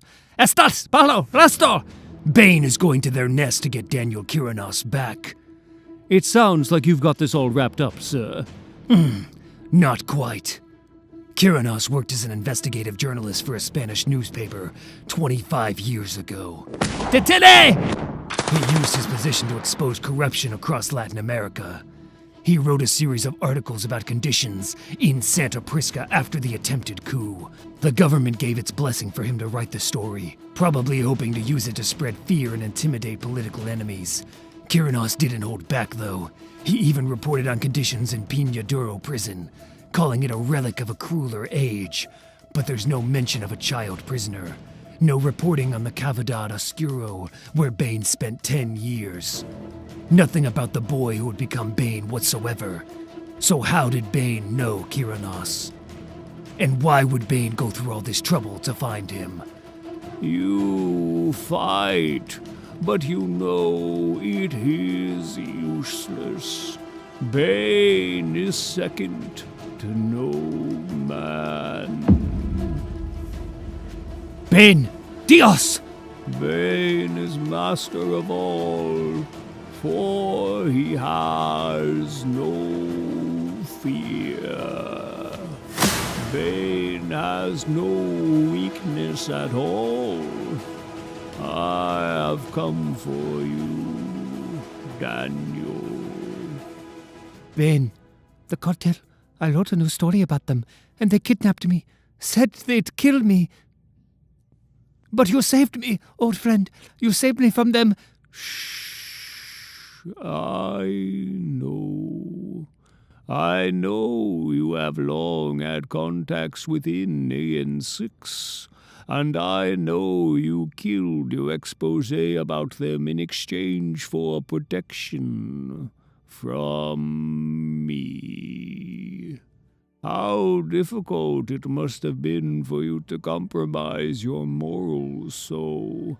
But you were quite afraid when you realized my network had finally grown so large.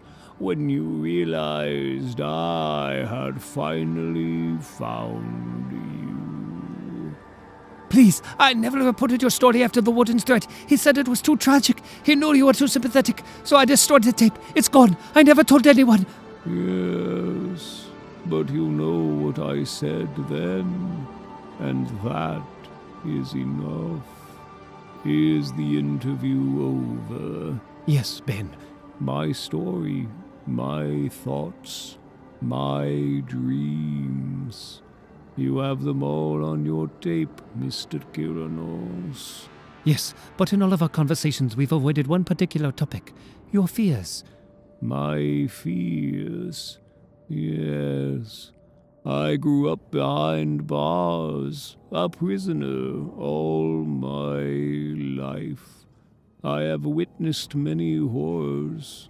Most of my fears have already occurred and been conquered.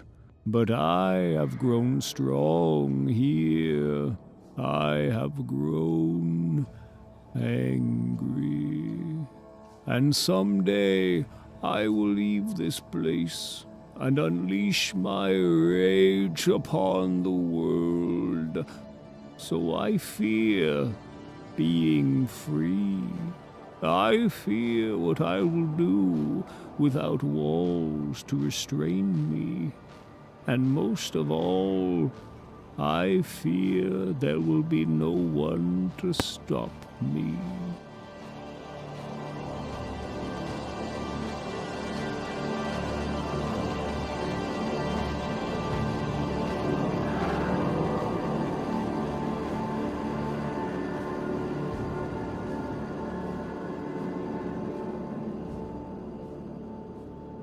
Later. This is Central for RJ1. We got a 3773 at 2020 Sprang Apartment 02. Possible lead on HVT2. Copy that, Central. This is RJ1. Let the commissioner. We're 6 minutes out. Copy that, RJ1. We'll let the commissioner know. Good luck. You get all that? 2020 Sprang Apartment 02. Got it. Dr. Double X. Twice. Both of them shot twice in the head. He can't help himself, can he? He never could. My guess would be if we look hard enough, Edward, we'll even find the damn coin. Yeah, Commish, it's confirmed. I don't know what he's doing. Appreciate the update. You know the routine. Canvas and witness interviews ASAP. You kill anyone, I want your forms in the morning, not a week from now. Hey, you know me, boss. I love paperwork. But while we're doing that, you gotta tell me, you going to light it up? Oh, yes. I don't see that there's any other choice, really.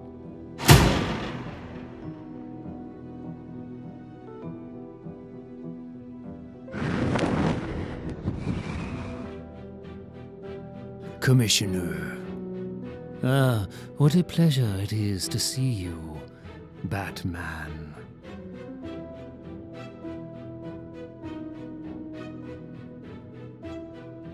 Once, there was a farmer who lost his horse. Coffee? X's double has super strength, enough to fight Superman. I don't see how Harvey could have done it on his own. He needed someone. So, no coffee? Big. There. I remotely reprogrammed Gotham University's size-o-meter, focused in on likely Two-Face safe houses. Basically, any isolated location with a 2 in the address. Men massive enough to take down Double X. When they move the Earth. And judging by the size of that movement, I'll call the girl on the way. I might need her help. Isn't this special? The Batman's on the case. And you just sit there, his little servant. How adorable. Where's my cape? Where's my coffee? Where's my slippers? You're a pitiful waste of good skin and bones. If I had what you have, you pile of nothing, I'd have the world. The farmer's neighbors came to his house. We are sorry, they said. How will you live without your horse? This is a grave misfortune, they said. Maybe, the farmer said. Everything is good as long as the numbers are right. And the numbers are right. There's 2 of you, and 2 of me. Sometimes he worries me. Solomon Grundy, born on a Monday. Sometimes you worry me too. No, no, no! No! ETA. 7 seconds. Make it 3. 3. Look, Grundy, a tiny man in a rodent costume. Solomon Grundy! What do you say? We crush him. Born on a Monday! Yeah, okay. We crush him. 2. 1. Pow! The next day, the horse returned, bringing with him 2 beautiful wild horses. The neighbors returned. You are most fortunate, they said. Maybe, the farmer said. The next day, the farmer's only son tried to ride one of the wild horses and broke his leg. This is a grave misfortune, the neighbors said. Maybe, the farmer said. So, I have this dilemma, or I'm torn, I guess. Well, not like torn. I'll survive, I'm saying. I don't want to be too dramatic about the whole thing. I've had drama. This isn't drama. Have you heard about my brother and my parents? That's drama. So much drama. I mean, they're all dead. So that's like worse than this. By a lot. So much. Anyway, I don't know if I'm supposed to be talking while I'm fighting. Batman is against it. He says I should be silent and stealthy and broody and effective, which I think is understandable. He is those things, like, all the time. Very serious. And he wants me to be those things. Things like him, which is cool, 'cause he's Batman. But, and this is a big but, he, Batman, also says I should be a sidekick. Like, maybe that's my main purpose. The whole sidekick thing. The balance thing. The light to his darkness. The orange and yellow to his gray and black and more gray. He is very much a lot of what he is, and I shouldn't be all of what he is, or not most of it. So if he tells me to be like him and he tells me to be a sidekick, you see it, right? Right? Conflicting things, dilemma things, torn things. But again, not dramatic things. Dramatic compared to dead brother and dead parents things, so not dramatic. But still, I'm left with what? Talking or not talking, and I don't know. I just don't know. All of which is to say, hi, I'm Gotham Girl. Like Robin, but better. And you should stop? Cool? Oh, little girl, is that all you've got? What? Yes, no, not really. I've got more. I've got a lot of powers. I don't know if you want a whole list. Some of them are standard, what you'd expect. Not that I know what you'd expect. I do have laser beam eyes. That's something. Something I got. Something else. What? Ah! Laser beam eyes. I don't know if you didn't hear or you were confused, but yeah. I'm saying it again because you said, what? Laser beam eyes. Check. Enough! Either of you 2 moves. Harvey gets it. I know you got orders. His orders to bring me to the mask, alive. And I know this city, his city. And I know you ain't going to break orders. Joker told me this story about the false Batman.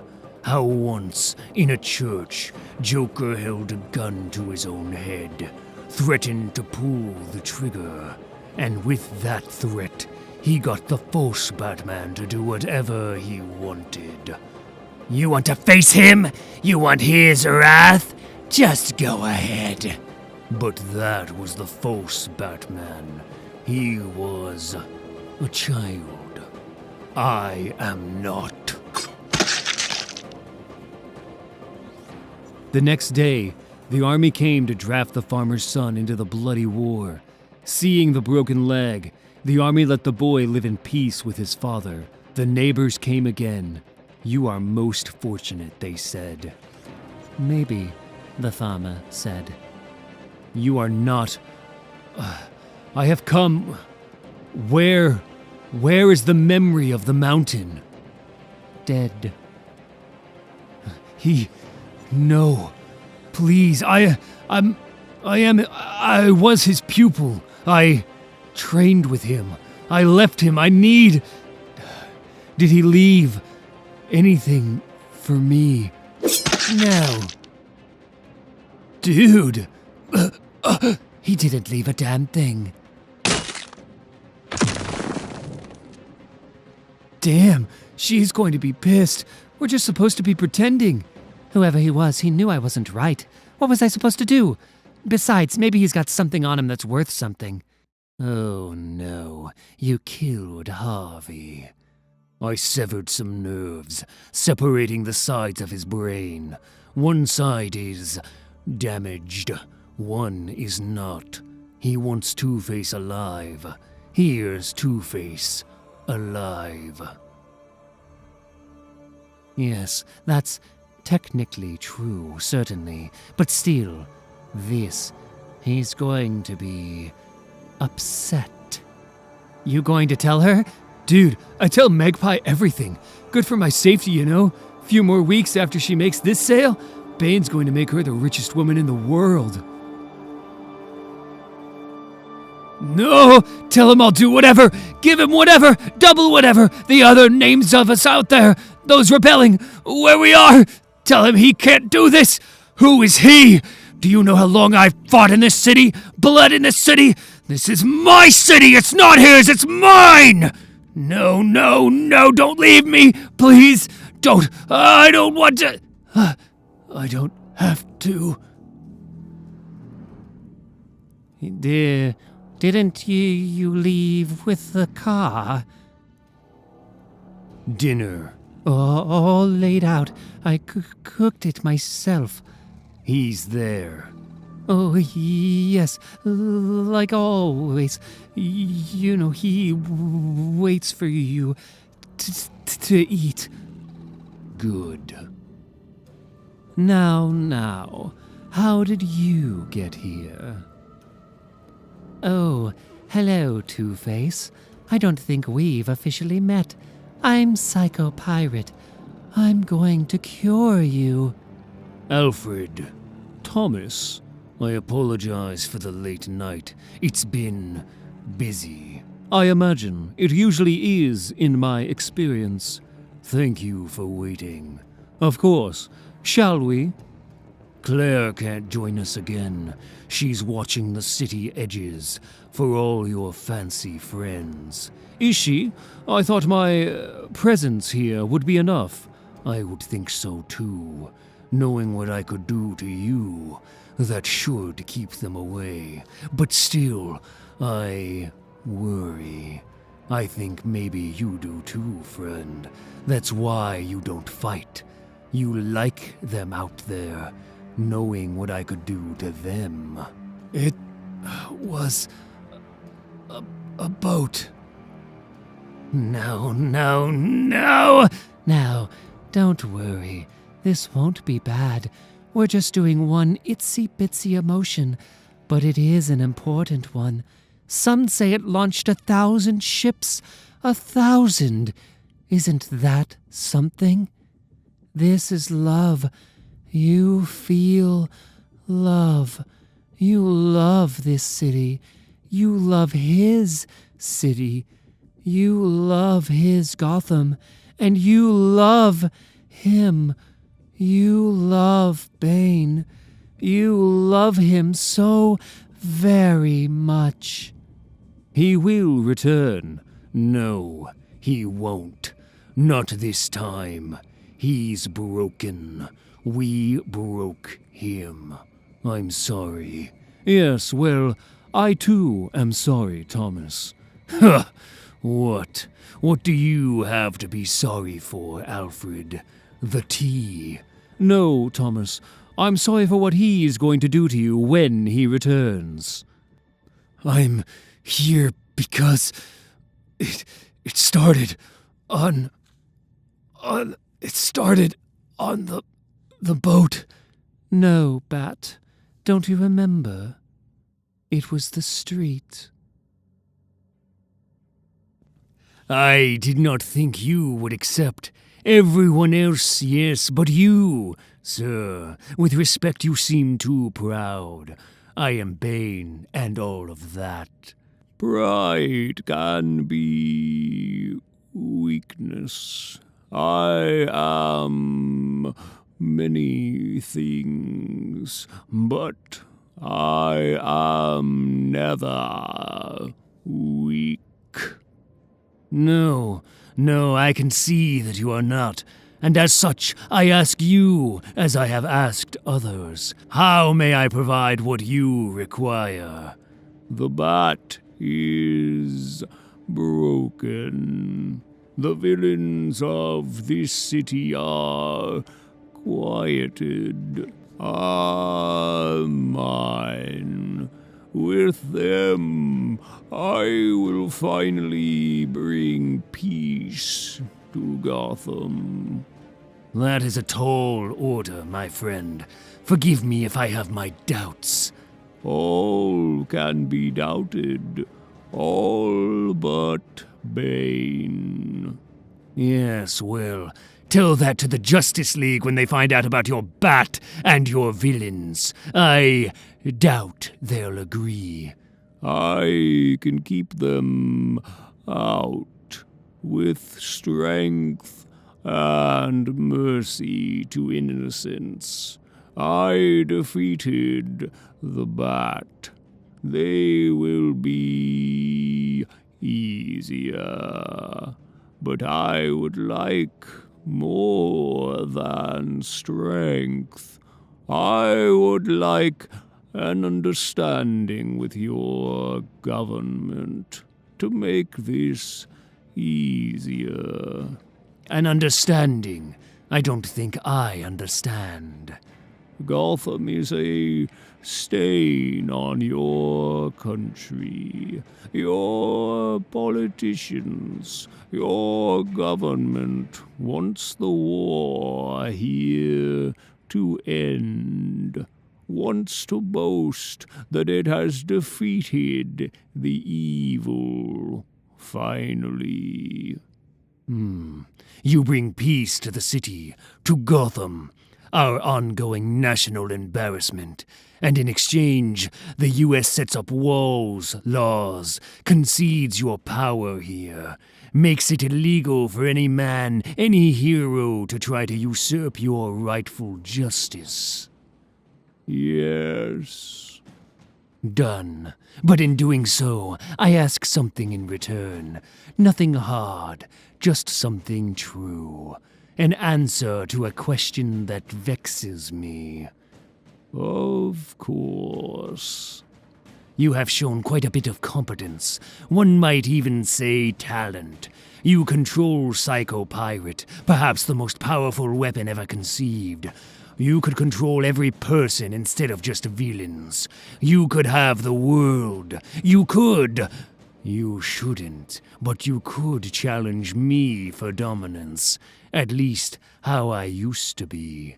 And yet this is all you ask. Gotham. Why compromise for this? Why bargain for an understanding? Why? This country, this planet, this universe, it is perpetually at risk. Another crisis coming, an impossible evil, offering inevitable death. And who, time after time, every time, who greets this threat, plans, executes, overcomes this impossible. Ah, I see. And yet, despite this success, all the world's saved. What has he never accomplished? What is the one thing in the entire universe the Batman cannot control? You have done what he could not.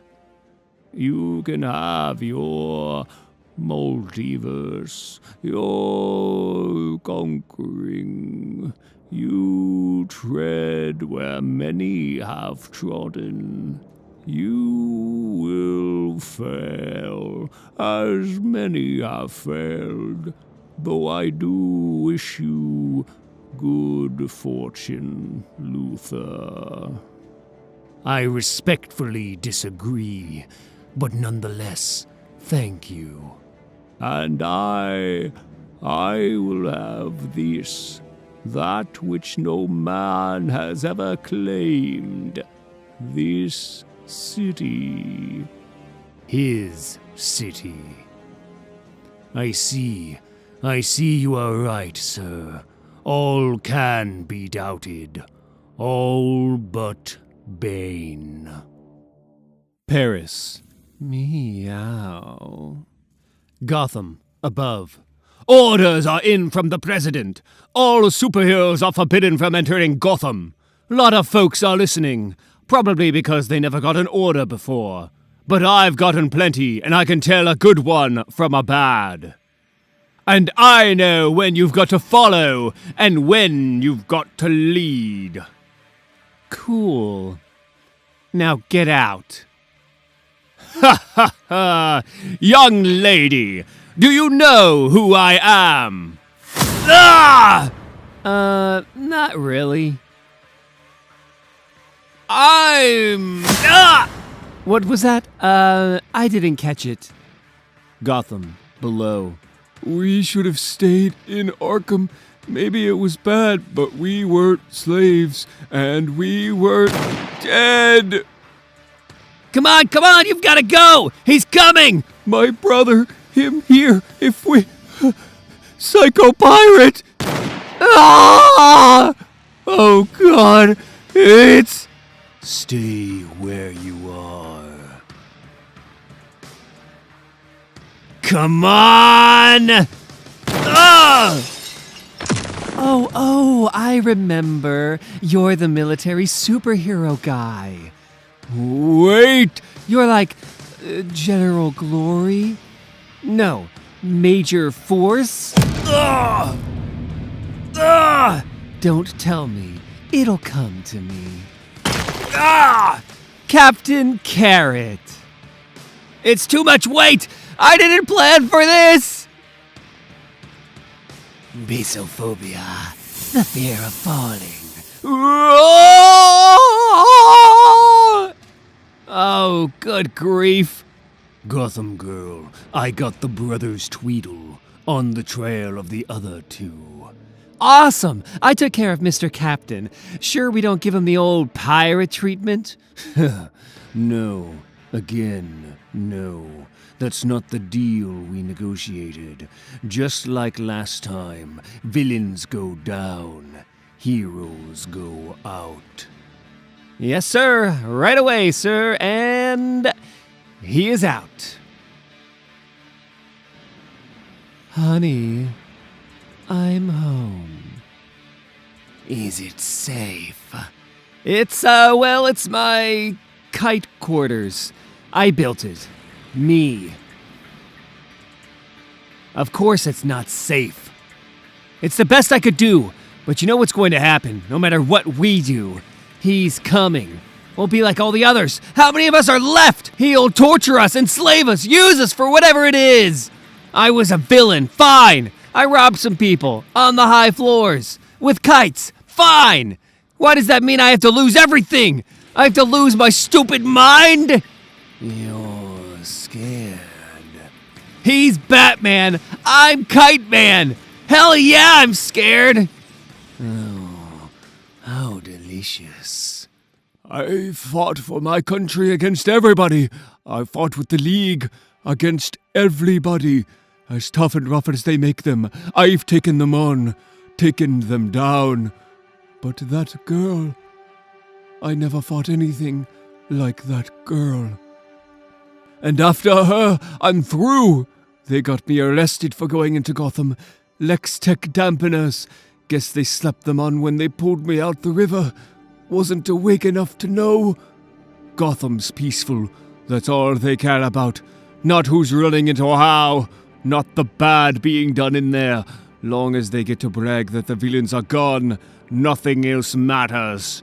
You shouldn't be here, kid. They probably got cameras. See if anyone's helping me.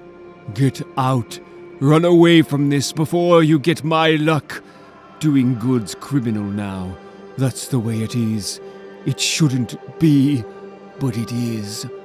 No one cares anymore. That's the problem. No one gives a damn. That's why we're losing in there. And I'm beat, kid. They beat me. The Lacemaker, Vermeer. Renoir called it the most beautiful painting in the world. Can you imagine? All those years of all those people trying to show themselves in art, drawing the great myths, heroes, gods, trying to capture their world, reflect it, represent it. And this, a woman in curls leaning forward, doing what she does every ho-hum day, the light coming from above as she works. This was the best we could do. Well, it is quite nice, isn't it? I don't know. Maybe I'm wrong. I'm always wrong, so that's not out of the question. Maybe there's hope out there. Maybe he's out there. The real him. Maybe I'm supposed to do something. Get him. Help him. Yeah, that's possible. Maybe I'm the hero?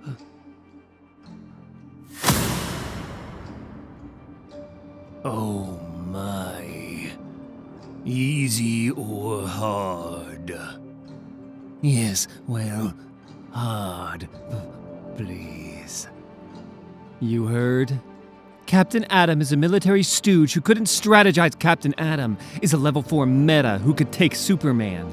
So what? I could take Superman. No. And you couldn't take Gotham Girl. Her brother downed the League in minutes. Enough of us could. All of us could. And the way her powers work, the more she uses, the more she loses. It'd kill her. I don't care. Okay, fine. You don't care. About her. And what about Alfred? That's not my problem. You go in there. You violate the law. You get caught. You know what he said. Any member of the Bat family found in Gotham means Alfred's dead. You're right. It's not your problem. It's his. Since when do we care what a villain says? Since he came. Since he hurt us. Since he took our city and broke our father. You're nothing but a fragile coward. And you're nothing but a spoiled brat. Ah! I don't know what to do. We have to do something, Timothy. What do we do? My buyer's coming in the morning, but at least we get it for tonight. I know, you're upset. I shouldn't take stuff. I'm sorry and whatever. But it's not so easy. You're the most wanted man in the world, and you're sick. It takes money to hide you, heal you, stolen Vermeer kind of money. But if you just wake up, Bat, just a little bit, I promise I won't do it again. What do you hear, Gotham Girl? Everything. Nothing. No one calling for help. No one needing Batman. And what do you think of what you hear? I don't know. I guess I like the quiet. All is good. All is right. We've won. Oh, hey! Huh, you're doing that. You know, I want to be nice. I always want to be nice. Not that I am, but sometimes I'm okay, I think. Anyway, I'm going to tell you. Running away is, just as useless as when you did the sneaking in here. You're just going to get caught, I swear. And once you get caught, you're just going to burn. Hey, did you hear me? I have this whole super hearing thing, so sometimes I don't speak up. Because I hear everything. Just everything. You get it. So, right, if you didn't hear about that burn thing, that's totally on me. But to say it again, you should stop. Because of death and burning, it's not at all good. I heard you. I just needed you closer. The wand of Clarion can only be used once. I didn't want to miss. I'm sorry, what? Now I didn't hear you. Did you say Siet Tat Denib? Said it before. Super people are not so hard. Draw a circle on the ground, then a pointy star. Chat with some demon, blah blah blah, my soul, blah blah blah. Presto changeo, abracadabra. You're done. Lo sei que tu quae supplenda, but he that I son vala.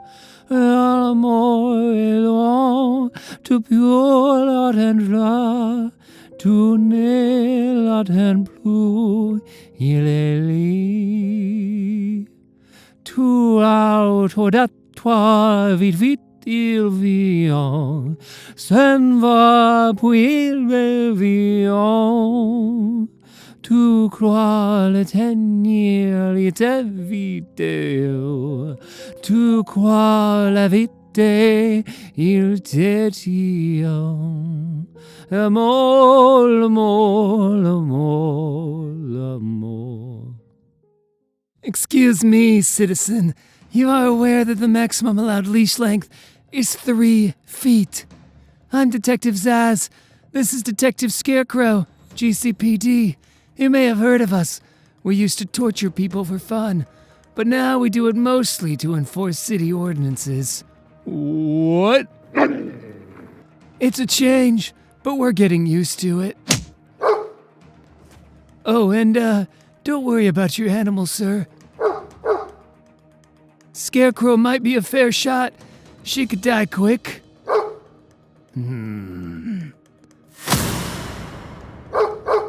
the name of the law, put your hands above your head and die. Ballistophobia, fear of bullets. Fascinating. My, aren't you fun? I think I'll put my slash for you under my right eye, so every time I look in the mirror, I can remember. Oh, shut up!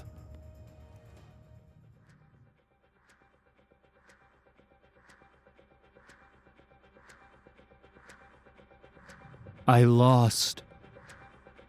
Do not make this mistake. I'm not a silly villain or a bumbling police officer. I'm not a pretender to the throne, destined to fall. I'm Batman. No, you're not. Now, I know who you are. When I'm bored, I break into the Hall of Justice archives and read their fancy secret stuff. You're the old one from another world. child. The one who let his wife become the Joker, who couldn't save her, as she fell and fell and fell. If you'd let me... You're the one who let his whole universe collapse because of a button. You're the one who gave up Gotham to Bane. Please. No, you're not Batman. You're just pathetic! Yes, well... You must be Damien, my grandson. Again, no, you're not Batman. We're not actually related. You're fake. You're ancient. I'm Robin, and I'm here to beat you into the damn ground. I have to go back, now, before they go into the city. You're hurt. They're strong. They'll win. You'll die. I know. But at least I'll die in Gotham, like mother, like father. It will be a good death. I assume you've heard the cost of Bat family members coming into Gotham. The warning you ignored. The promise I made. The death of your beloved Alfred. I've heard. I just don't choose to listen. Well, you should listen. This was for your benefit. It was in fact suggested by Alfred to save you from this. Do you understand what I have to do now? Because you've defied my warning. Yeah, I know what you have to do. You have to lie down and beg for mercy!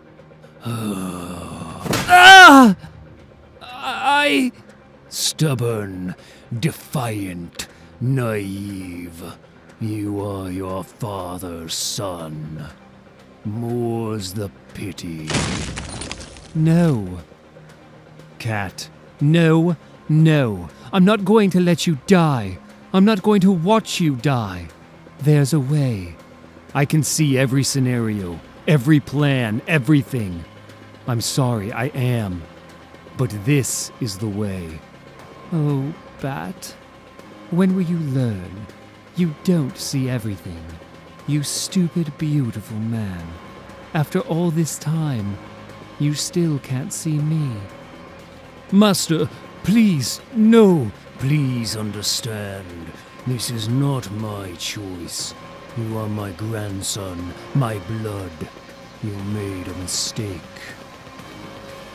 Please, listen. Just not here. I would prefer to give you another chance. Send you off with a good beating and a solid lesson. However... No! Not in front of the boy. But this is not my city. This is not the city of Batman. No, Damien.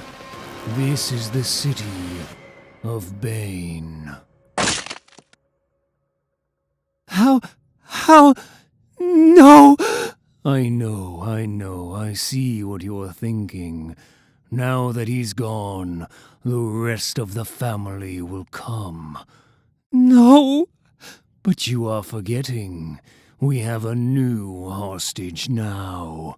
We have you. Perhaps it's good. Perhaps now they'll listen.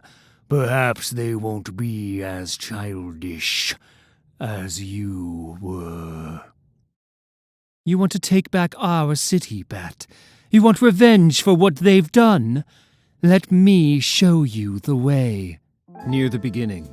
Well, Cat, it seems we've got you at last.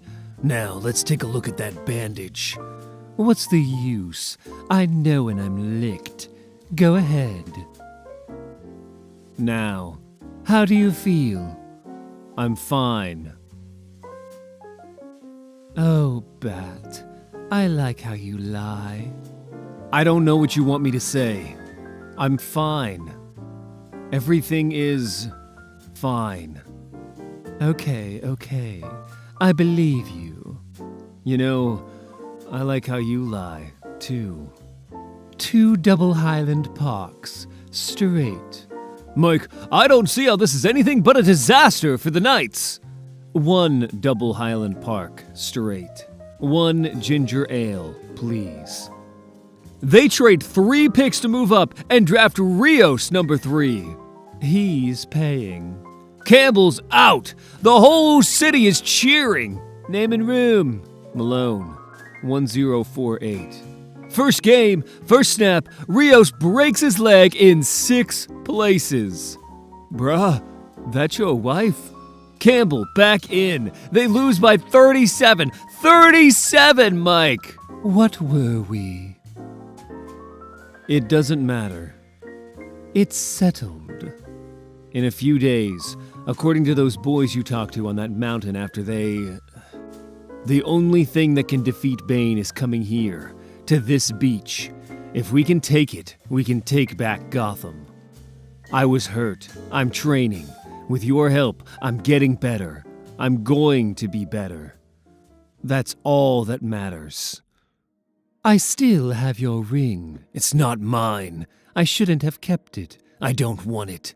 Feels like stealing, probably why I kept it. Gave it back the first time, on the boat. You didn't give it back. I caught you. Well, yeah, because I let you catch me. Because I let you run. Because I let you see me steal it. You shouldn't steal. It leads to trouble. You shouldn't catch me. It leads to a whole lot more than trouble. We made it. Did we? It's beautiful. You're... No, I'm sorry, I didn't... It's fine. It's good. It doesn't matter. Doesn't it? These walls are too thin. I can hear you're awake. And if you're awake, I'm awake. So go to sleep. I'm awake. It's your damn breathing. It changes when you sleep. The tension you have all day, it falls. It's nice. I can hear you let go. It's just breathing. I don't let go. You do with me. Cat. Go to sleep, Bruce. I'm tired of worrying about you. You don't... I'm fine. Everything's fine. Do you ever get tired of lying? Yes, all the damn time. Ready when you are. I thought cats hated the water. It's about hating the water, hitting the water, feeling it try to drown you, and enjoying that, knowing you'll come back up. Cat. Bat. Race you to the bottom.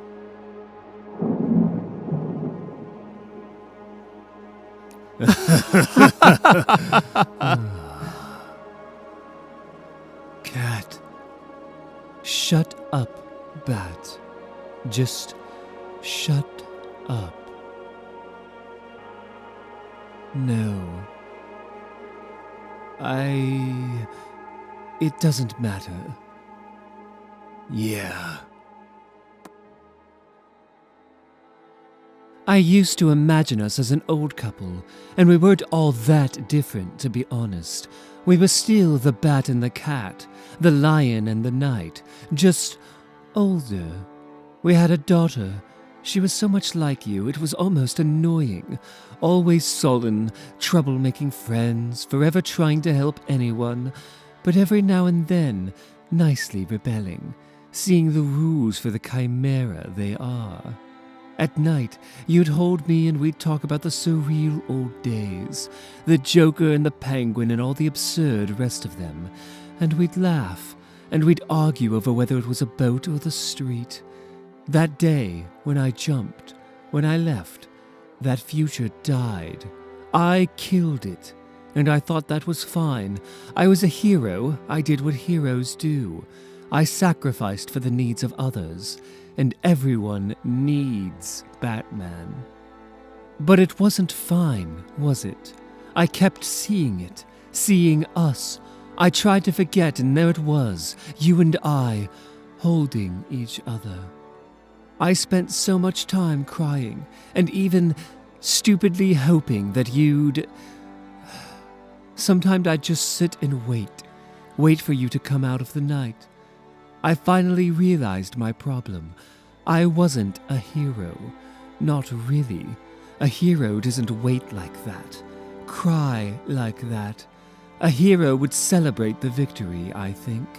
The world she saved. I wasn't a hero. I was a thief. So I waited, and I wept. It's late. It's always late. I waited too. I wept too. For a moment, we share our deaths. And for a moment, we don't die alone. Throw the damn batarang! This is not a good idea. I'm trying to get you stronger. You have to throw it like it's real. I'm not a teenager out stealing her first purse. Throw it like you mean it. Like this. Cat, this isn't... Come on, like you're angry. Pretend you were this close to happiness, and then I took it all from you. Pretend I made a decision for both of us. Pretend that I decided you had to be alone forever, so you could be Batman forever. Come on, Bruce. You have to feel it, the weight of it, what I did to you. Put that in there. It doesn't matter. I'll catch it. You throw it hard as you can, with all that anger, and I'll always catch it. No. Cat, you didn't do this to me. It's settled. You don't know anything. I was afraid that I couldn't put anyone above the vow. That's why you left.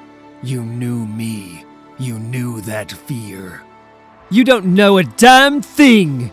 We were close, and we didn't make it, and it broke me. But never in all that time did I blame you.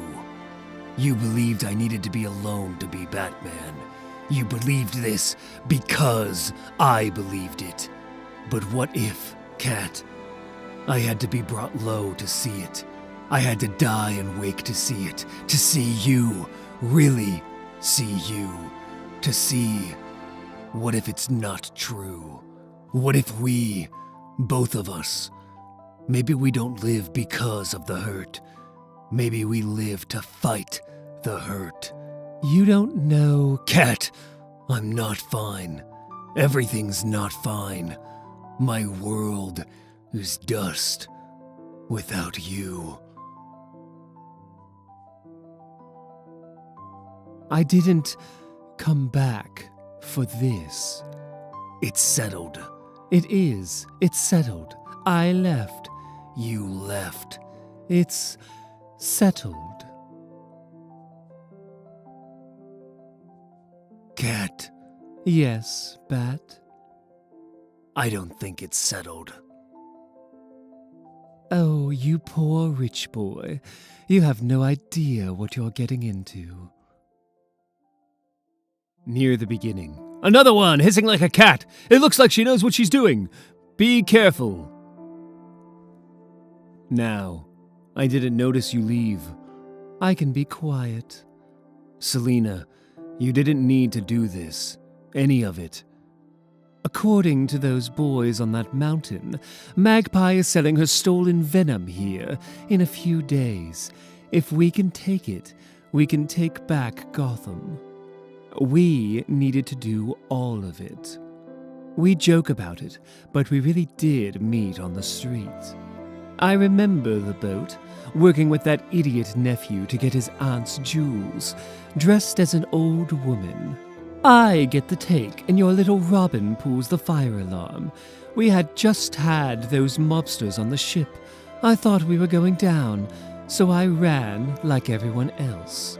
And you saw me run, not like I was supposed to, like an old woman runs, but like a cat runs.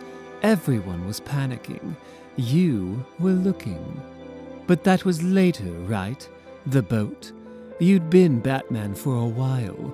You had the sidekick and the mask and the belt and all of that. The street was before then. It was you and me. No costumes. Just the two of us. We have some footage of the incident. You can see here Captain Atom being thrown. And a ginger ale for the gentleman. He had defied a presidential decree and illegally entered Gotham. We have reports now that he is in federal custody. As is well known, Gotham City has become quite a controversial issue lately. The city, known for seemingly endless crime waves, has, by all reports, quieted over these past months. The president is hailing it as a new era of urban peace. However, there are several reports that this peace may have come at a price. Reports of enslaved men, criminals running the city, torturing anyone who defies their rule, crime being erased through pain, reports of a sadistic Batman carrying out acts of violence and cruelty. Controversial? What's controversial about that? Gotham is a damn cesspit and someone's finally doing something. Guess that Batman finally got a set of balls. Whereof one cannot speak, thereof one must be silent. Oh, come on. What the hell do you know, little girl? You ever been to Gotham? I got a cousin from Gotham. He's Special Forces. He told me Batman used to be nothing. Now he's got it done. Times are finally changing. Yeah, I know. We're changing them. Everyone feels that way. Everyone not from there. They just see Gotham as a flood of chaos. And now it's neat and clean. So what if people die? What if villains ruin their lives? What if they're all slaves kept in fear? None of it matters. Let Gotham rot, as long as it rots quietly. No one gives a damn. Except us. So I guess it's our problem. You're beautiful. No, you're supposed to grunt and say, it's my problem. And then I get all mad and we have a fight about how we're partners. And I tell you how we were both forged in Gotham. We both will always return there. And then you grunt some more and I laugh at you. It's a whole thing. So beautiful. You know, Bat, tomorrow, what do you say we start kicking some ass? All of it! No! Dude, I would, but like, Batman is behind you and, Catwoman too? What? You dumb? Frick, you think I'm dumb? Bruh, no joke. I think he's going to hit you. What's your problem? This ain't Gotham. I ain't dumb. And there ain't no superheroes here. You're looking better. I feel better. Hey, well, great. And no need to thank me. All I did was save you. Again. Cat, How about this? Instead of thanking me, you just admit that it was the street. And by admit, I mean recognize the undeniable fact of something you actually witnessed. It wasn't the street. Dear Lord, why do I even try? Alfred signaled. He's safe. I'm sending Damien in. And so we come to the end. I wish we could stay. Just us. Here. People are hurting, and you need to fight, and you need me. So fight for them with me beside you, and I'll fight for them with you beside me. I love you, Cat. I love you too, Bat. You ready? Quoth the Kite Man, hell yeah.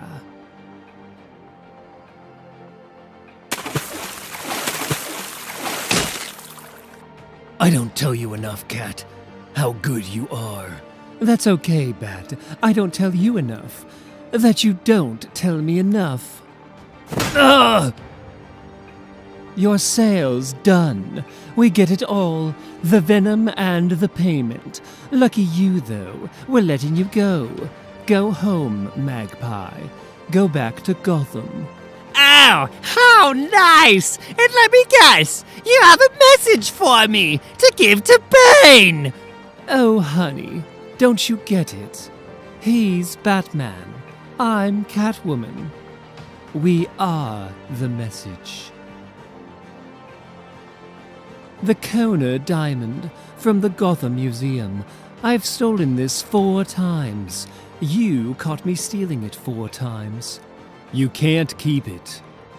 You drag a guy out of the cold gutter, give him hope and love, set him up, join him for the greatest fight of his life, and he won't even let you have an itsy-bitsy teensy-weensy, tiny little diamond. Apparently.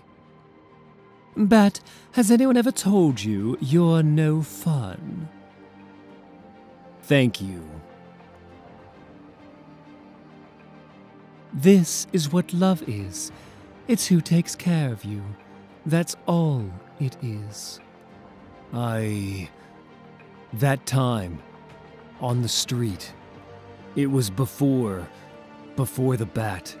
Even after, when I wore the costume, I was not fully formed. I was not yet Batman.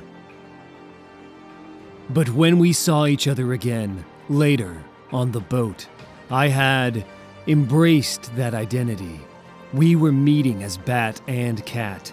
It was my truth meeting yours for the first time. But after what's happened, maybe I'm more than the Bat, more than the vow. Maybe I'm something. Maybe we can meet again. Here, now. We met on the beach. Yes, we met on the beach. We agree. Holy shit. Bane is in trouble now.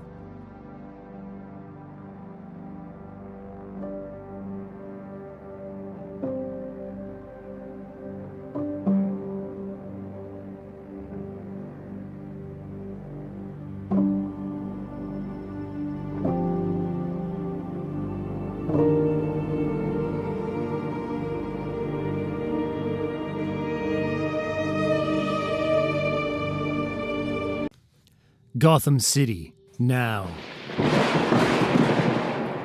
Hey! Hey, you!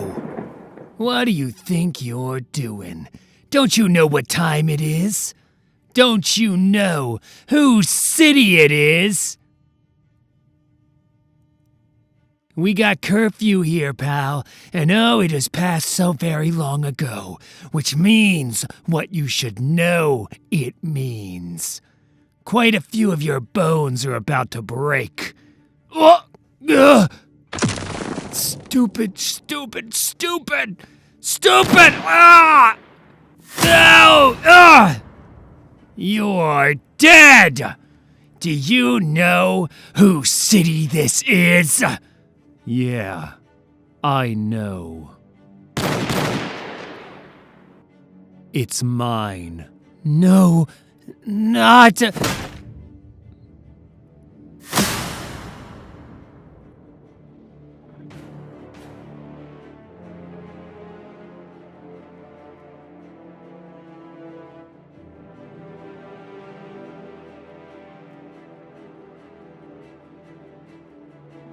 Pig and Two-Face haven't checked in. It could be nothing. Harvey has many moods. He's not the easiest to control. Perhaps he and Pig... I don't know. It's not so unusual for that team to be late. Honestly, it's probably nothing. He's here. Tell Bane. No, he wouldn't. I understand men, their psychology. What that man experienced, he was broken. I have no doubt. No one comes back from that. Everyone wants some magical solution to their problem, and everyone refuses to believe in magic. Oh, hello, Mr. Cat. Now, Mr. Cat, I should note that there's an ordinance against strays in Gotham. Or at least I think there's an ordinance. At least I think. It's so hard to tell these days. In the current political environment, one does not know what to think or what not to think. I don't know. What do you think?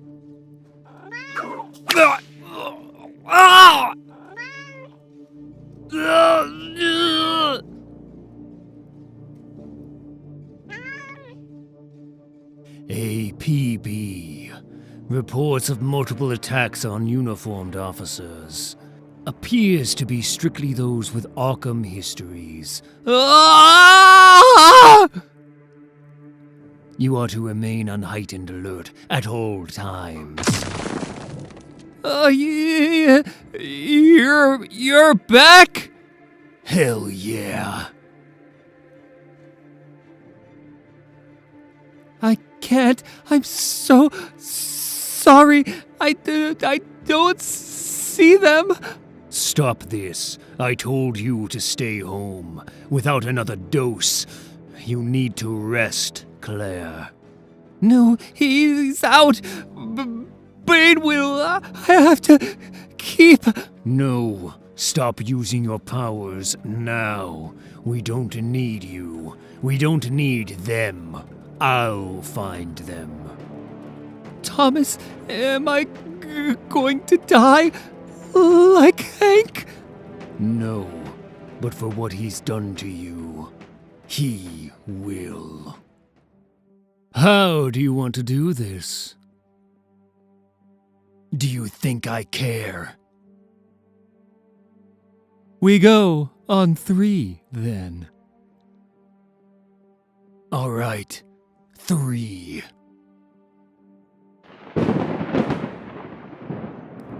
One, 2, 3.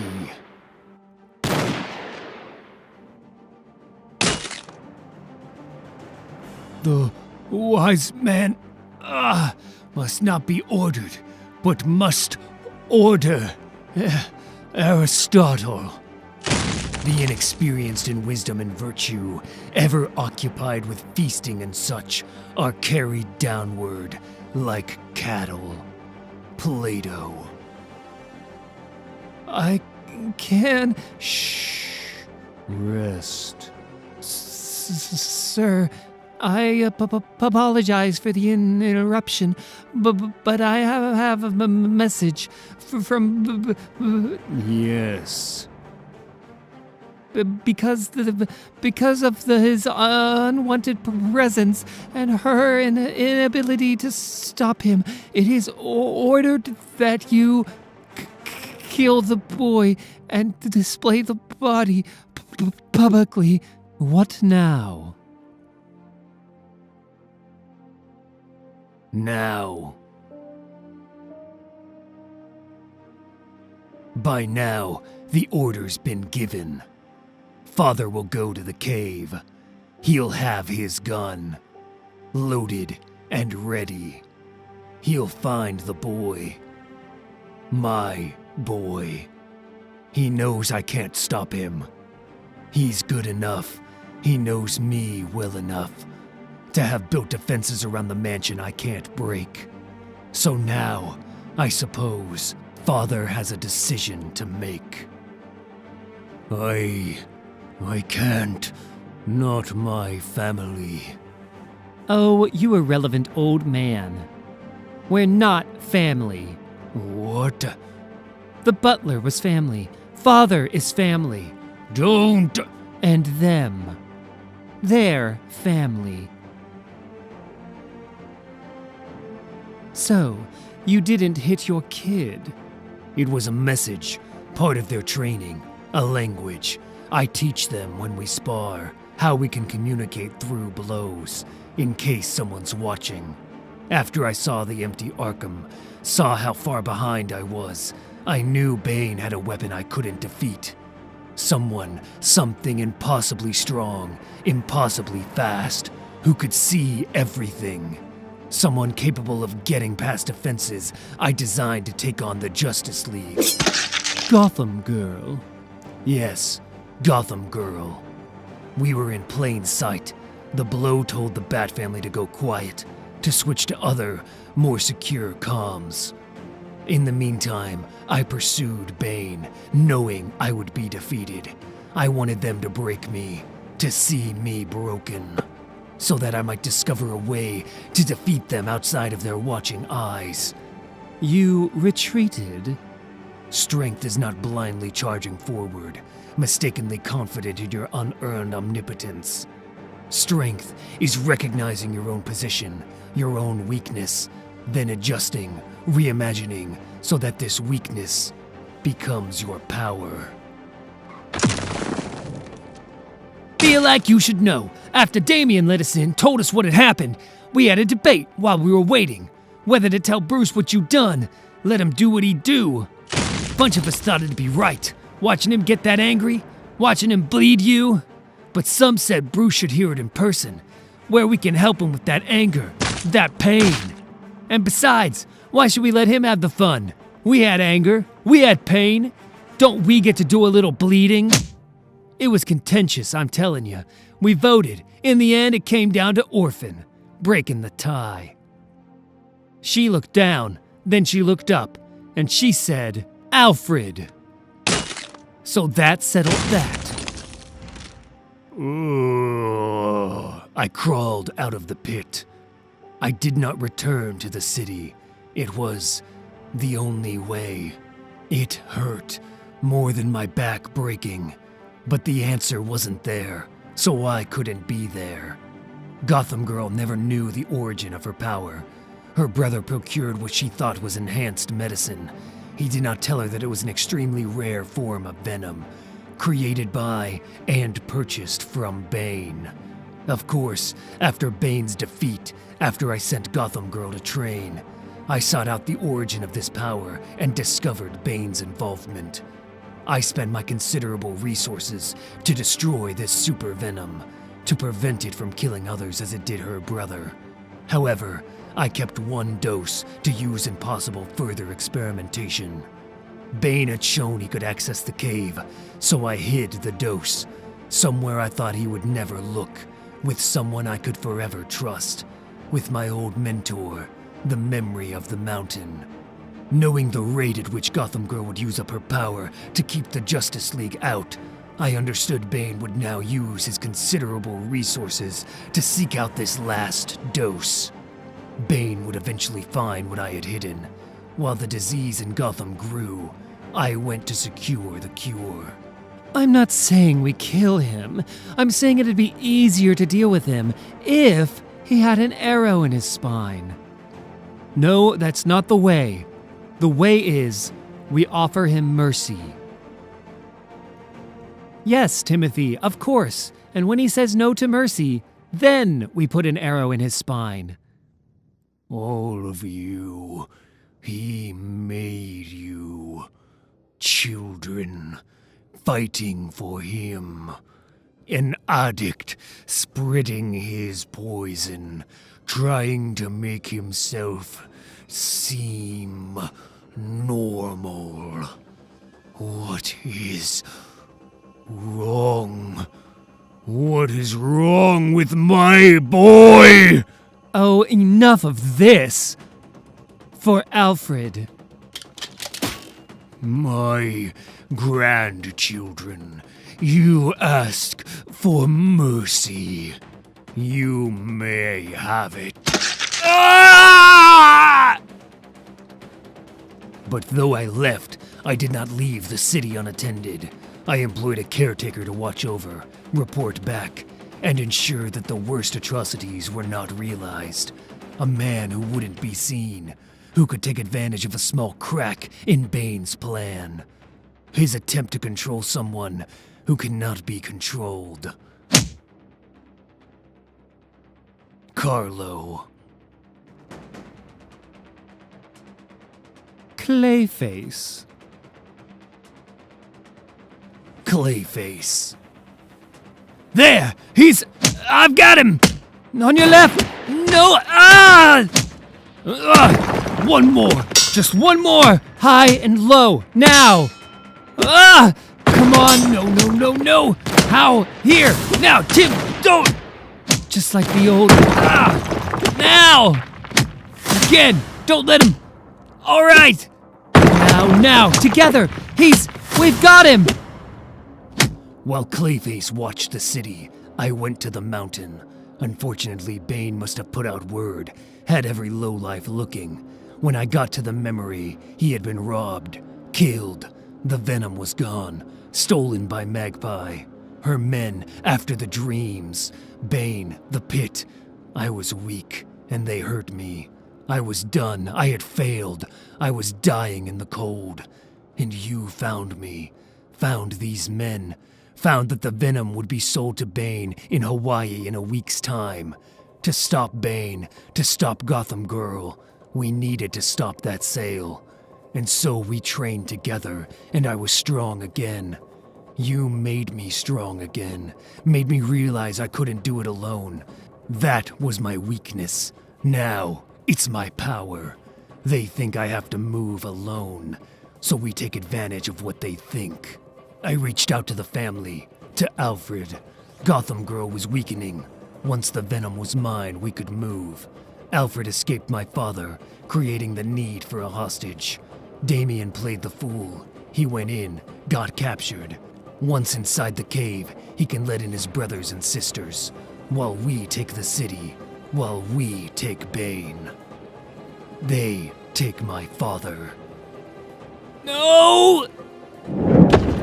Yes. Wesker! T. Now. Wesker!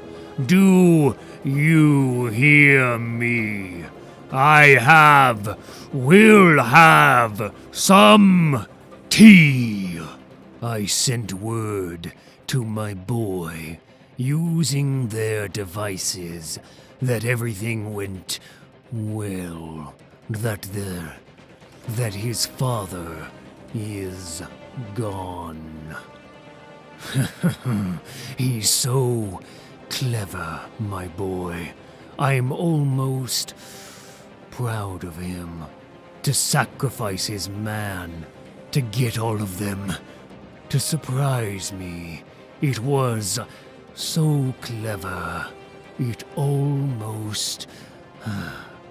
But he keeps forgetting that he is my boy. And I'm Batman.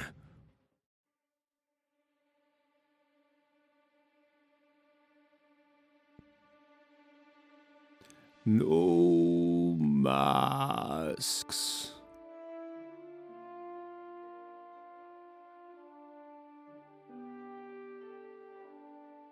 No masks. Is there anything further you require, sir? Yes, ventriloquist. I require my boy. No help. Your cat. Not her city. Not her fight.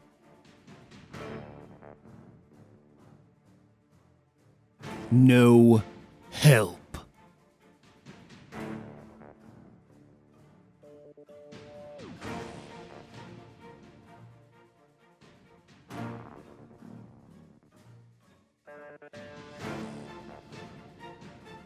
No help.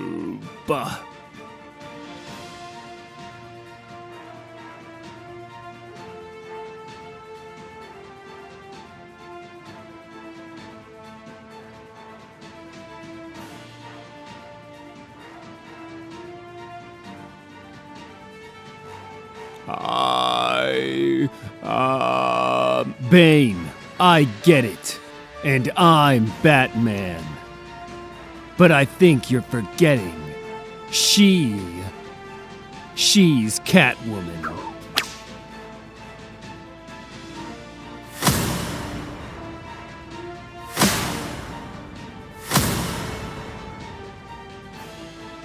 You said it was your city, your fight. You said no help. Yeah, well, I lied. Okay, you were right. See, I told you he'd do it.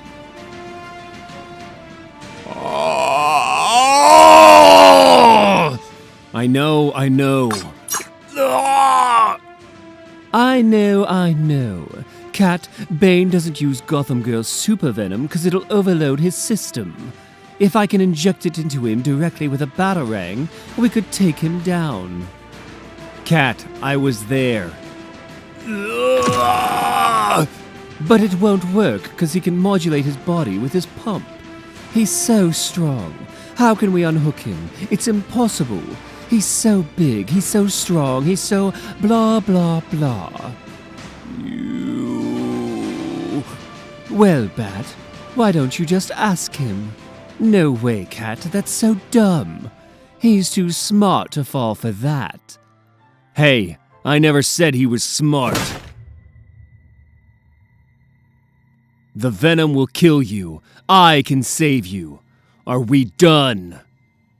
17 years, alone, forgotten, and every night the tide came in, and every night I pushed to the top, kicking, pushing for hours, while the crabs, the leeches clung to my body, cutting me. All I wanted was to stop kicking, stop pushing, stop. Please, let me stop. They drowned me. Everyone drowns me. You drown me. And yet, I'm still here! So no, you wretched jackers! Bat! We're not done!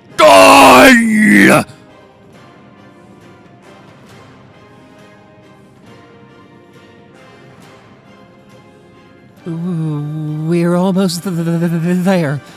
You never knew, did you? Poor Bane. Ah, yes, the kitty. Here, kitty. All those years trying to take Gotham, thinking the city was his. Here, kitty. All those years wasted in ignorance, thinking Gotham belonged to the boy on the hill, instead of the stray on the street.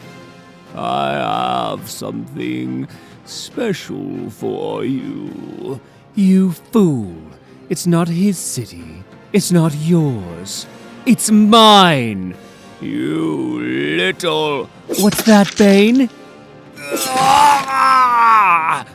I'm sorry, I can't hear you. What's the matter? Cat got your tongue?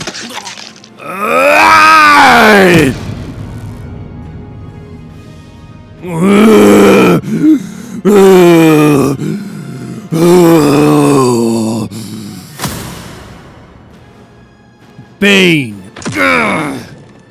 For what you did. For all you did. For what you did! I could kill you. But death would only end your agony, silence your pain. Instead, I will simply...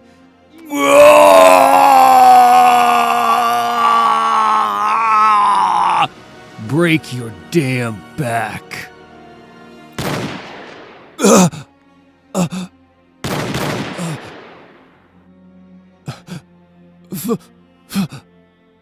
Father, son.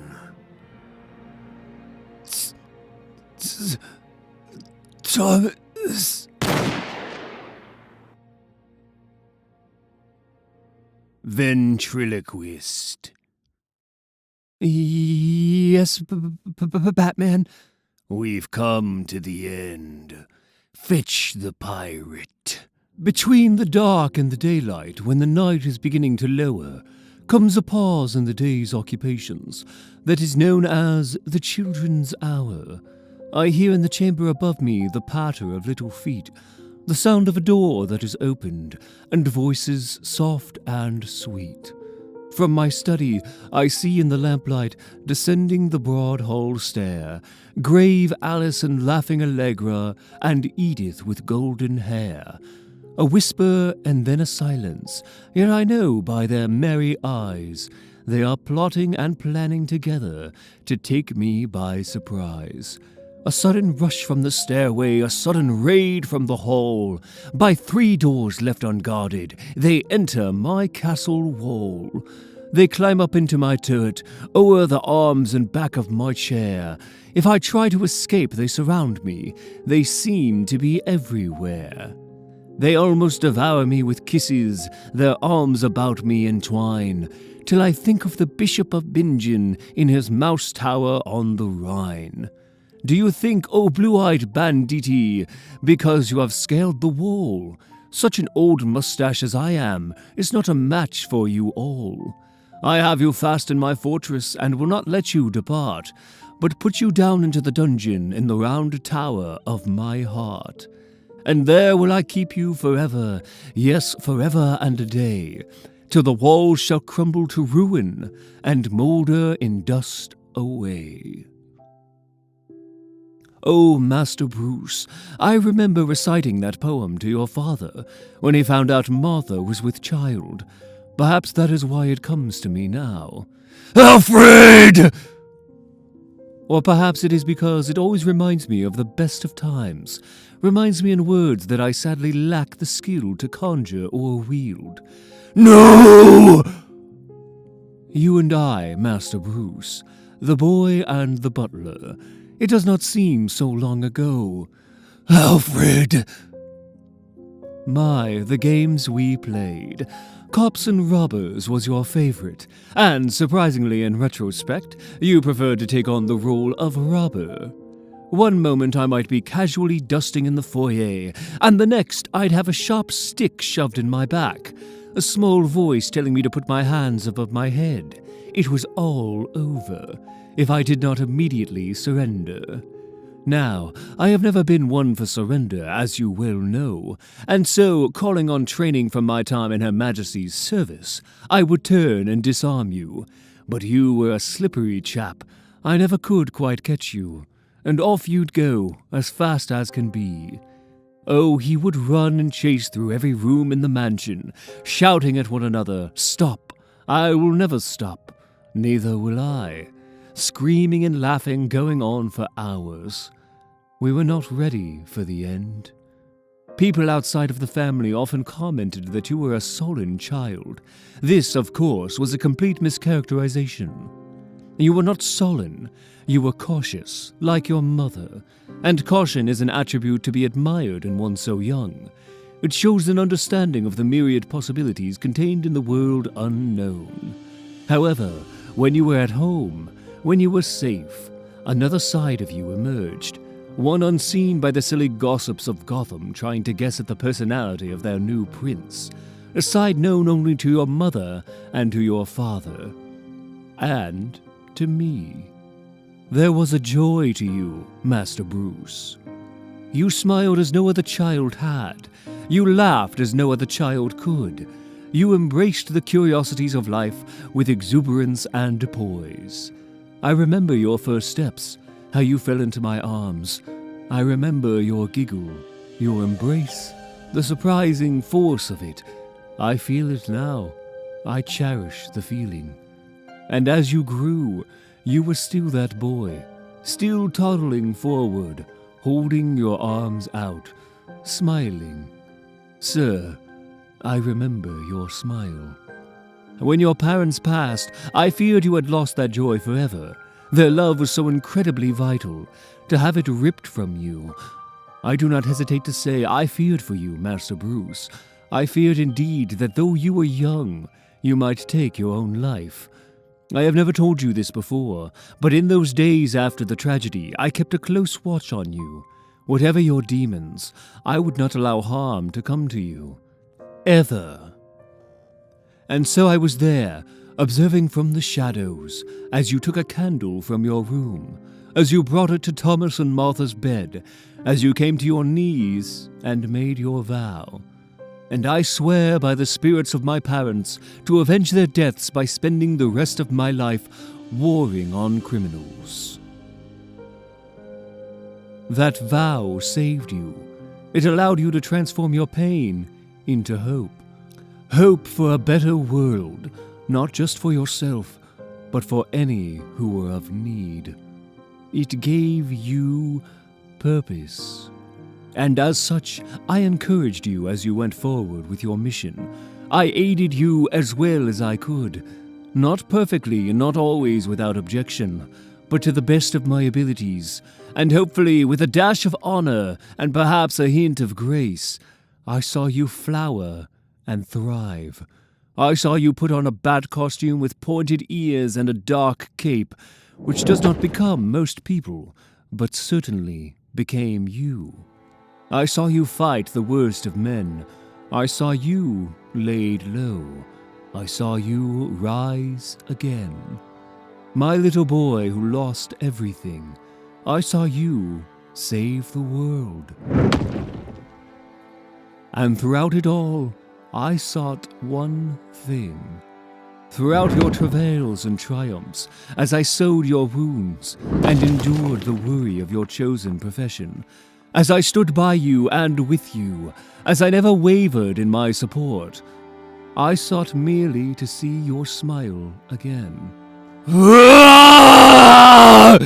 I pursued this as relentlessly as you pursued your war.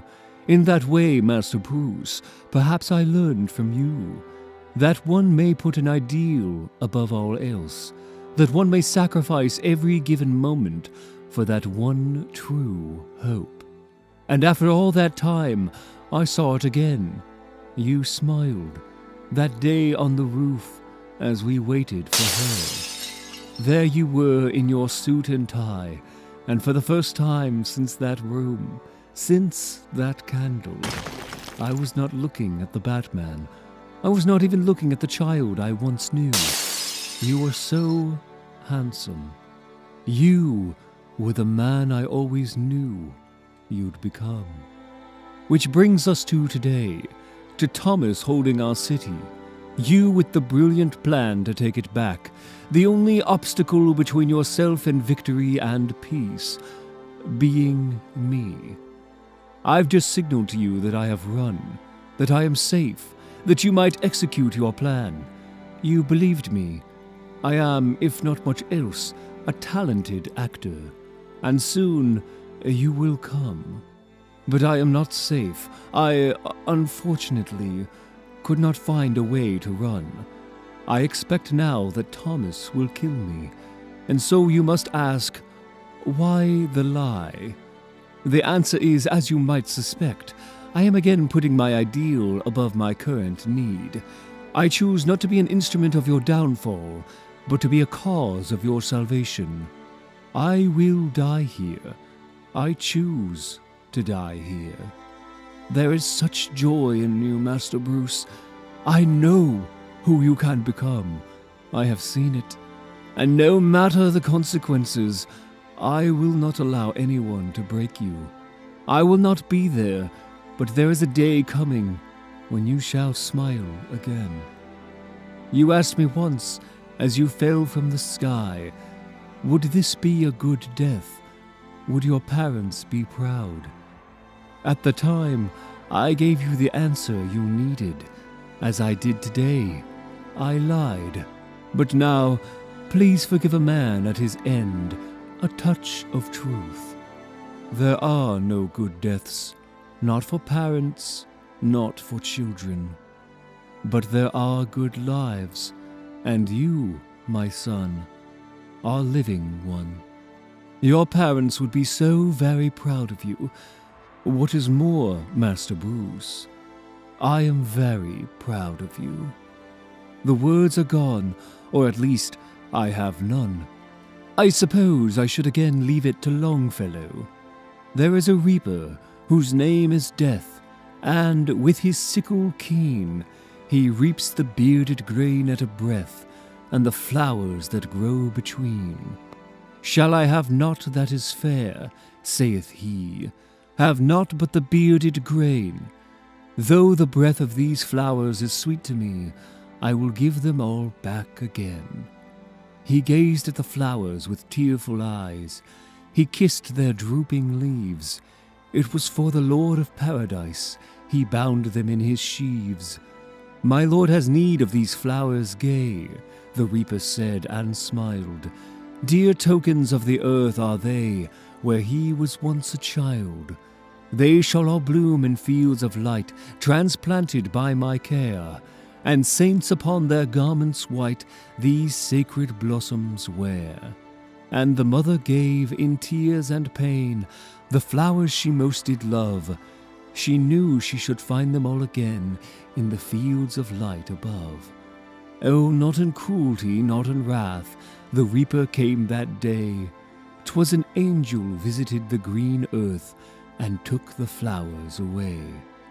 Goodbye, Master Bruce, and please always remember, wherever you are, whatever terror you confront, you are forever loved.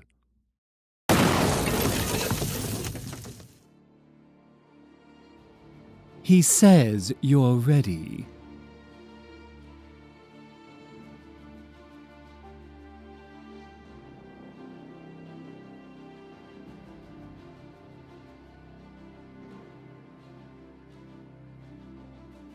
You heard. You killed him. Is that enough? Are you finally finished with this Batman obsession? I have your family, your city, your woman. Is that enough? Will you finally stop? Is it done?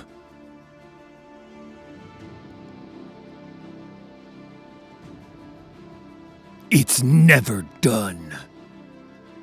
There is no progress. Another year, another year. Yesterday becomes today as quickly as today becomes yesterday. You will never stop, and neither will I. One more time, Father, for Alfred. For Alfred.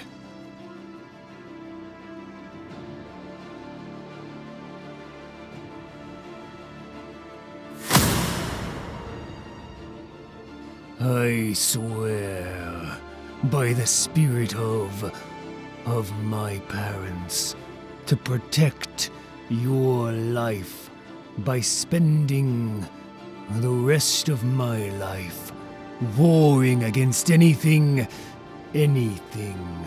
that might cause you pain. Earlier, how might I help? I am breaking the bat, and you wish to help. You are his father. Yes, that is how I know what is best for the boy. They're gone. He took Selina to save her and left you. Thought you were dead. He doesn't see what I see. He doesn't see so many things. Why did the blind man fall down the well? Because he couldn't see that well. I've watched him get close to a false happiness, but now, after Booster, after this, someone is behind this, pushing him. Who told you they were getting married? Tell me, and I'll save you. It's actually a funny story. I got a call from a banana. earlier. There were 2 cats from Kilcarny. Shall we? This, could be fun. This will be fun. No. Marry me. What? No. I'm dead. I'm dead! No! I can't live knowing he becomes me.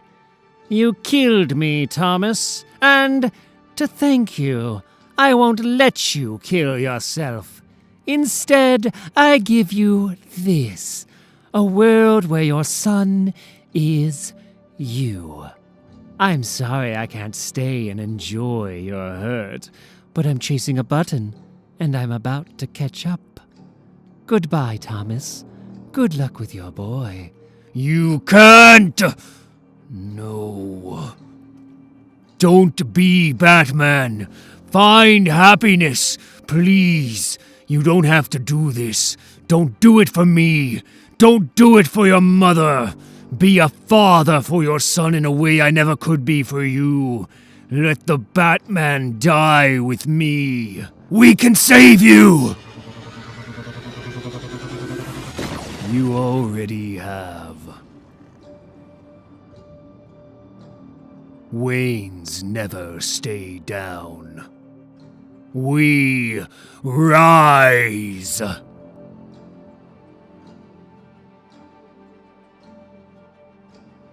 Martha, Selina, I'm sorry. I can't live anymore. I broke my vow. His pain. I can't live knowing he becomes me, the Batman. It's a curse. All of it. What? No! Your mother killed herself tonight. I told her how in another world you survive, and she asked what became of you, and I told her you became me. You became Batman. And then she killed herself, and she laughed. Ha ha ha. This world is useless. Useless to you, to me, to Martha, to Selina, to anyone, and I'm going to kill it. You know, most men your age retire. I enjoy my work. I'm just saying, you're not the newest crime fighter on the block. Maybe there's a life beyond. Cut! Do you think it's possible to be happy and be Batman? Yes, I'm sure of it. I wish you'd known him. You would have gotten along. You remind me of him. There was a joy to him. It was easier when I got to kill them. But then you met me and all was good and right in the world. I think I should start killing them again. And happiness reigned throughout the land. You should go out. Go on a date or something. Yes, Dad. I'm not your father. We are partners. Yes, Dad. Been around these guys forever. The secret to Wesker is he doesn't do anything unless it comes from the doll. Look, old man, with your old man brain and your old man memory, we met on the roof. No, you're wrong. It was the bank. Fine. Do it. My name is Selina Kyle. I have no family. They're all dead. No one will care. Just do it. Pull the trigger. Anything's better than just nothing. I'm ready.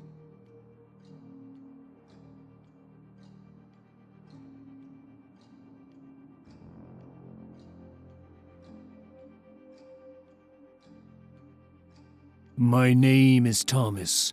My son's name was Bruce. He'd be about your age. Gotham City has seen a sharp drop in its crime rate, though some are questioning if the city has paid too high a price. 2 more criminals were found dead on the corner of Toth and Goodwin today. It is thought to be the work of the Batman. Reports continue about a masked vigilante stalking the streets, leaving a trail of bodies. Apparently, a witness said he wore a mask and looked like some sort of bat with red eyes. All right, whatever you are, you win. Walk, walk. I surrender. Good. Thank you. Martha, why? I kept asking him and asking him and asking him. I was very polite. I tried to be very nice, but he wouldn't find my pearls.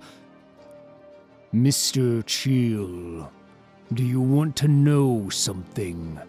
My son, Bruce, He used to say when he grew up, he wanted to help people. Maybe even become a doctor. Like his old man.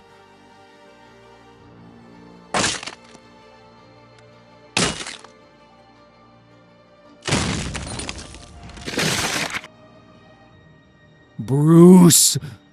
Come on, boy. Come on! Thomas, He's fine. I have him. He'll be okay. where are my pearls, Thomas? Okay, boy. Just breathe. You're okay. Your father's here. I lost my pearls. Good night, Bruce. I love you. My boy. My little boy. I swear, by the spirit of my parents, to protect your life. By spending the rest of my life warring against anything that might cause you pain. Now, Alfred is dead, and you're not. Bane is broken, lying in a coma at Arkham. Take off the mask. Marry the girl. Settle into a life of warmth and peace. Listen to a man, to your father, who chose what you chose, who suffered the consequences of being this bat, this horror. For once in your damn life, listen. Do what I should have done, son. Stay down. Stay down. Bat? All right, cat. Break him. Whoa! All right, here we go, folks. 1:37 left to play. Knights down 5. Campbell's going to get the ball on his own 1-yard line. They've got 2 timeouts left. This is hard but possible. Now, Campbell is 0 for 7 on fourth quarter comeback situations over the last 2 years. He's already had 2 interceptions and a fumble today. He's gotten boos all year when he's come in, but the game's still going, and you never know. Think they can pull it off? I liked Rios. We had a shot before he got hurt. But Campbell? No. I don't know. Isn't there always hope? Come on, you watch this guy. Hope is what kills you. We're better off just knowing we're going down. 1st and 10. Campbell scrambles to the left. Taylor open down the field. Nothing but green in front of him, and Campbell overshoots him by a good 5 feet. 2nd down. You see? Yeah. I'm Bruce Wayne, by the way. Chuck Brown, and I know who you are. Don't you own a stadium or something? I don't know why you're here in Porky's. Just driving by, listening to the game on the radio. Had to see that on the big screen. See how it all ended. You should have stayed in your car. I'm telling you, with this guy in the lead, it's just pain and misery all the way down. Well, here's to the Knights. Here's to the pain. Here's to the misery. Where would we be without it? Hell yeah! Campbell throws across the middle. He's got an open man. Castro with an astounding catch. He had to go back and get that one. 1st down at the 13. Meow. You can't! Oh, honey. We just did. So, you finally going to marry that girl or what? This isn't about me. We're supposed to talk about you. What do you want to do? I want to see you marry that girl. Bane used you, right from the start. Now he's gone. Now your life's your own. You've suffered because of me. I need to repair that pain. How can I help you? You gave me training. You saved me from all of them. I'm fine. You should help yourself. I don't need help. Okay, sure. Cool. And what exactly do you need? Claire, this is not about me. Right. But isn't it though? Everyone thinks they know me. No one does. She knows you. Yeah, she knows me. Then why aren't you marrying her? Like, now?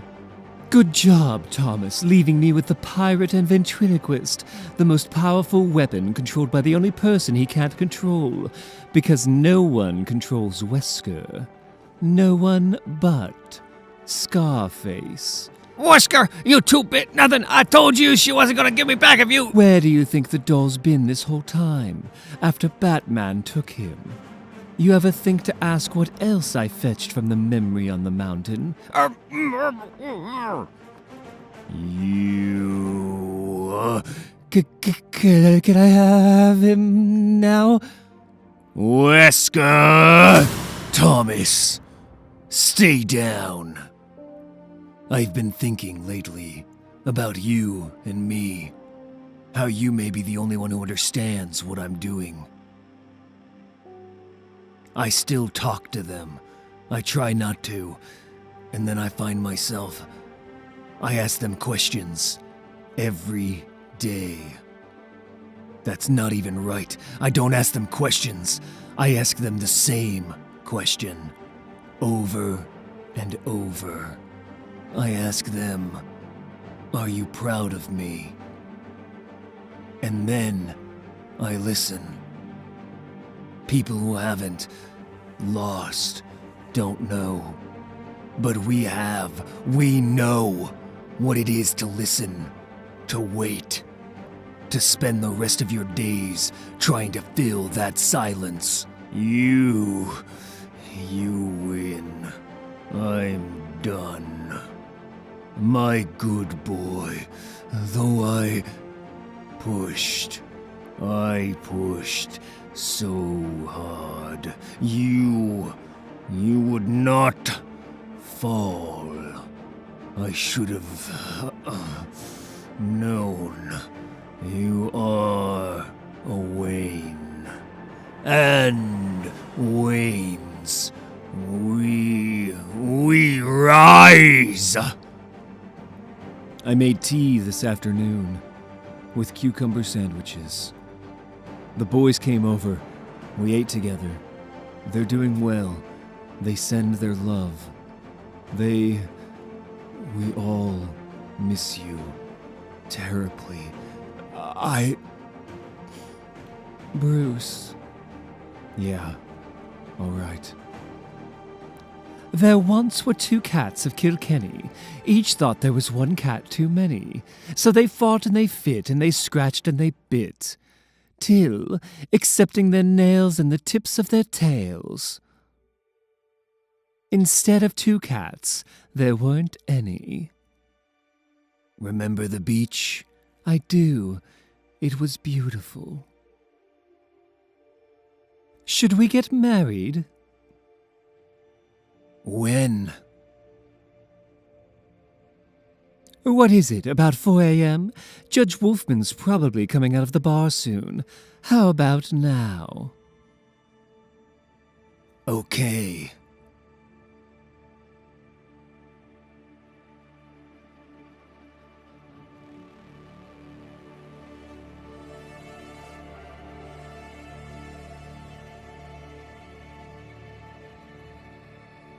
I love you, Bat. I love you so much. You're a fool.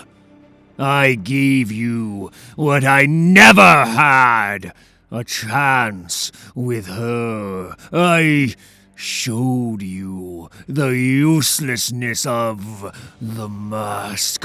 I've lived in pain so you could have happiness. I showed you! You are not Batman.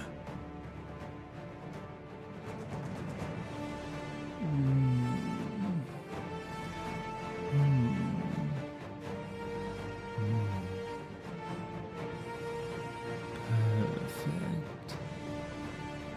Oh, damn it. What? No, let me guess. Ivy's taking over your brain, and now we have to fight. I wish you luck, Batman. Meow. On the rooftop, we were kissing. Then we were more than kissing. And then we were here. And now we're here. We never stopped. Cat, we... Wolfman. Yes, Wolfman. We skipped the judge. It doesn't matter. We can go tomorrow morning. It's done. We're done. We go out every night and dress up as animals and fight crime. Not because we believe in the law, but because we believe in something higher than the law. After what we've been through, after the years, the deaths, I don't need a judge or a dress or an audience to know that you and I, the bat and the cat, we are forever.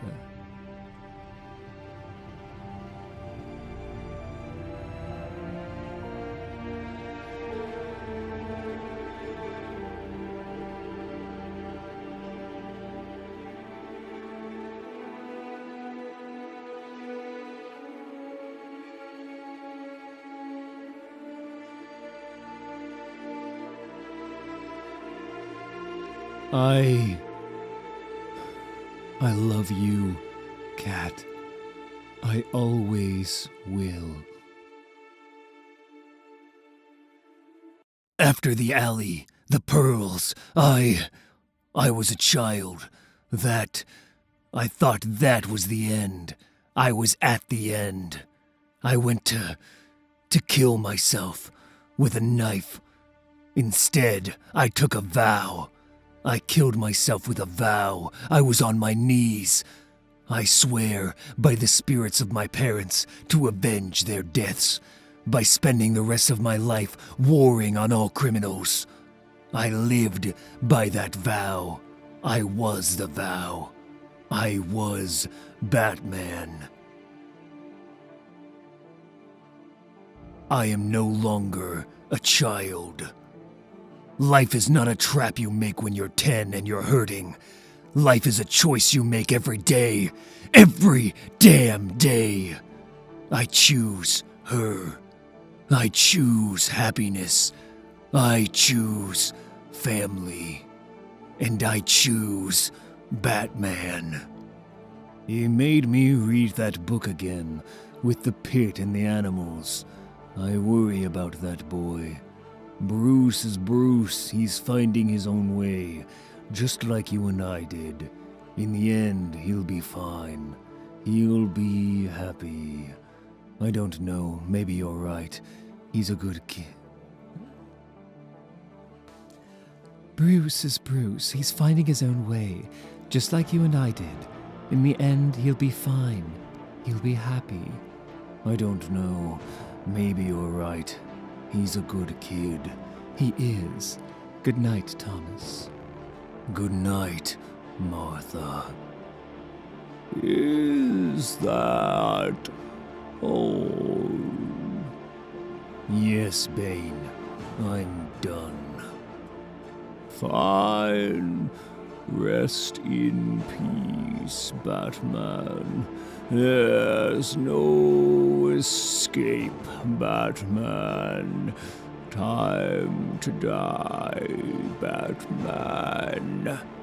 This is the end, Batman. I killed a universe. I killed so many. I burned the city. I killed Alfred for you. And you're still Bruce, my boy. When will you finally listen to your father? I got you a gift. Invite to the wedding? Awesome, though I don't know if that's a gift so much as fulfilling an obligation. It's from Superman. I've had it for some time. It took me a while to see what to do with it. Platinum kryptonite. Touch it just once, and the powers you once had are yours again. No more poison. No more losing life as you go. Just power. What? Why? You've been through a lot. You're a good kid, and you already know how to fly. It's stupid. I'm scared. Yeah, well, so am I, but are you really going to make me say it? No, I know it. The opportunity to be brave and all that. Oh! Yes! So, what do we do now? When I first met you, I thought I was dying. I thought it might be good. I've learned since then. My father taught me. There are no good deaths, but there are good lives. Let's try to live one of those. I want you to know, I listened. I heard all of it. I know you, what you did. And I want you to know, I need you to understand. You're not my father. Campbell hits Taylor, and Taylor's down at the 37. Knights immediately call their last time out. They're going to try the Hail Mary. They've got a chance at this distance. See? They've got a chance. Dude, whatever. This is just Campbell. This is what he does. He gets set up and then he loses the ball, ends up on his back, over and over and over again. It's just like everything, man. It's always the same story. Stories change. People change. Good grief, that's just something they tell kids. Face it, right? What we are today will be tomorrow, same as we were yesterday. Nothing ends, nothing begins. It's all the same. It all just keeps going. Yeah, maybe. Or maybe Campbell's taken enough hits. Maybe he knows how to go down and how to come back up. Maybe that's enough. Maybe that's just enough. There's 2 seconds on the clock. They need 6 here to pull ahead. This is the game! Campbell in the shotgun. 5 receivers, 2 right, 3 left. Taylor and Castro, his favorite targets on the right. Facing a 3-man rush. Campbell has the ball. Blitz is on. Kajiki gets through! Oh, Campbell dodges Kajiki on the left side. How did he get away? Running left. He's going to run out of room. Campbell launches it long. He's got a man. That's Raph on the far corner, but Colin's all over him. Raph and Colin both leap. I can't believe it. Oh my goodness, I cannot believe it. Sunday, March 7th. A group of men calling themselves the Cavalry Charge attempted to rob Gotham First National Bank, which is located at the bottom of Cubert Tower. Gotham PD arrived on the scene in a prompt fashion surrounding the tower.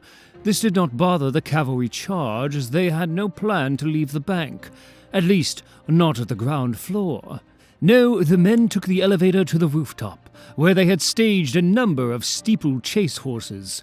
From there, they planned to leap from building to building, eluding the police who would be stuck in late-night Gotham traffic. There, they encountered Batman. Batman was able to subdue 3 of the men, using batarangs and well-placed punches and kicks and whatnot. One man, however, pushed one of his own colleagues off the ledge. As Batman leaped to save this faltering colleague, the free man mounted his horse and attempted an escape. Batman secured those he had conquered, then also mounted a horse and pursued the suspect. I am reminded of a time, a while ago, when he was a child. I took Master Bruce to his first ride. He adored the tales of horses in the books he read. Being a youth of the city, he allowed his imagination to imbue them with heroic, perhaps even magical grace. Upon seeing an actual horse, however, he became quite timid. I cannot tell you if it was the smell or the size, but there were tears. I asked him if he would prefer to leave. Perhaps it would be better if he returned to his books, his ideals, as it were. Master Bruce looked up at me, his hands shivering. I very much believe he wished to go home, to idle in the library with a cup of tea. But instead, he simply said, "There are no ideals." Then he seated himself upon his first horse and rode into the sunset. Monday, March 8th. Gotham is apparently cursed. After a number of odd occurrences and the appearance of a dragon, Batman discovered that a 16th century wizard monk placed a spell on the city. This terribly evil man was upset at Gotham's loss to what he labeled a barbarous tribe. He cast, for Gotham, who would ne'er be best, for the years and fire her destruction wilt nest, or something of the sort. Regardless, this spell was executed, and today it sees unfortunate fruition. However, I am delighted to report that the barbarous tribe left a countermeasure, a sword forged in the very blood of the wizard monk, which is quite convenient. Batman retrieved the sword from the Gotham Museum and prepared for battle. This is obviously not Batman's first dragon. I was therefore surprised to see, before he left the cave, a modicum of reservation in his eyes. I inquired as to the basis for this move. At first he dismissed it as insignificant, but then he could not help himself but to explain, as is his nature. It is that word, he said, in the curse, nest. He could not explain that word or its possible effect. He preferred to never enter a fight without a full exploration of all possibilities. Preparation is purpose, he said, and he did not feel prepared. I offered that he might hail some of his friends who were more familiar with the magical arts. He dismissed this.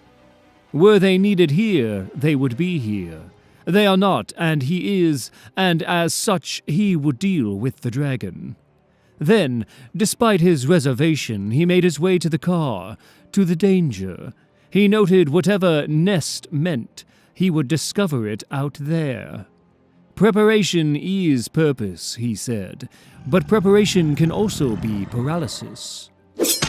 And while this city burns, I will not hold still. Tuesday, March 9th, about a year past, UFA champion Henry Feder offered a 100 million purse, all to charity, for a chance to fight the Batman. And about a year past, this offer was politely ignored. As time passed, Mr. Feder repeated this farce again and again, noting that he was the undefeated champion in however many weight classes, a master of every known form of martial combat, universally acknowledged as the greatest fighter in the history of his, or indeed any sport. He easily dismissed any challengers, all while shouting that only one man was worthy of his talent. Only one man might give him a few seconds of fun. When his derisive calls were not answered, Mr. Feder resorted to childish taunts. I hesitate myself to repeat what he said here. In the end, it came down to calling Batman a coward. He insisted that Batman was a man who only harmed those unworthy of him, untrained and undisciplined criminals. Mr. Feder claimed Batman could not and would not fight his betters. As with his offer, these frivolous comments went rightfully unanswered. However, a few months back, a video of Mr. Feder was made public. As is well known, the video showed Mr. Feder's cruelty toward a woman identified as his then-girlfriend. There was an inquiry, but all involved were paid well to remain silent. Eventually, it became clear that Mr. Feder would incur no consequences for his shameful actions. After the controversy, Mr. Feder appeared at a national press conference. A reporter asked Mr. Feder if he believed justice had been done in his case. Feder laughed, made some demeaning comments about the woman in question, then claimed, and I quote, "I'm Henry Feder, the champion of the world. I am unbeatable. I am untouchable. That is justice." The next day, Batman finally accepted the offer to fight. For charity. Wednesday, March 10th. Colonel Eric Yellen, tragically murdered in his home. After the war, Yellen had invested heavily in rebuilding Gotham's infrastructure. He had turned his small inheritance into one of the great fortunes in the country. Master Bruce had encountered him at several balls thrown for the rich and famous. He had always found him to be a pleasant and generous fellow, a man who believed in the benevolent potential of the future.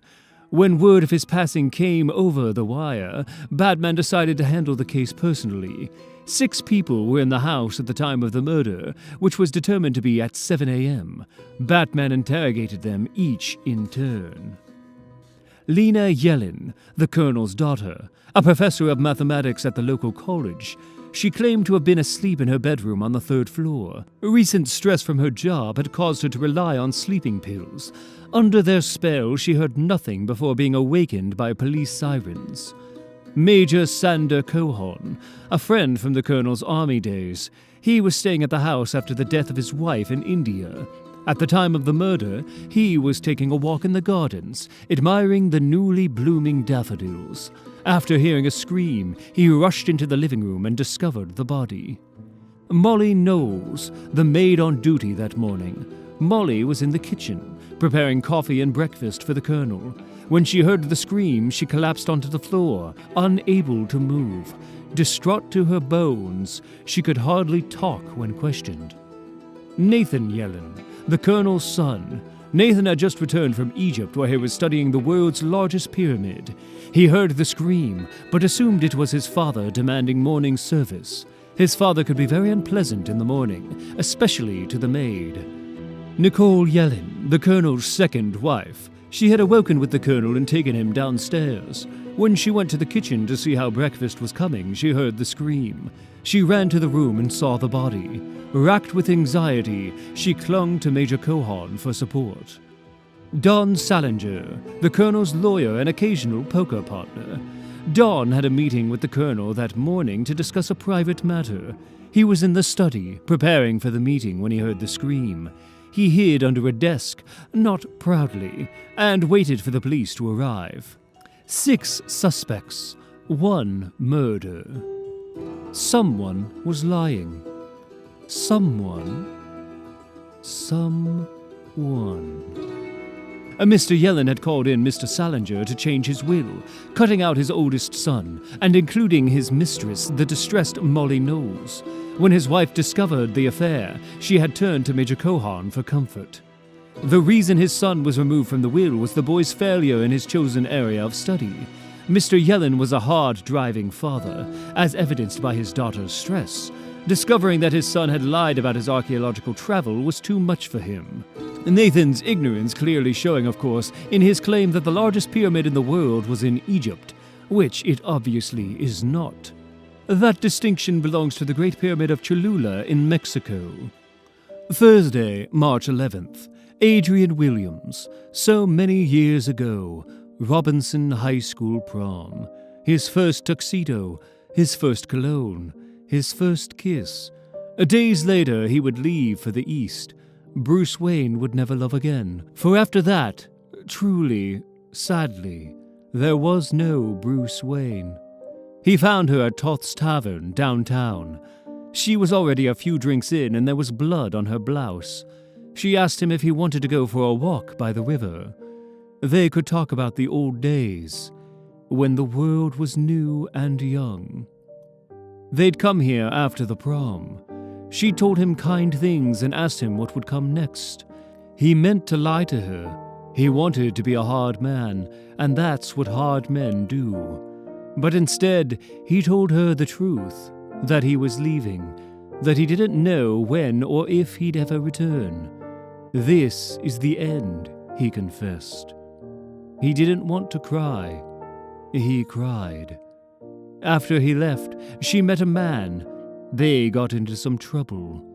Maybe she was looking for something. Maybe she was looking for Bruce Wayne. Eventually, today, the trouble got bad, worse than it had ever been. The cops were there.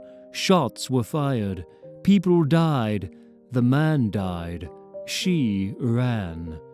In a bar, she found an old friend and went on an old walk and talked about the old days. She didn't mean to do it, she confessed. She didn't want to hurt anyone. She just wanted to be new and young. Friday, March 12th, Batman intercepted a rather secret communication. The codes to Gotham's missile defense system was being sold to a non-state entity on the express to Metropolis.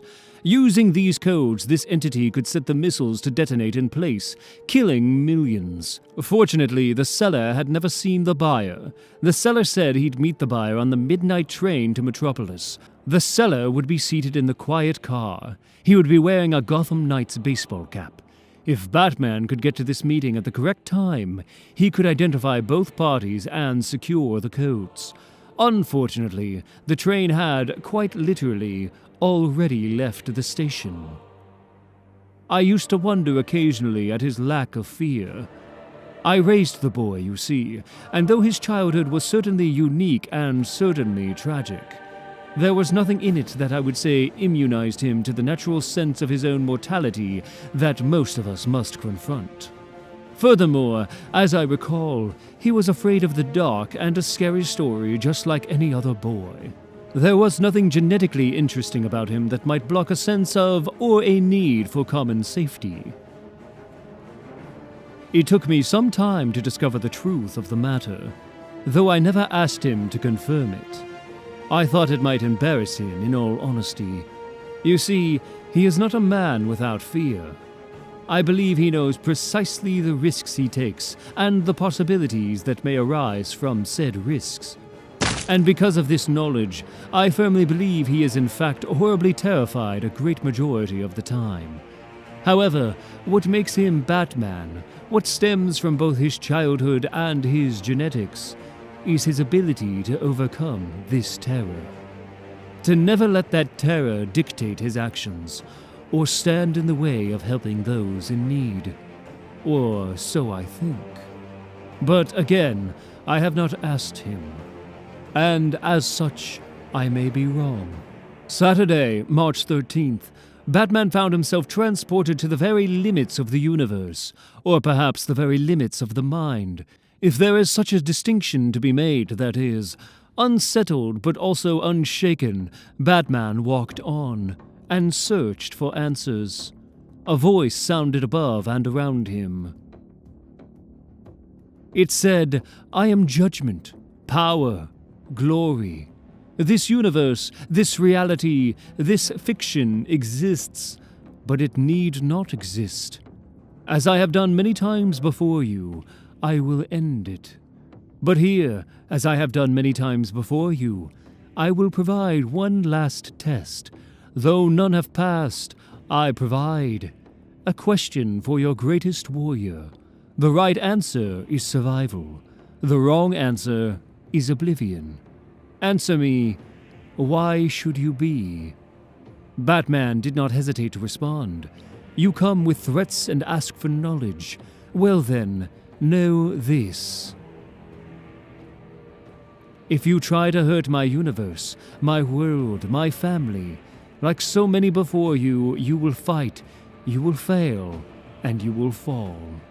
You are judgment, power, glory. Fine. I'm Batman." The voice remained silent, and Batman returned. I offered him tea, which he politely accepted, before asking, "What's next?"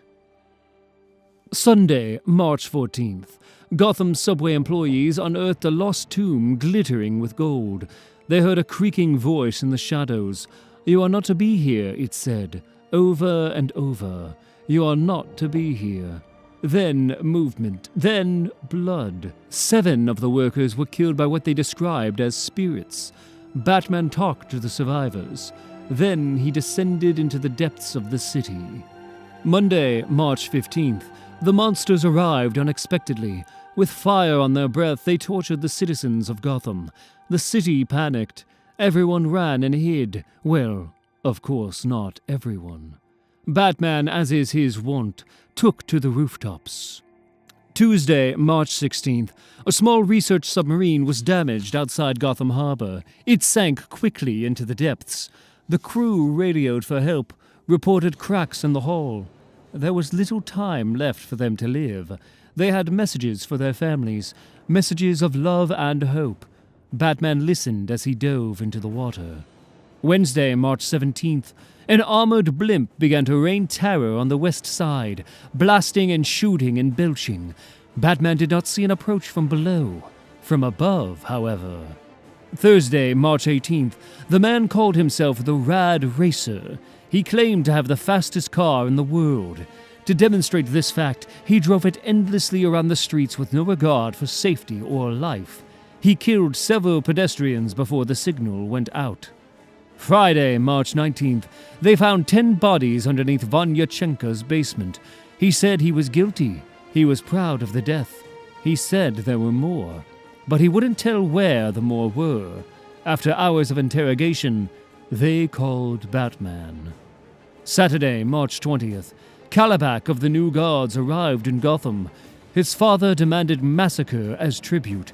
Batman met him in the streets. Sunday, March 21st, the Frozen Man attempted to bury the city under snow. The police force couldn't move. Batman retrieved his skis. Monday, March 22nd, the communications satellite that coordinates first responders was sabotaged. I had made sure the Bat Rocket was fueled for such an occasion. Tuesday, March 23rd, a time disturbance brought us the animals of the past. Batman thought he might herd them to safety. Wednesday, March 24th, a computer virus attempted to erase the identities of everyone in the city. Thursday, March 25th, Batman for the first time was able to remove cells infected by Joker's toxin. Friday, March 26th, Juan Castro's parents reported that he never came home from school. Saturday, March 27th, large alligators had begun invading many Gotham homes. Sunday, March 28th, a disturbed man began flying an old plane, threatening to crash it into the highway. Monday, March 29th, Batman awoke in chains. Tuesday, March 30th, on the anniversary of his father's death, Tim came home. Wednesday, March 31st, the plague began to take hold of the population as Batman worked on the cure. Thursday, April 1st, Tony Panza thought if he jumped on April Fools, his co-workers might find it funny. Friday, April 2nd, Batman was taken to the jungle. Saturday, April 3rd, returning from a protracted fight, 2 ribs broken, Batman saw Mrs. Norris had again wandered away from her facility. Sunday, April 4th. Monday, April 5th. Tuesday, April 6th. Wednesday, April 7th. Thursday, April 8th. Friday, April 9th. Saturday, April 10th. Sunday, April 11th. Monday, April 12th. Tuesday, April 13th. Wednesday, April 14th. Thursday, April 15th. Friday, April 16th. Saturday, April 17th. Sunday, April 18th. Monday, April 19th. Tuesday, April 20th. Wednesday, April 21st. Thursday, April 22nd. Friday, April 23rd. Saturday, April 24th.